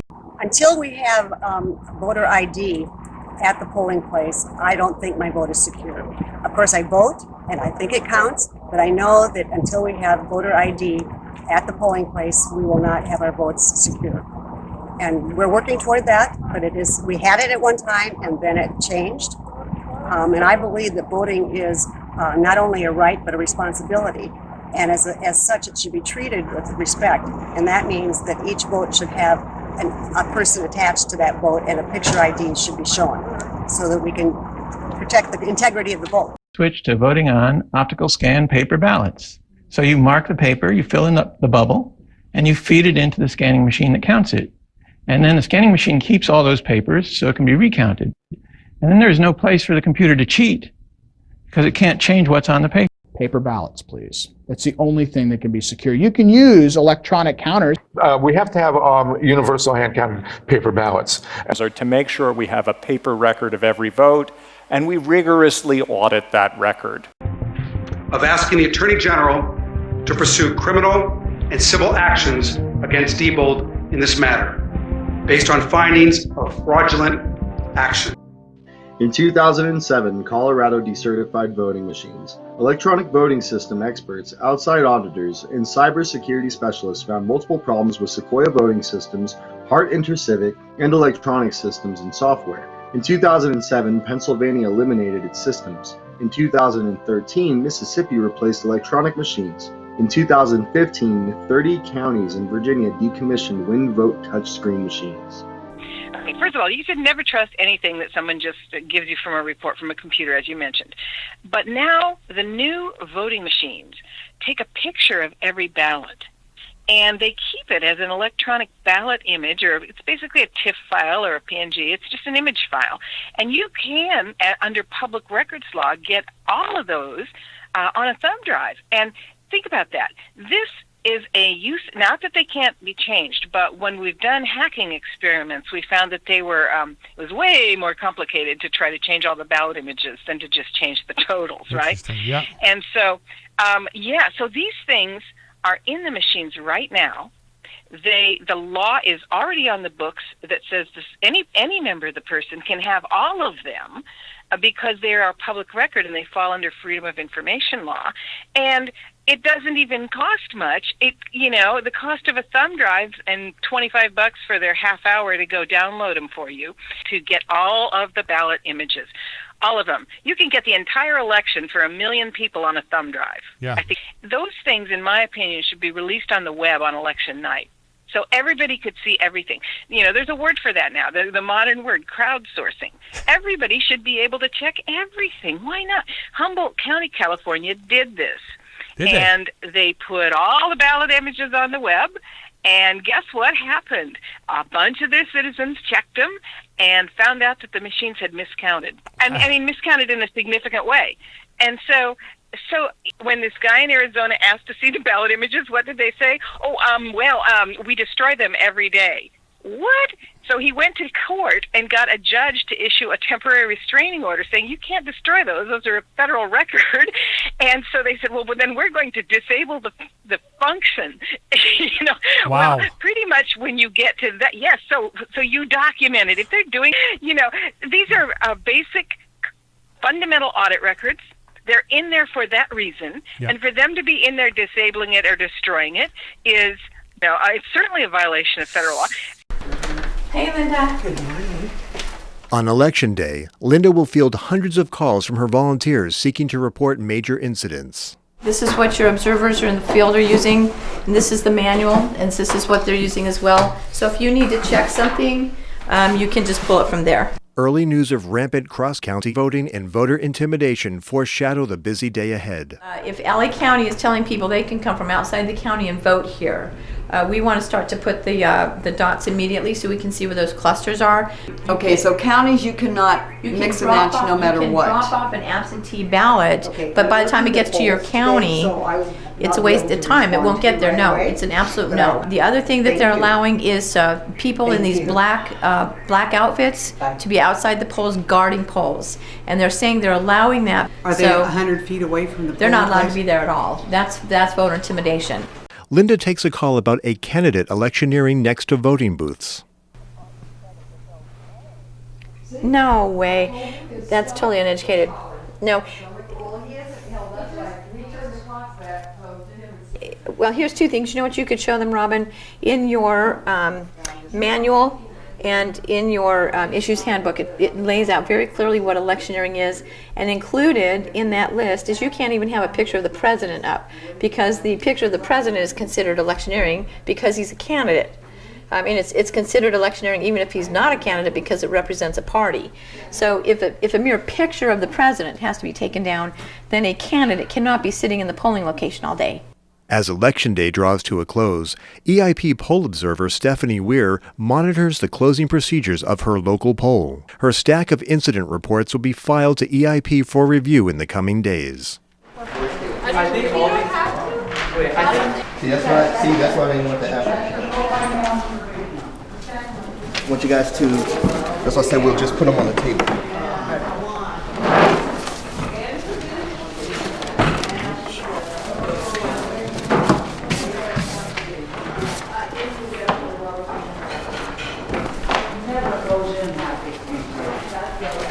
It's a fair, honest election. Everybody can be okay with it, but there's a lot of people asking a lot of questions with what we saw in the polls today. People say, but why you? Why you? Why? Well, why not me? It's time to take back our country. And if it starts with a fireman, if it starts with a sanitation worker, if it starts with a teacher or a nurse or a caretaker of the elderly, then so be it. It's got to start somewhere. But it's time we come together and fix this problem once and for all. So we ask that you educate yourself. We ask that you learn how best to protect your own vote.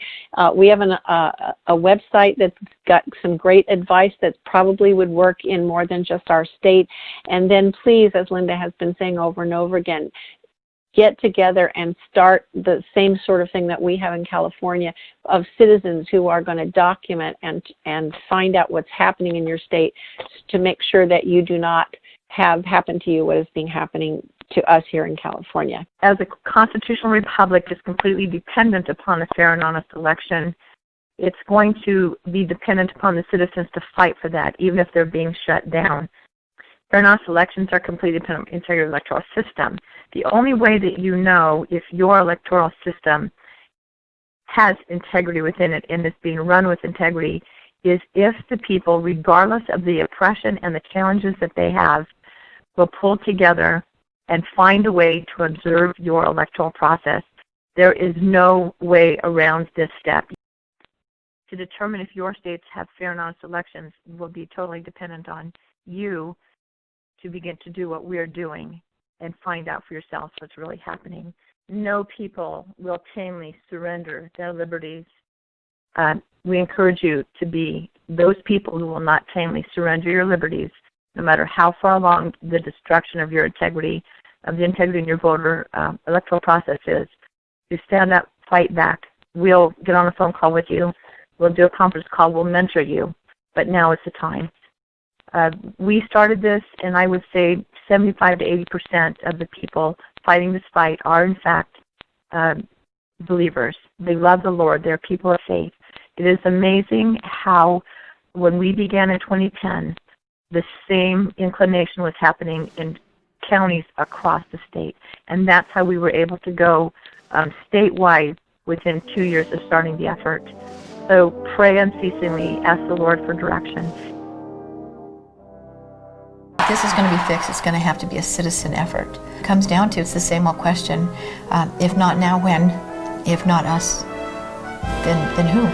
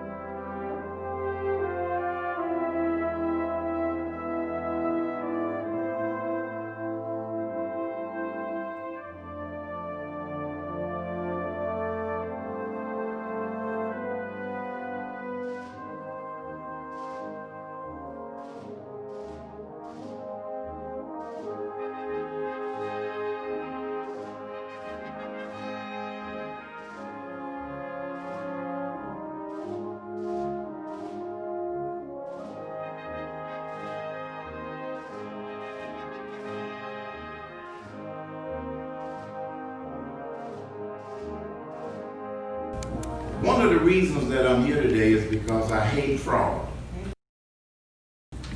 I hate dishonesty. And when I ran for president, many of you all will remember that. And thank you for your support and words of encouragement.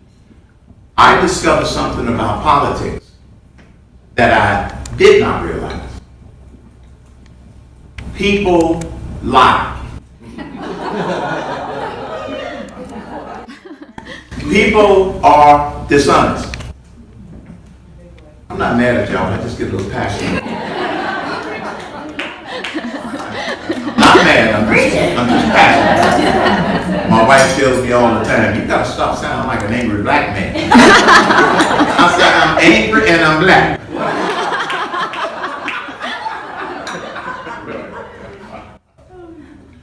California is the epicenter of this voter fraud. I can't get on a damn airplane without an ID. Excuse my French, but I'm sure most of you all speak French. I'm reminded of something that a good friend of mine told me years ago when I was on the radio. He said, Herman, you know one of your biggest assets? I said, what? He said, you got a big mouth. And I do. So let me tell you what I'm going to do with this big mouth. I have 500,000 Twitter followers. They're going to know about this project. I have 1.5 million Facebook followers. They're going to know about this project.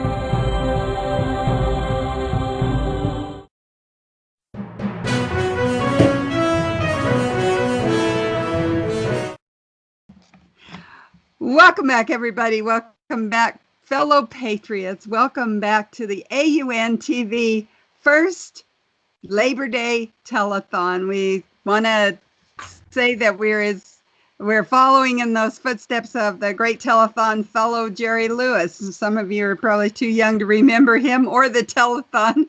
There's no singing and there's no dancing, right? Yeah, you didn't tell. We haven't done any of that. So some people will say not quite the show that Jerry had, but we do have some really great guests. I'm Sharon Engel, and our co-host today is Joe Messina from The Real Side, and our guest with us is Jay Delancy. He's with the Voter Integrity Project of Northern California that was founded in 2011 with a co-founder, John Pizzo. Their mission was to ensure free and fair elections to all lawfully registered voters. And Jay is a retired Air Force lieutenant colonel with military experience in both conventional and nuclear operations, with advanced degree work in journalism, business, and political communication.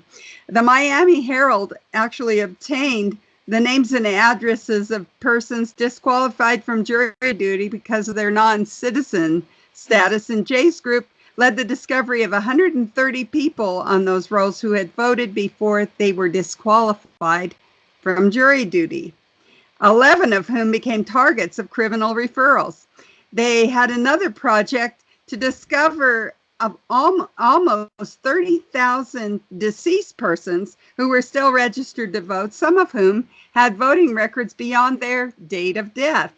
And another project he was involved in with his group, detecting persons who voted in more than one state during the same federal election. By matching 11 million Florida voters with 7 million North Carolina voters, they were ultimately reported 150 voters who were likely to have committed a felony, and investigations are ongoing, but that work triggered 5 criminal referrals. And as of January 2018, they have also spawned 3 more felony convictions. So Jay, welcome to our telethon today. It's great to have you here. Thank you, Sharon. Thank you, Joe. I got to correct one thing. Your intro was great, as if I wrote it or something. But no, seriously, you said Northern California. We're North Carolina. We're on the other side of the planet. Sorry. I got California in my brain sometimes, but yes, North Carolina. I'm sorry. Quite all right. I just didn't want to. I know that a lot of people in Northern California will see this. California too. My God. Sorry, I didn't hear you. Mercy. Jay, I want to say thank you for your service, and I mean that sincerely. Though I appreciate all our military men, I have to say to you, the Air Force is the service as far as I'm concerned. All right, I tried to get in, but they were too smart for me. They wouldn't let me in. So anyhow, but I'm blind in one eye, or almost totally blind in one eye, and my goal was always to become a helicopter pilot. And look at you and go, yeah, that's not going to work for us. How are you as a mechanic, though? I mean, we could do that for you. So, but God bless those guys. I really appreciate what they do. So, again, listening and seeing everything that you're doing and what you got going on, one of the things that I'm always told is that it's so hard to get convictions of some of these people. It's so hard to really make it stick. I mean, what are some of the things, if I'm looking and I see somebody and I know what they're doing is wrong, I know what's going on, what do I look for? What do you need for me? What information you need for me to get to help you? Well, Joe, we learned it from our friends in California at the Election Integrity Project. And what it is a criminal grade incident report. So it's you don't just go in there and take notes. You carry these reports with you. We have them on our website. I'm sure EIPCA has them on theirs. And what they are, by the way, our website is voterintegrityproject.com. It is not a commercial site, even though it says .com. Voter singular. Okay, sorry, I had to do that. On the website, we have resources. There's a resource tab, and it's got this form. Now, unfortunately, our form is geared for North Carolina, but EIPCA would have it. What it does is you document meticulously the time of the incident, description of the incident, and all these known facts that would corroborate it. If you get the name of the voter who just voted illegally in front of you, Well, put that down there. If you please, Lord, if you have a witness who saw what you saw, get that witness's name and document it. Typically, the way the parties train you is that they don't think that way. We're thinking in terms of law enforcement and crime scene kind of mentality. Not that we're going to run in with guns blazing, but document. That's great. Well, when you talk about this documentation, I'm thinking about video cameras, because of course we're getting inundated with folks. They've got their iPhone out and they're ready to take a video. Does that stand up? Well, honey, I'm in the South, and in the South, we can't have video cameras in the polls. And okay, all joking aside, it is the dark history of North Carolina that when the Ku Klux Klan and the Democrat Party worked together to run this state with an iron fist, photography was a trick they would use to deter black votes. They take your picture I mean, this is sad. One picture of a black man voting and then another picture of him hanging from a tree. And they would circulate that and say, voting is dangerous. And until the Voting Rights Act of 1965, they got away with it, really. I mean, they just intimidated blacks and kept them away from the polls. So we don't recommend, if your state allows it, go for it. But be careful, because it could be against your state law. So don't just jump in there, cameras blazing in this case. It could be bad. Now, outside the precinct, that's not the case. So if, say, you catch somebody who's just voted illegally, you saw them there a second time, walk out with them and have somebody outside. If you ever see me walking out this door, get your camera out and take pictures. I mean, that's a way to do it. You can document where it's legal, but you cannot document where it is not legal. And I'm guarantee you, inside the polls, it is illegal. Well, I don't know about California, I don't know about Nevada, but in North Carolina, no, I would never advocate photography inside the polls. I think you have to leave your photograph machine, your cell phone outside. I don't think any polls are allowing that. I think that was pretty much a national requirement. We don't have too many of those, but I think you're right. But on the outside, you've seen a lot of things. I read some of those things that you've seen, that you've caught them in the act of doing. So let's talk about on the outside of the poll. What kinds of things do you catch them doing on the outside? Well, the outside, I'm not as much of an expert on the outside, but the thing on the outside really is you get reports from people of what they saw inside. I mean, the inside is where the game is. Outside, where the left loves to be outside, and we probably should too, because what they're looking for is voter intimidation on the outside. Now, there's an electioneering. Typically, states have a boundary line where they say no electioneering allowed in here, but that law is only as good as the people who enforce it. So if people are electioneering at the front door and there's a boundary line in your state, then that's a problem, and that should be stopped. But the clothing is another issue that what we found. There's our friends in Minnesota, you might ought to get them on this telethon too.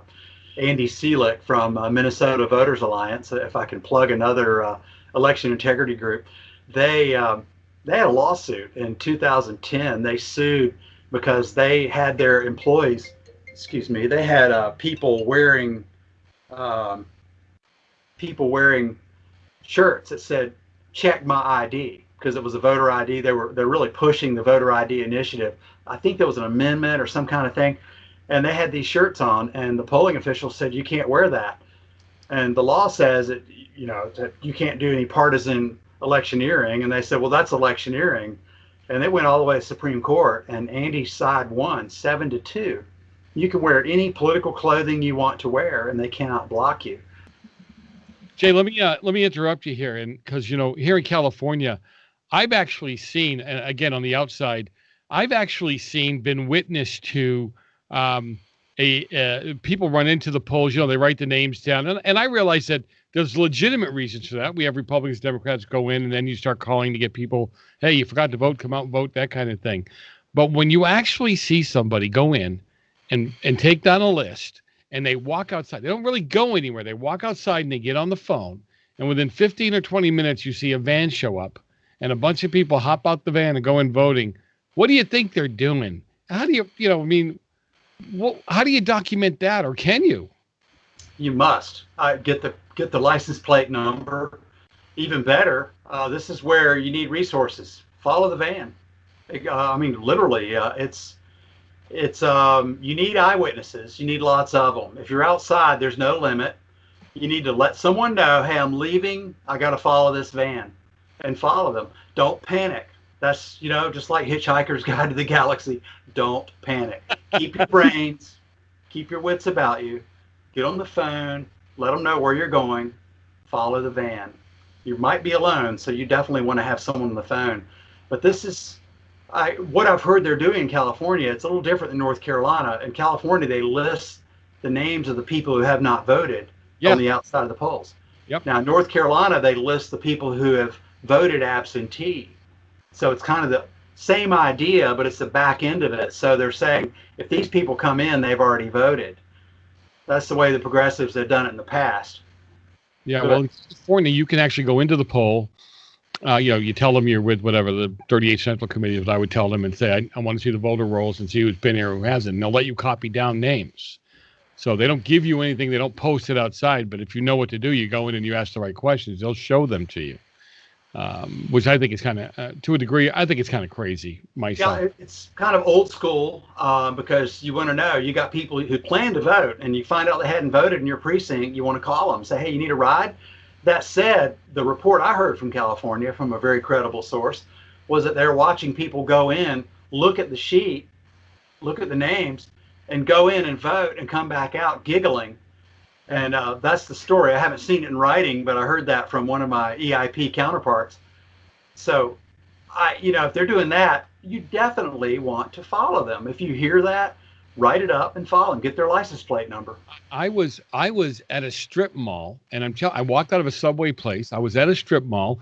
The guy had the door open to one of those nail salons, and he's hollering, "Has everybody here voted? If you haven't voted, follow me," because they had a little voting booth down at the end of the strip mall. And I knew what he was doing because one person even said, "I'm not registered." He goes, "Doesn't matter. We'll take care of that. Come on with me." It's exactly what he said.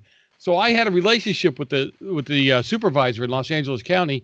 I called there. He sent the sheriff over, but by the time the sheriff got there, they had voted and moved on. And again, I know they can't be everywhere all the time, but I mean, it's that blatant that they figure they can get away with it that easily. But nobody did any follow up in there on that voting roll. Hey, group of guys came in, a group of people came in. Who were they? Where did they sign? Nobody said a word. Yeah, that's where trained observers can make a huge difference. You document as much as you can about that. How did they show up? This guy did that. What time? Where were they? If you can get the names of who they were who voted, all the better, because they're probably stealing somebody's identity and they're just handing out names. We've gotten reports of people who are reading their name and address off a piece of paper. And one gal couldn't pronounce her own name. She was Hispanic and the name wasn't, and she had a hard time with it. So finally, the election employee just snatched the paper out of her hand and gave her what she needed in violation of the law. There were no observers there. Just another employee told me about that, but there was nothing they could do. So we got a mess. Yep. So what do you do, Jay? So you see this kind of stuff. How do you tell your observers to report it, or do you have a hotline, or and just how do you work with reports of these kinds of things going on? I mean, with this mail-in ballot, they're going to start doing that. We're going to have to be observing right there at the registrar of voters office where those ballots come in, it looks like. So talk to us a little bit about how do we report criminal activity. Okay, at the polls, it comes down to careful documentation, but don't challenge the voter. It's a waste of time because the burden of proof is on you. And you could say, I saw you vote here earlier. And then, no, you didn't. Yes, I did. No, you didn't. Yes, I did. Prove it. I can't. I don't have a camera. I can't prove it. So challenging is a fool's game. That's the, as we call down south, that's the briar patch. You get in that, well, never mind. It's just a lot of trouble if you get in there, and they're happy. They love it. And we've had people confront voters who came in. I had one employee who confronted a voter, and the voter went, "You're going to take away my right to vote." She knew what to do. She knew what to say. She wasn't rattled at all. It's It's kind of scary that they're that good at it. They know that well how they're going to handle it. Now, as far as absentee goes, this is hard work, but it's to get the listing of the absentee, and you've got a period between the election and the canvass where the candidate can protest. This is a lot of work, but if the candidate is in for it, if they want to do it and has a ground game, then you can go knock on doors and canvass these people who voted absentee. There's a great deal of voter intimidation that's happening in that arena. Again, back to 1965, the Voting Rights Act, it was designed for when a black person shows up at the poll, or anybody, but really, I mean, the reason they wrote it was because blacks were getting bullied at the polls and sent away. And that didn't end in 65. Jimmy Carter wrote about it in his book, one of his early books on his election to the Georgia Senate. And he talked about how even in 1972, they were still, well, no, never mind. It was late 60s. They were still doing that. The point is, with absentee and all this vote by mail, now the bullying, the intimidation goes to the front porch of every voter. So it's a very dangerous proposition. Your best bet, if you're going to be intimidated, is get rid of your ballot. Either shred it or vote it and send it in, or better yet, hand deliver it in. Don't mail it. Hand deliver it to wherever. That's what I would tell people who are worried about the mail, which I am. I'm going to hand deliver my ballot to the Board of Elections.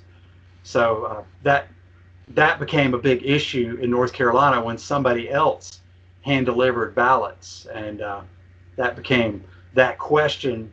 The California style ballot harvesting, which is legal there, people claimed it wasn't legal here, and that claim was the basis of a big investigation that wound up getting a North Carolina congressman, getting him on the stand, and he fell into a perjury trap, and he resigned. And it was all about that question about carrying ballots. So it was a really ugly affair. You were going to say something, Joe. Yeah, Jay, you know, it's funny. I said it earlier, and you'll really appreciate this, is, you know, people get discouraged and they think their vote doesn't count. And, you know, what's the big deal? These, you know, when they don't steal enough votes to change an election, all that. And Sharon knows where I live, in the community I live in. There's 300,000 people. The sad part is only 170,000 people are registered to vote. We have people who have lost, good people who have lost elections by 17 or 22 or 31 votes. And, you know, think about that. Those easily could have been stolen votes, depending on what it is. And it starts at the local level, right? I mean, yeah. If you can't watch it there, you sure as heck are not going to be able to watch it at the congressional level, are you?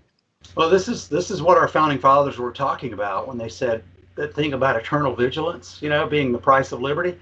This is what it is. The question is, what can you do to make sure your elections are honest? What can you do?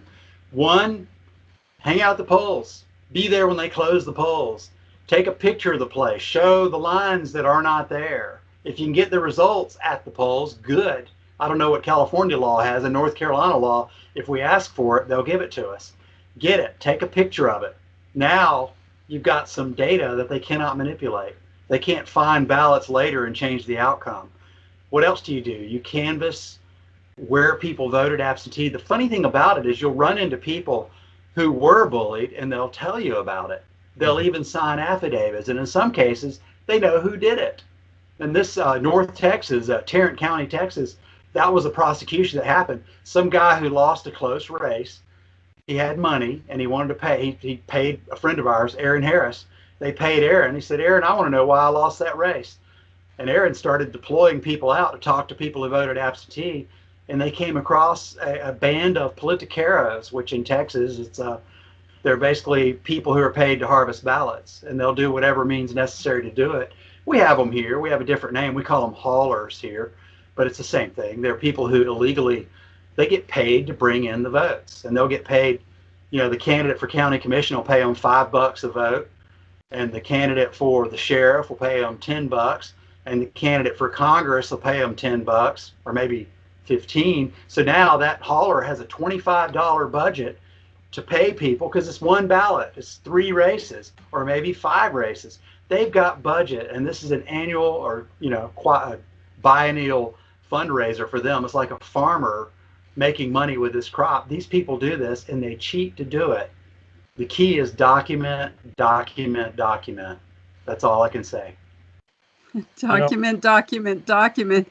Wow. So what you need is volunteers that are willing to get out there and collect this information. Is there any way to stop the vote, or is it all kind of after the fact we get to take it to court and say this doesn't work? Yeah. How do we get it stopped before that vote is cast? Well, the key is to document that it's an illegal vote. You're not going to be able to challenge it. You state the facts such a way that they will see that it's an illegal vote. And if you can name the name of the voter, I don't know what your rights are in your state, but once you figure out, if you can figure out the name of the voter and say, this was the second time this voter came in, I saw that voter vote earlier. Well, they can't throw out the first vote, but then again, why should they? Everyone's entitled to one vote. But if you see the voter come back and you document it, you get enough of that documentation, then Joe's candidate loses. We had the county commission, we had 5 commissioners rather, in the Asheville, North Carolina area, Buncombe County, and there was a Republican who she lost the race after she actually won until provisional ballots were counted, and then she lost by 18 votes. Now, what we found out, it took us too long to find this out, but we learned a lot. We found out later there were 64 people who had voted under the same day registration rules, which I'm sorry to acknowledge that California now has. So you won't know on election day they were illegal voters, but you'll find out later and what we did, we started mailing letters to them so we get the letters back to prove that they were illegal voters. But anyway, we found 64 of them who had voted illegally in that county, and the entire control of the county commission had teetered on that one Republican seat that the Democrats managed to steal back during provisional. And they did steal it back. I mean, I won't go into the weeds with it, but 18 votes made the difference. So under North Carolina law, if a candidate sees that there were 64 fraudulent votes and they lost by 18, that gives them legal grounds to protest the election. Then the choices are, depending on your state law, can they retrieve the ballots, pull those 64 and recount, or do they have to hold another election? And those are the kinds of options. That's under my state, and you have to, this is a 51 if you count North Carolina, count the district of cronyism. So you got 51 voting entities in America. So each one of them has their own, each one of them rigged the law a certain way that the politicians have let them do it. And in North Carolina, that protest is part of the rigging because, just in case some Tea Party guy wins, you got to figure out a way to steal it back from them so you can protest it. And, that's the way they play it. It's a game of cat and mouse. And unfortunately, those are pretty big cats, but we got a lot of mice. Numbers are on our side. Got to get them out there. We're so grateful to you, Jay Delancey, for being our guest here on the AUN TV telethon, Labor Day telethon, talking about election integrity. Would you tell our listeners and viewers how they can follow you, friend you, like you, connect with you, get more information about what you're doing? Absolutely. My Twitter page, I don't hire a Twitter person to make it big, so but we have some good followers there. It's at VoteChecker, all one word, of course. Our website is voterintegrityproject.com, and we also have we're affiliated with something called the Election Integrity Alliance. Now, if you are not in North Carolina or California, or even if you are, I'm not pitching California's website because I'm afraid I'll get it wrong, but you can go to the electionintegrityalliance.org and look to see what state organizations are operating, and we have a link to their web pages. So unlike other groups that raise money just to take it home with them, we just deflect those contacts out to the state groups, because those 51 entities, the DC and the 50 states are where the action is. We can't fight this in Washington. It has to be fought in your state. Yep, right on the ground with the grassroots. Jay Delancey, thank you so much for being our guest here. Take care, and God bless. God bless, Sharon. Thank you, Joe. Thank you.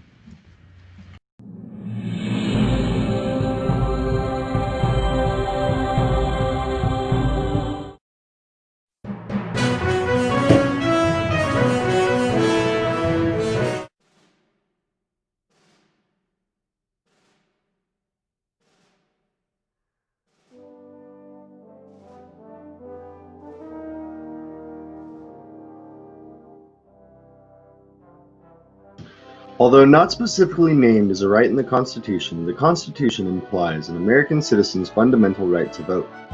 In the Constitution, Article 1, Section 4, it states, "The times, places, and manner of holding elections for senators and representatives shall be prescribed in each state by the legislature thereof. The United States shall guarantee to every state in this Union a republican form of government." The Founding Fathers delegated to the states the power to recognize the right to vote. They believed no state would deny its citizens the right to vote. The 15th Amendment, Section 1 says, "The right of citizens of the United States to vote shall not be denied or abridged by the United States or any state." As a republic, not a democracy, we entrust government to our elected representatives rather than the majority rule. Denial of citizens' right to vote would be a denial of a republican form of government.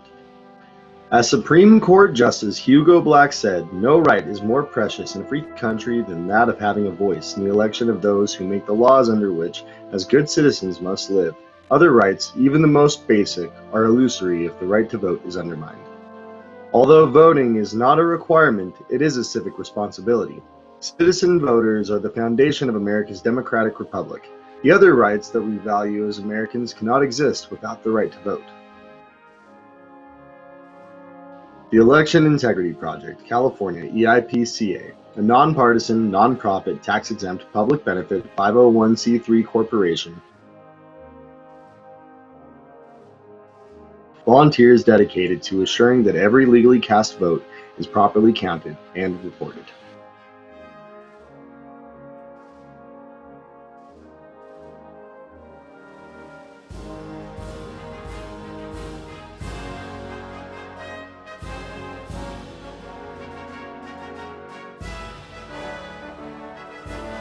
Presents Stolen Choices.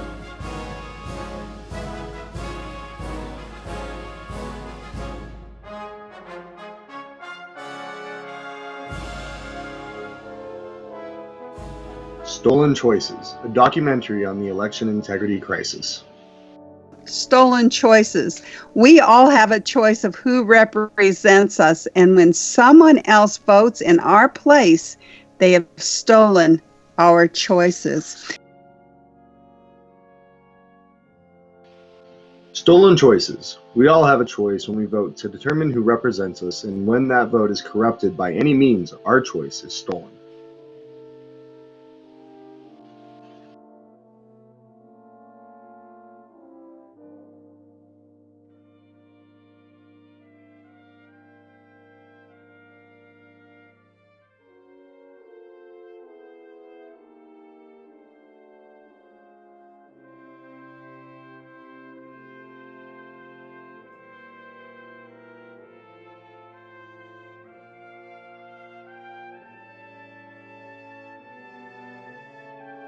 Because you can't really have a democratic system, particularly one the public has confidence in, if elections are being stolen. All of us have the right not to be intimidated from voting, blocked from voting, artificially prevented from voting. We fought a great civil rights struggle over that.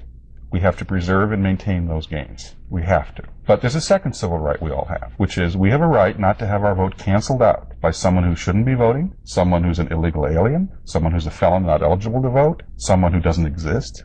If they vote, they cancel your vote out as much as if you're prevented from voting. People died in fought for the right to vote. Anytime one vote is negated by voter fraud, it's too many times. 2 out of 3 voters nationwide believe that voter fraud is a serious problem in the U.S. today. The process is rigged. This whole election is being rigged. The whole thing is one big fix. It's one big fix. It's one big ugly lie. It's one big fix. But the larger point that I want to emphasize here is that there is no serious person out there who would suggest somehow that You could even rig America's elections.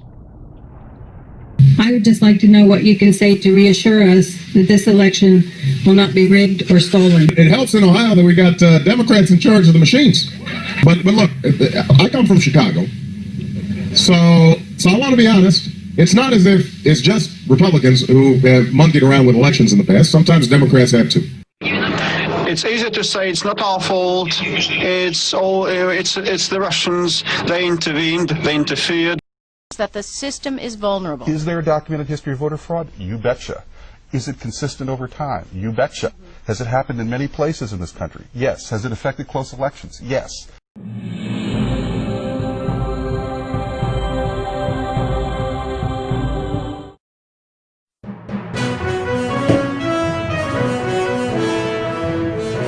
Welcome back, everybody. Welcome back, fellow patriots, to the AUN TV Labor Day Telethon. We're trying to follow in Jerry Lewis's footsteps. We hope that you're enjoying the day with us, watching the documentary Stolen Choices, which is a comment on the election integrity crisis across the nation. It tells about how long it's been going on, who's been doing it, how they've been doing it, and how we can stop it. We've been talking all day long with special guests from around the nation, and we have one of those special guests with us, not the guy that's co-hosting with me over there in the mask. I love That's it. Joe I love Messina. it. And Yeah. we live in the communist state of California, and the way they're going, we're going to have a mask on while we're sitting at the dinner table with each other, right? It ain't ridiculous. So our guest today with us is John Cox. He is a former Republican California gubernatorial candidate and founder of Change California. John is an accountant, attorney, businessman, broadcaster, and politician. He became a California resident in 2011 and was the Republican candidate in 2018's California gubernatorial race. After placing second in the state's June 5th nonpartisan blanket primary, he lost to the Democrat Gavin Newsom. And we're just so grateful to have him on. John Cox, welcome to the AUN TV. And Joe, good to see you, and thanks for taking off the mask, Joe. You look good. Well, you know, I got those masks because I figure if they're going to force me to wear a mask, I'm going to force them to look at the guy they can't stand. There you go. You know, but I got something, John.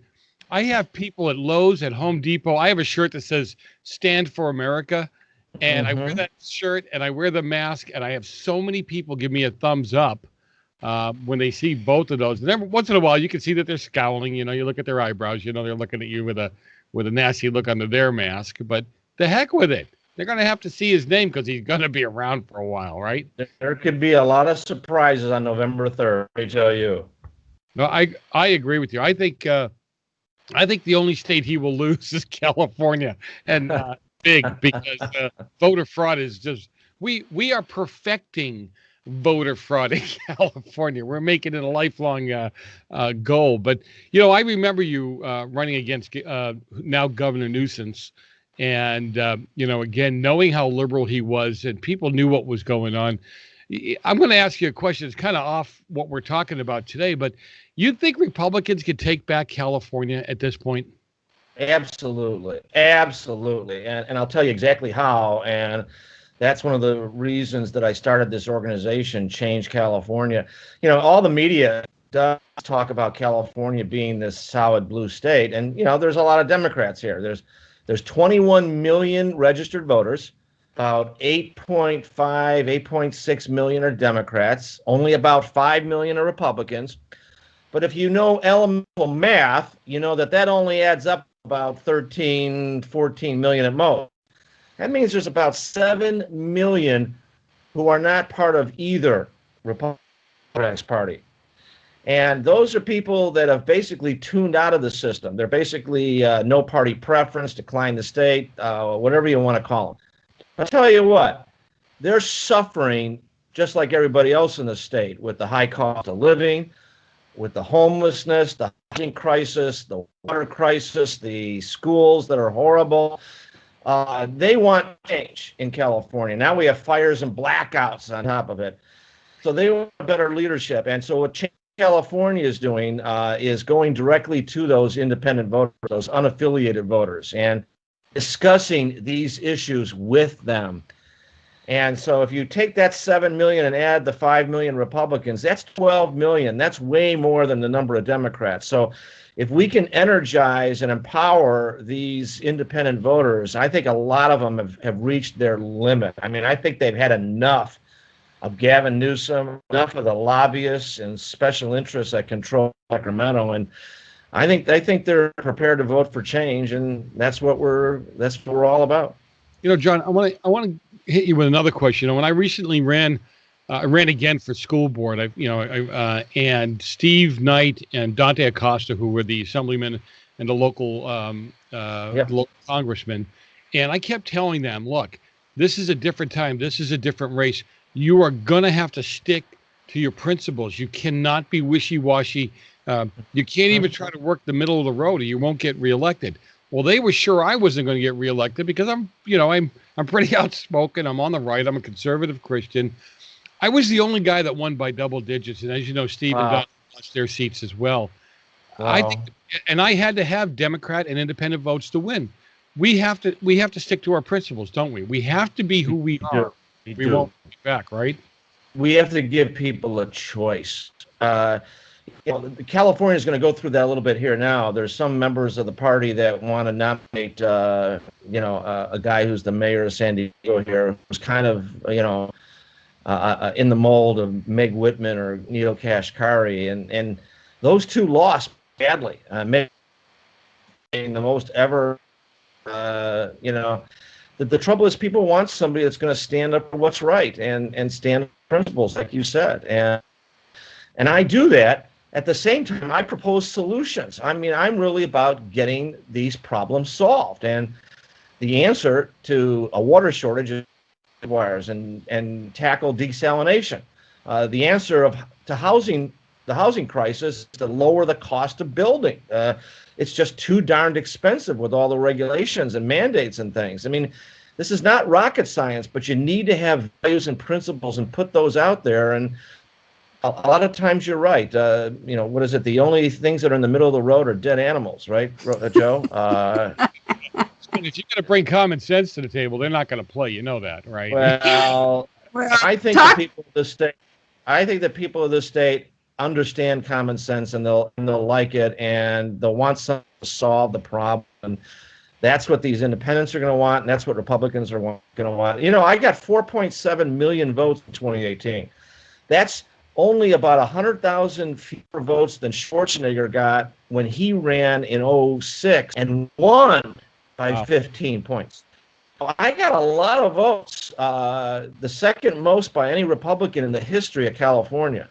So I'm proud of that. Now I got to make sure that I'm known to the other big chunk of the electorate, these independents, and once I overcome that, I think there's a good chance that California can be taken back. Okay, so I want to say that I think you jumped from the frying pan into the fire here. You came in 2011, but you came from Cook County, Illinois. Yeah. Talk about the difference, or are there too many similarities to have any difference? We learned about election integrity way back with the +3. Those Chicago bosses said, if you can get in within 3% of your opponent, we can pull you over the top with famously, John Kennedy won in 1960 supposedly because of a butter-up votes in Chicago, and I lived in Chicago, most of my early life, and what I don't know is that I was president of the Cook County Republican Party at one point, so I fought the battle in Chicago. Let me tell you, I've been fighting corrupt politicians my whole life in many ways, but I'll tell you a funny story. My first job, my first real action in politics, it wasn't really a job, I was a volunteer. But I volunteered for the only Republican alderman in Chicago at the time, 1977. I think it was before you were born, Sharon. No. But I'm dating myself, by the way. I was 21 years old then, and his name was Dennis Black, and I was given a large group of precincts on in his ward, and I had the responsibility for supervising these precincts and making sure people came out to vote and all these things. So I go into one of the precinct polling places at 6 a.m. right when it opened. I mean, I was the first one waiting in line, and I walk in there and I want to look at the back of this machine. Remember, no voting was these huge size of a whole wall. I mean, it wasn't like the computers we have today. I mean, these were just big voting machines. So they pulled this thing out. It was on wheels, and they pull it out. There's already 200 votes in this precinct on that machine at 6 a.m. Needless to say, I shut the whole thing down. I got the state's attorney out there. I raised a big ruckus, and I think a couple people. I don't know if they went to. They got their hands slapped, and that unfortunately was repeated all the way through Chicago. Election integrity is so important. So that early experience told me that you've got to really be dogged. You've really got to watch. Back in Chicago, they had something called Project LEAP, which was legal elections in all precincts, and it was designed to basically watch every single precinct. Now in California this year, we're going to go to an all-mail situation, and I have to tell you, you're going to mail ballots out to rolls of voters that are really not being kept. You had Ruth Weiss on earlier. She'll give you chapter and verse about how, especially in cities like Los Angeles, they are just not keeping the rolls very well. And as you know, Californians move a lot. I mean, one of the reasons is the housing crisis, right? You keep moving to get a less expensive apartment. The rents keep going up and up on you. So there's a lot of mobility in the Californians. So these voting rolls are almost obsolete the minute they're updated. So the idea that they're going to mail ballots out based on the last voter rolls, there's going to be literally tens of thousands, maybe even hundreds of thousands of ballots that end up who knows where and whose hands. And who's going to fill them out? And who's going to verify all these signatures? See, I'm not worried about the post office, by the way. Everybody in Washington is crying about the post office. The post office is going to be able to deliver this mail. It's the registrars. It's the people that are counting these ballots. What is it, Stalin, that said, it's not who votes, it's who counts the votes that matters, right? Isn't that what Stalin is famous for saying? That's what he said. Yeah, and so that is going to writ large here. And, I hope and pray that people who work in the registrar's office are honest. I think probably most of them are, but you're going to have some games played. And frankly, my experience in Chicago is, making me not as hopeful as a lot of people about what's going to go on with this county process. I think it's up to all of us to be vigilant. Well, talking about your experience, you've been an attorney, and we're finding that sometimes our only recourse is to take these folks to court because they don't want to clean up the rolls. They don't want to stop this process. There's a benefit to some folks, and they really don't want to do this voluntarily. So talk about the costs of that, because what we're finding is we need an angel out here in the grassroots as we push forward with these. We need people to, I know our attorney says it's going to cost us $25,000 just to sue against a bad law here in Nevada. So talk about that, will you please? Well, that's one of the issues. Obviously the litigation process is an expensive one, especially here in California. I am encouraged that there's organizations like the Pacific Legal Foundation. I don't know if you're aware of them. They operate all throughout California. And if you've got facts, if you can develop facts, I think there are a lot of good public interest lawyers that'll take these cases. it's important. It's important to our democracy to be vigilant and to hold people to account. And the issue is developing facts and developing instances of voter fraud and trying to prove that. And I think there's been a lot of work done on looking at the voter rolls and making sure that people who haven't voted for a long time are removed, or at least the addresses are updated. There's a lot of that work that needs to go on, and I certainly support the efforts of the Election Integrity Project, and everybody should take a part in making sure that it'd be great if we could get the bar itself to do a lot of this work. In Chicago, especially, this goes back a number of years, but legal elections in all precincts was an operation of the Bar Association, and maybe that's what ought to happen in California too. We ought to be talking to members of the bar who are interested in making sure that elections are respected. Hopefully, there's some lawyers in California that are interested in honest elections. The Republican friends that I have that are attorneys are somewhat browbeaten, if you would, because there's so much going on. The Dems run so many things here in the state. And John, you're from Chicago. I'm from Boston. Okay. The votes were already counted by 6:05 a.m. in the morning. You were that much ahead of us, huh? Yeah, yeah, right. So, but a couple of things I've noticed. I go all the way back to the days when Tom Del Beccaro was the chair of the California Republican Party.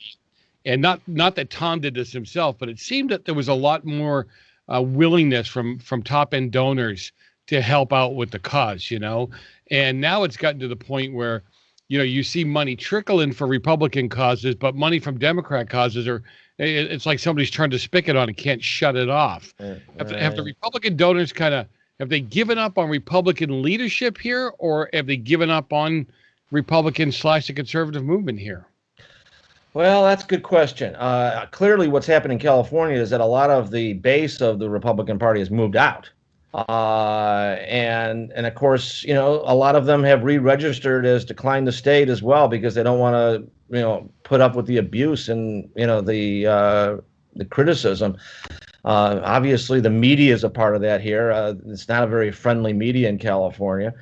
Listen, I think the internet has helped a good deal. Efforts that you guys are making on Skype and other, services to be able to get the word out.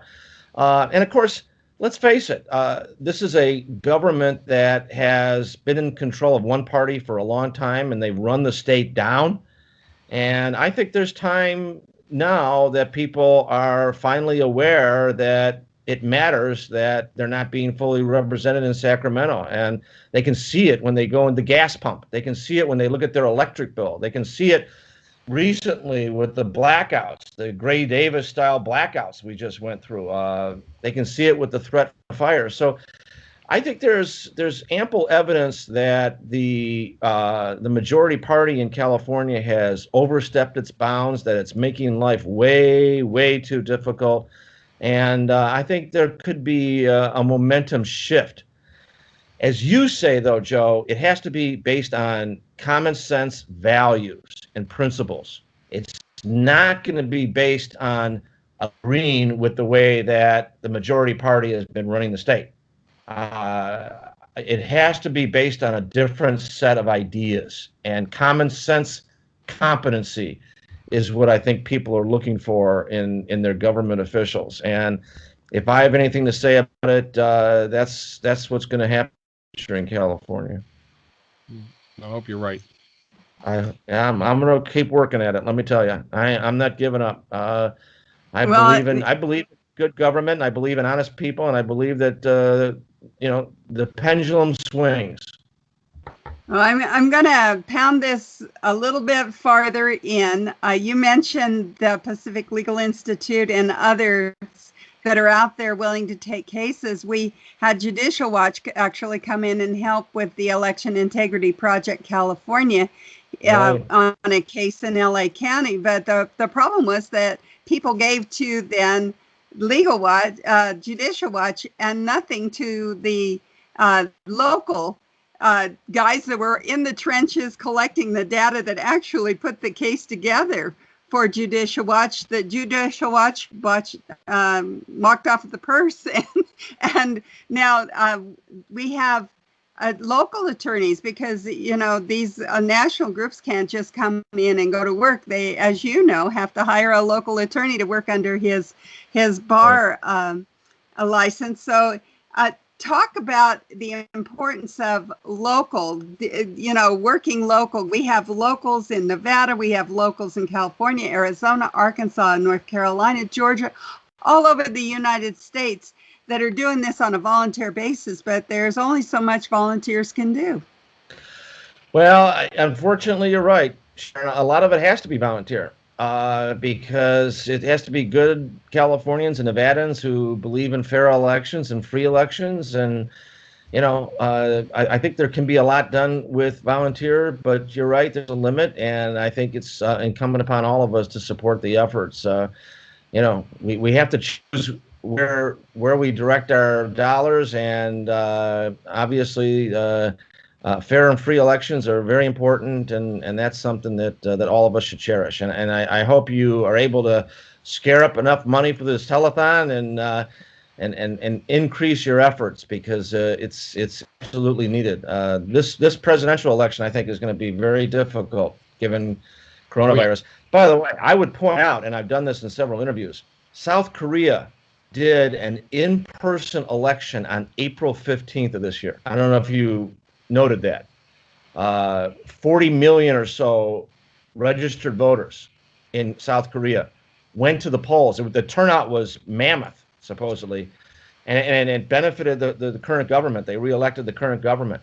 But the point is, they were able to do an in-person election. They didn't just give up the ghost and go to all mail ballots. They did an in-person election. They obviously followed protocols. They obviously had sanitizers and distancing and all the things that you'd want to have, masks, but they did an in-person election, because let's face it, there's too many games that can be played with an all-mail ballot. And frankly, I think part of what happened in 2018 was this ballot harvesting that took place in California. And the Democrats would love nothing but the spread that around the country. That's a real issue. It is a real issue. I'm Sharon Engel here with my co-host, Joe Messina of The Real Side. And we've been talking with our guest, John Cox. Would you tell us how people can get a hold of you, follow you, look and see what's happening with Change California? Yeah, the best way is to go to our website, Sharon. Thank you very much. It's change-ca.org, and they can see we've got 50 people on the streets right now, although we're not really on the streets, we're on the calls right now because we can't go door to door, but we're making calls to independent voters, 50 people on the payroll right now, and we're spending a good amount of effort and time and resources on this effort, but I think it's going to bear fruit. Independent voters are going to be the key in a state like California, and I think that the people here are ready for a change. By the way, I should note that the people we hire are either veterans or members of veterans' families. So we like military veterans. We're hiring a whole lot of them, and we're doing that because they're trusted, because they've served their nation, and they're dedicated to the improvement of this country and to this state. And nowhere more is it more needed to be improved than in California. Let me put it that way. Well, and we certainly want their votes to count. They serve, they should count. And that's Absolutely why election integrity is so important. John Cox, thank you so much for being our guest here on the AUN TV Labor Day Telethon. Thank you, Sharon. Thank you, Joe. Keep up the great work. Appreciate it. Yeah, take care and God bless you. All right. Thank you. Take care. I'm glad you joined us here on AUN-TV.com to watch the segments of Stolen Choices, a documentary on election corruption, as well as the interviews with our fine guests that we've been talking to all day long. We are so grateful for your participation. I want to draw your attention to a document And I know many of you will be familiar with this document. It's the Declaration of Independence. It starts out as when in the course of human events. We've had a lot of human events these days, and of course, it doesn't seem to be getting any easier for us once we start looking at how we're going to be voting in November with mail-in ballots, ballot harvesting, same-day registration, all of these things that kind of open it wide for criminal activity, giving opportunity to someone who has a criminal mind to take advantage of the situation. And of course, our guests have been talking about their experiences, what has been happening, how long it's been happening, who's been doing it, and what we can do to stop it. So I hope you're taking it all in and going to the bottom of that Declaration of Independence, because like I said, we're in the course of human events here. But the last paragraph is striking. It says, "And for support of this declaration, with a firm reliance on the protection of divine providence, we mutually pledge to each other our lives, our fortunes, and our sacred honor." And of course, that pledging to each other is exactly what I'm asking you to do. We need your help with Election Integrity Project California, EIP-CA.com, and Election Integrity Project Nevada, EIPNV.com. This is a place where you can pledge to us as a fellow Americans that you'll help in this fight that we're having here in the West against mail-in balloting. We're going to court on that, mail-in balloting, ballot harvesting, and also on same-day registration and the verification signatures. You know, it's just rampant the way that they're opening up the law in order to accommodate criminal activity. And these court cases cost money.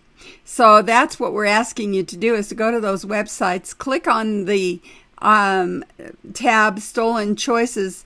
There's a donate button there. And if you will donate $25 or more, you can get a copy of Uninterrupted Stolen Choices, a documentary on election corruption. And you're probably asking, why should we do this? Who cares about California? Well, here's why you should care about California. Remember the 20th Amendment? Well, here we go.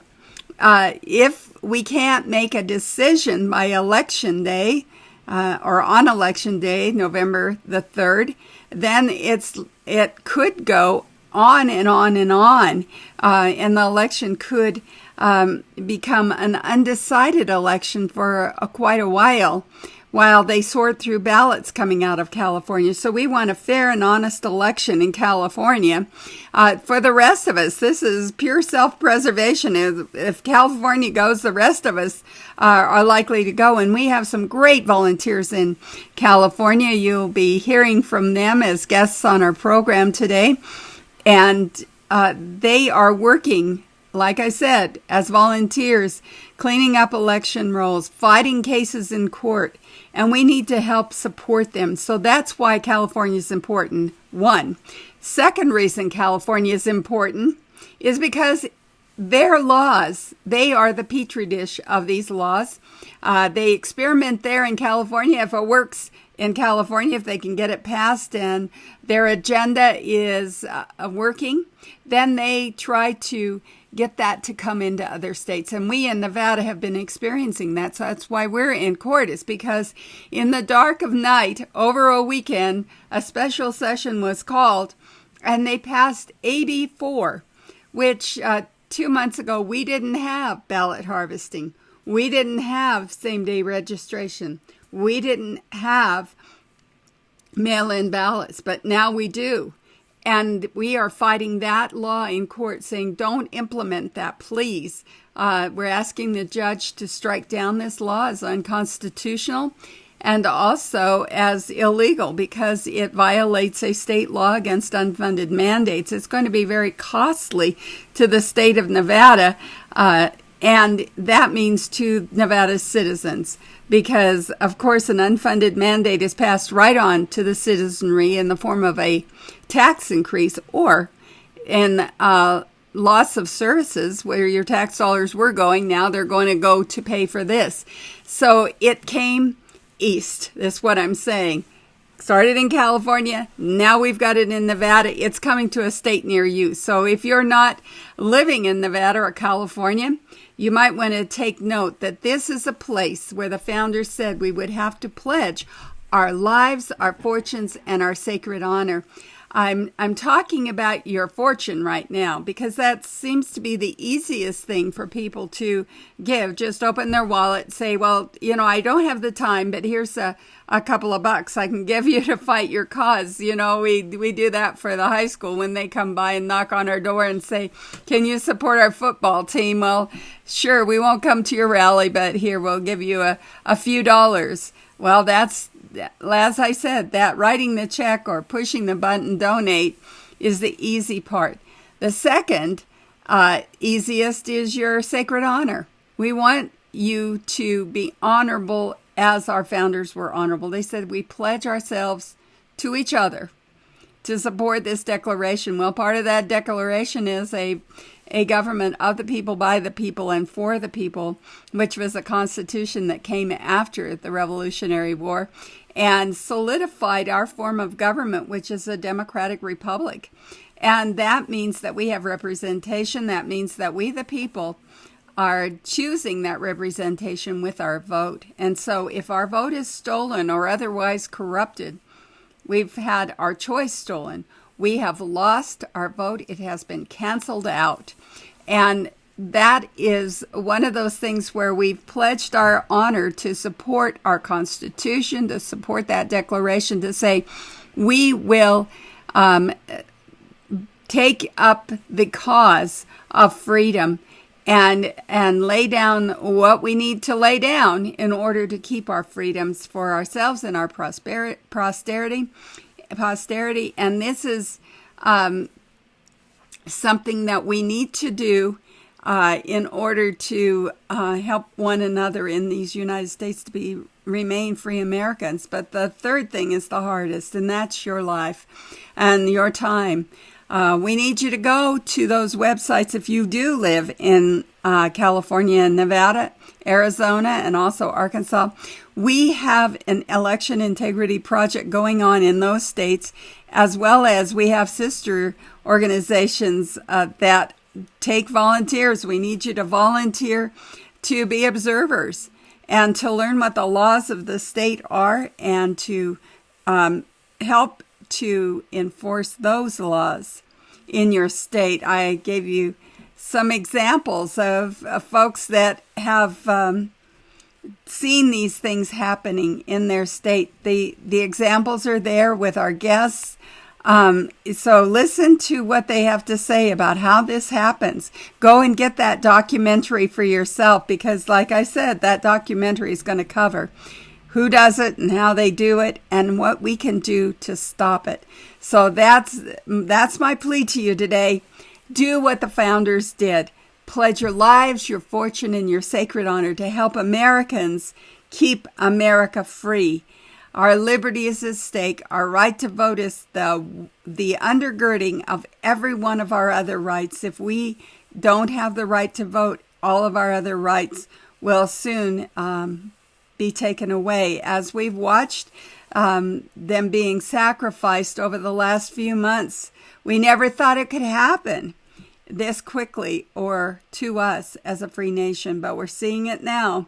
And we know that our free elections are on the line here with these new laws that are coming into place. So help us out here. Go to those websites, EIPNV.com, EIPCA.com. Also, you can go to AUN-TV.com.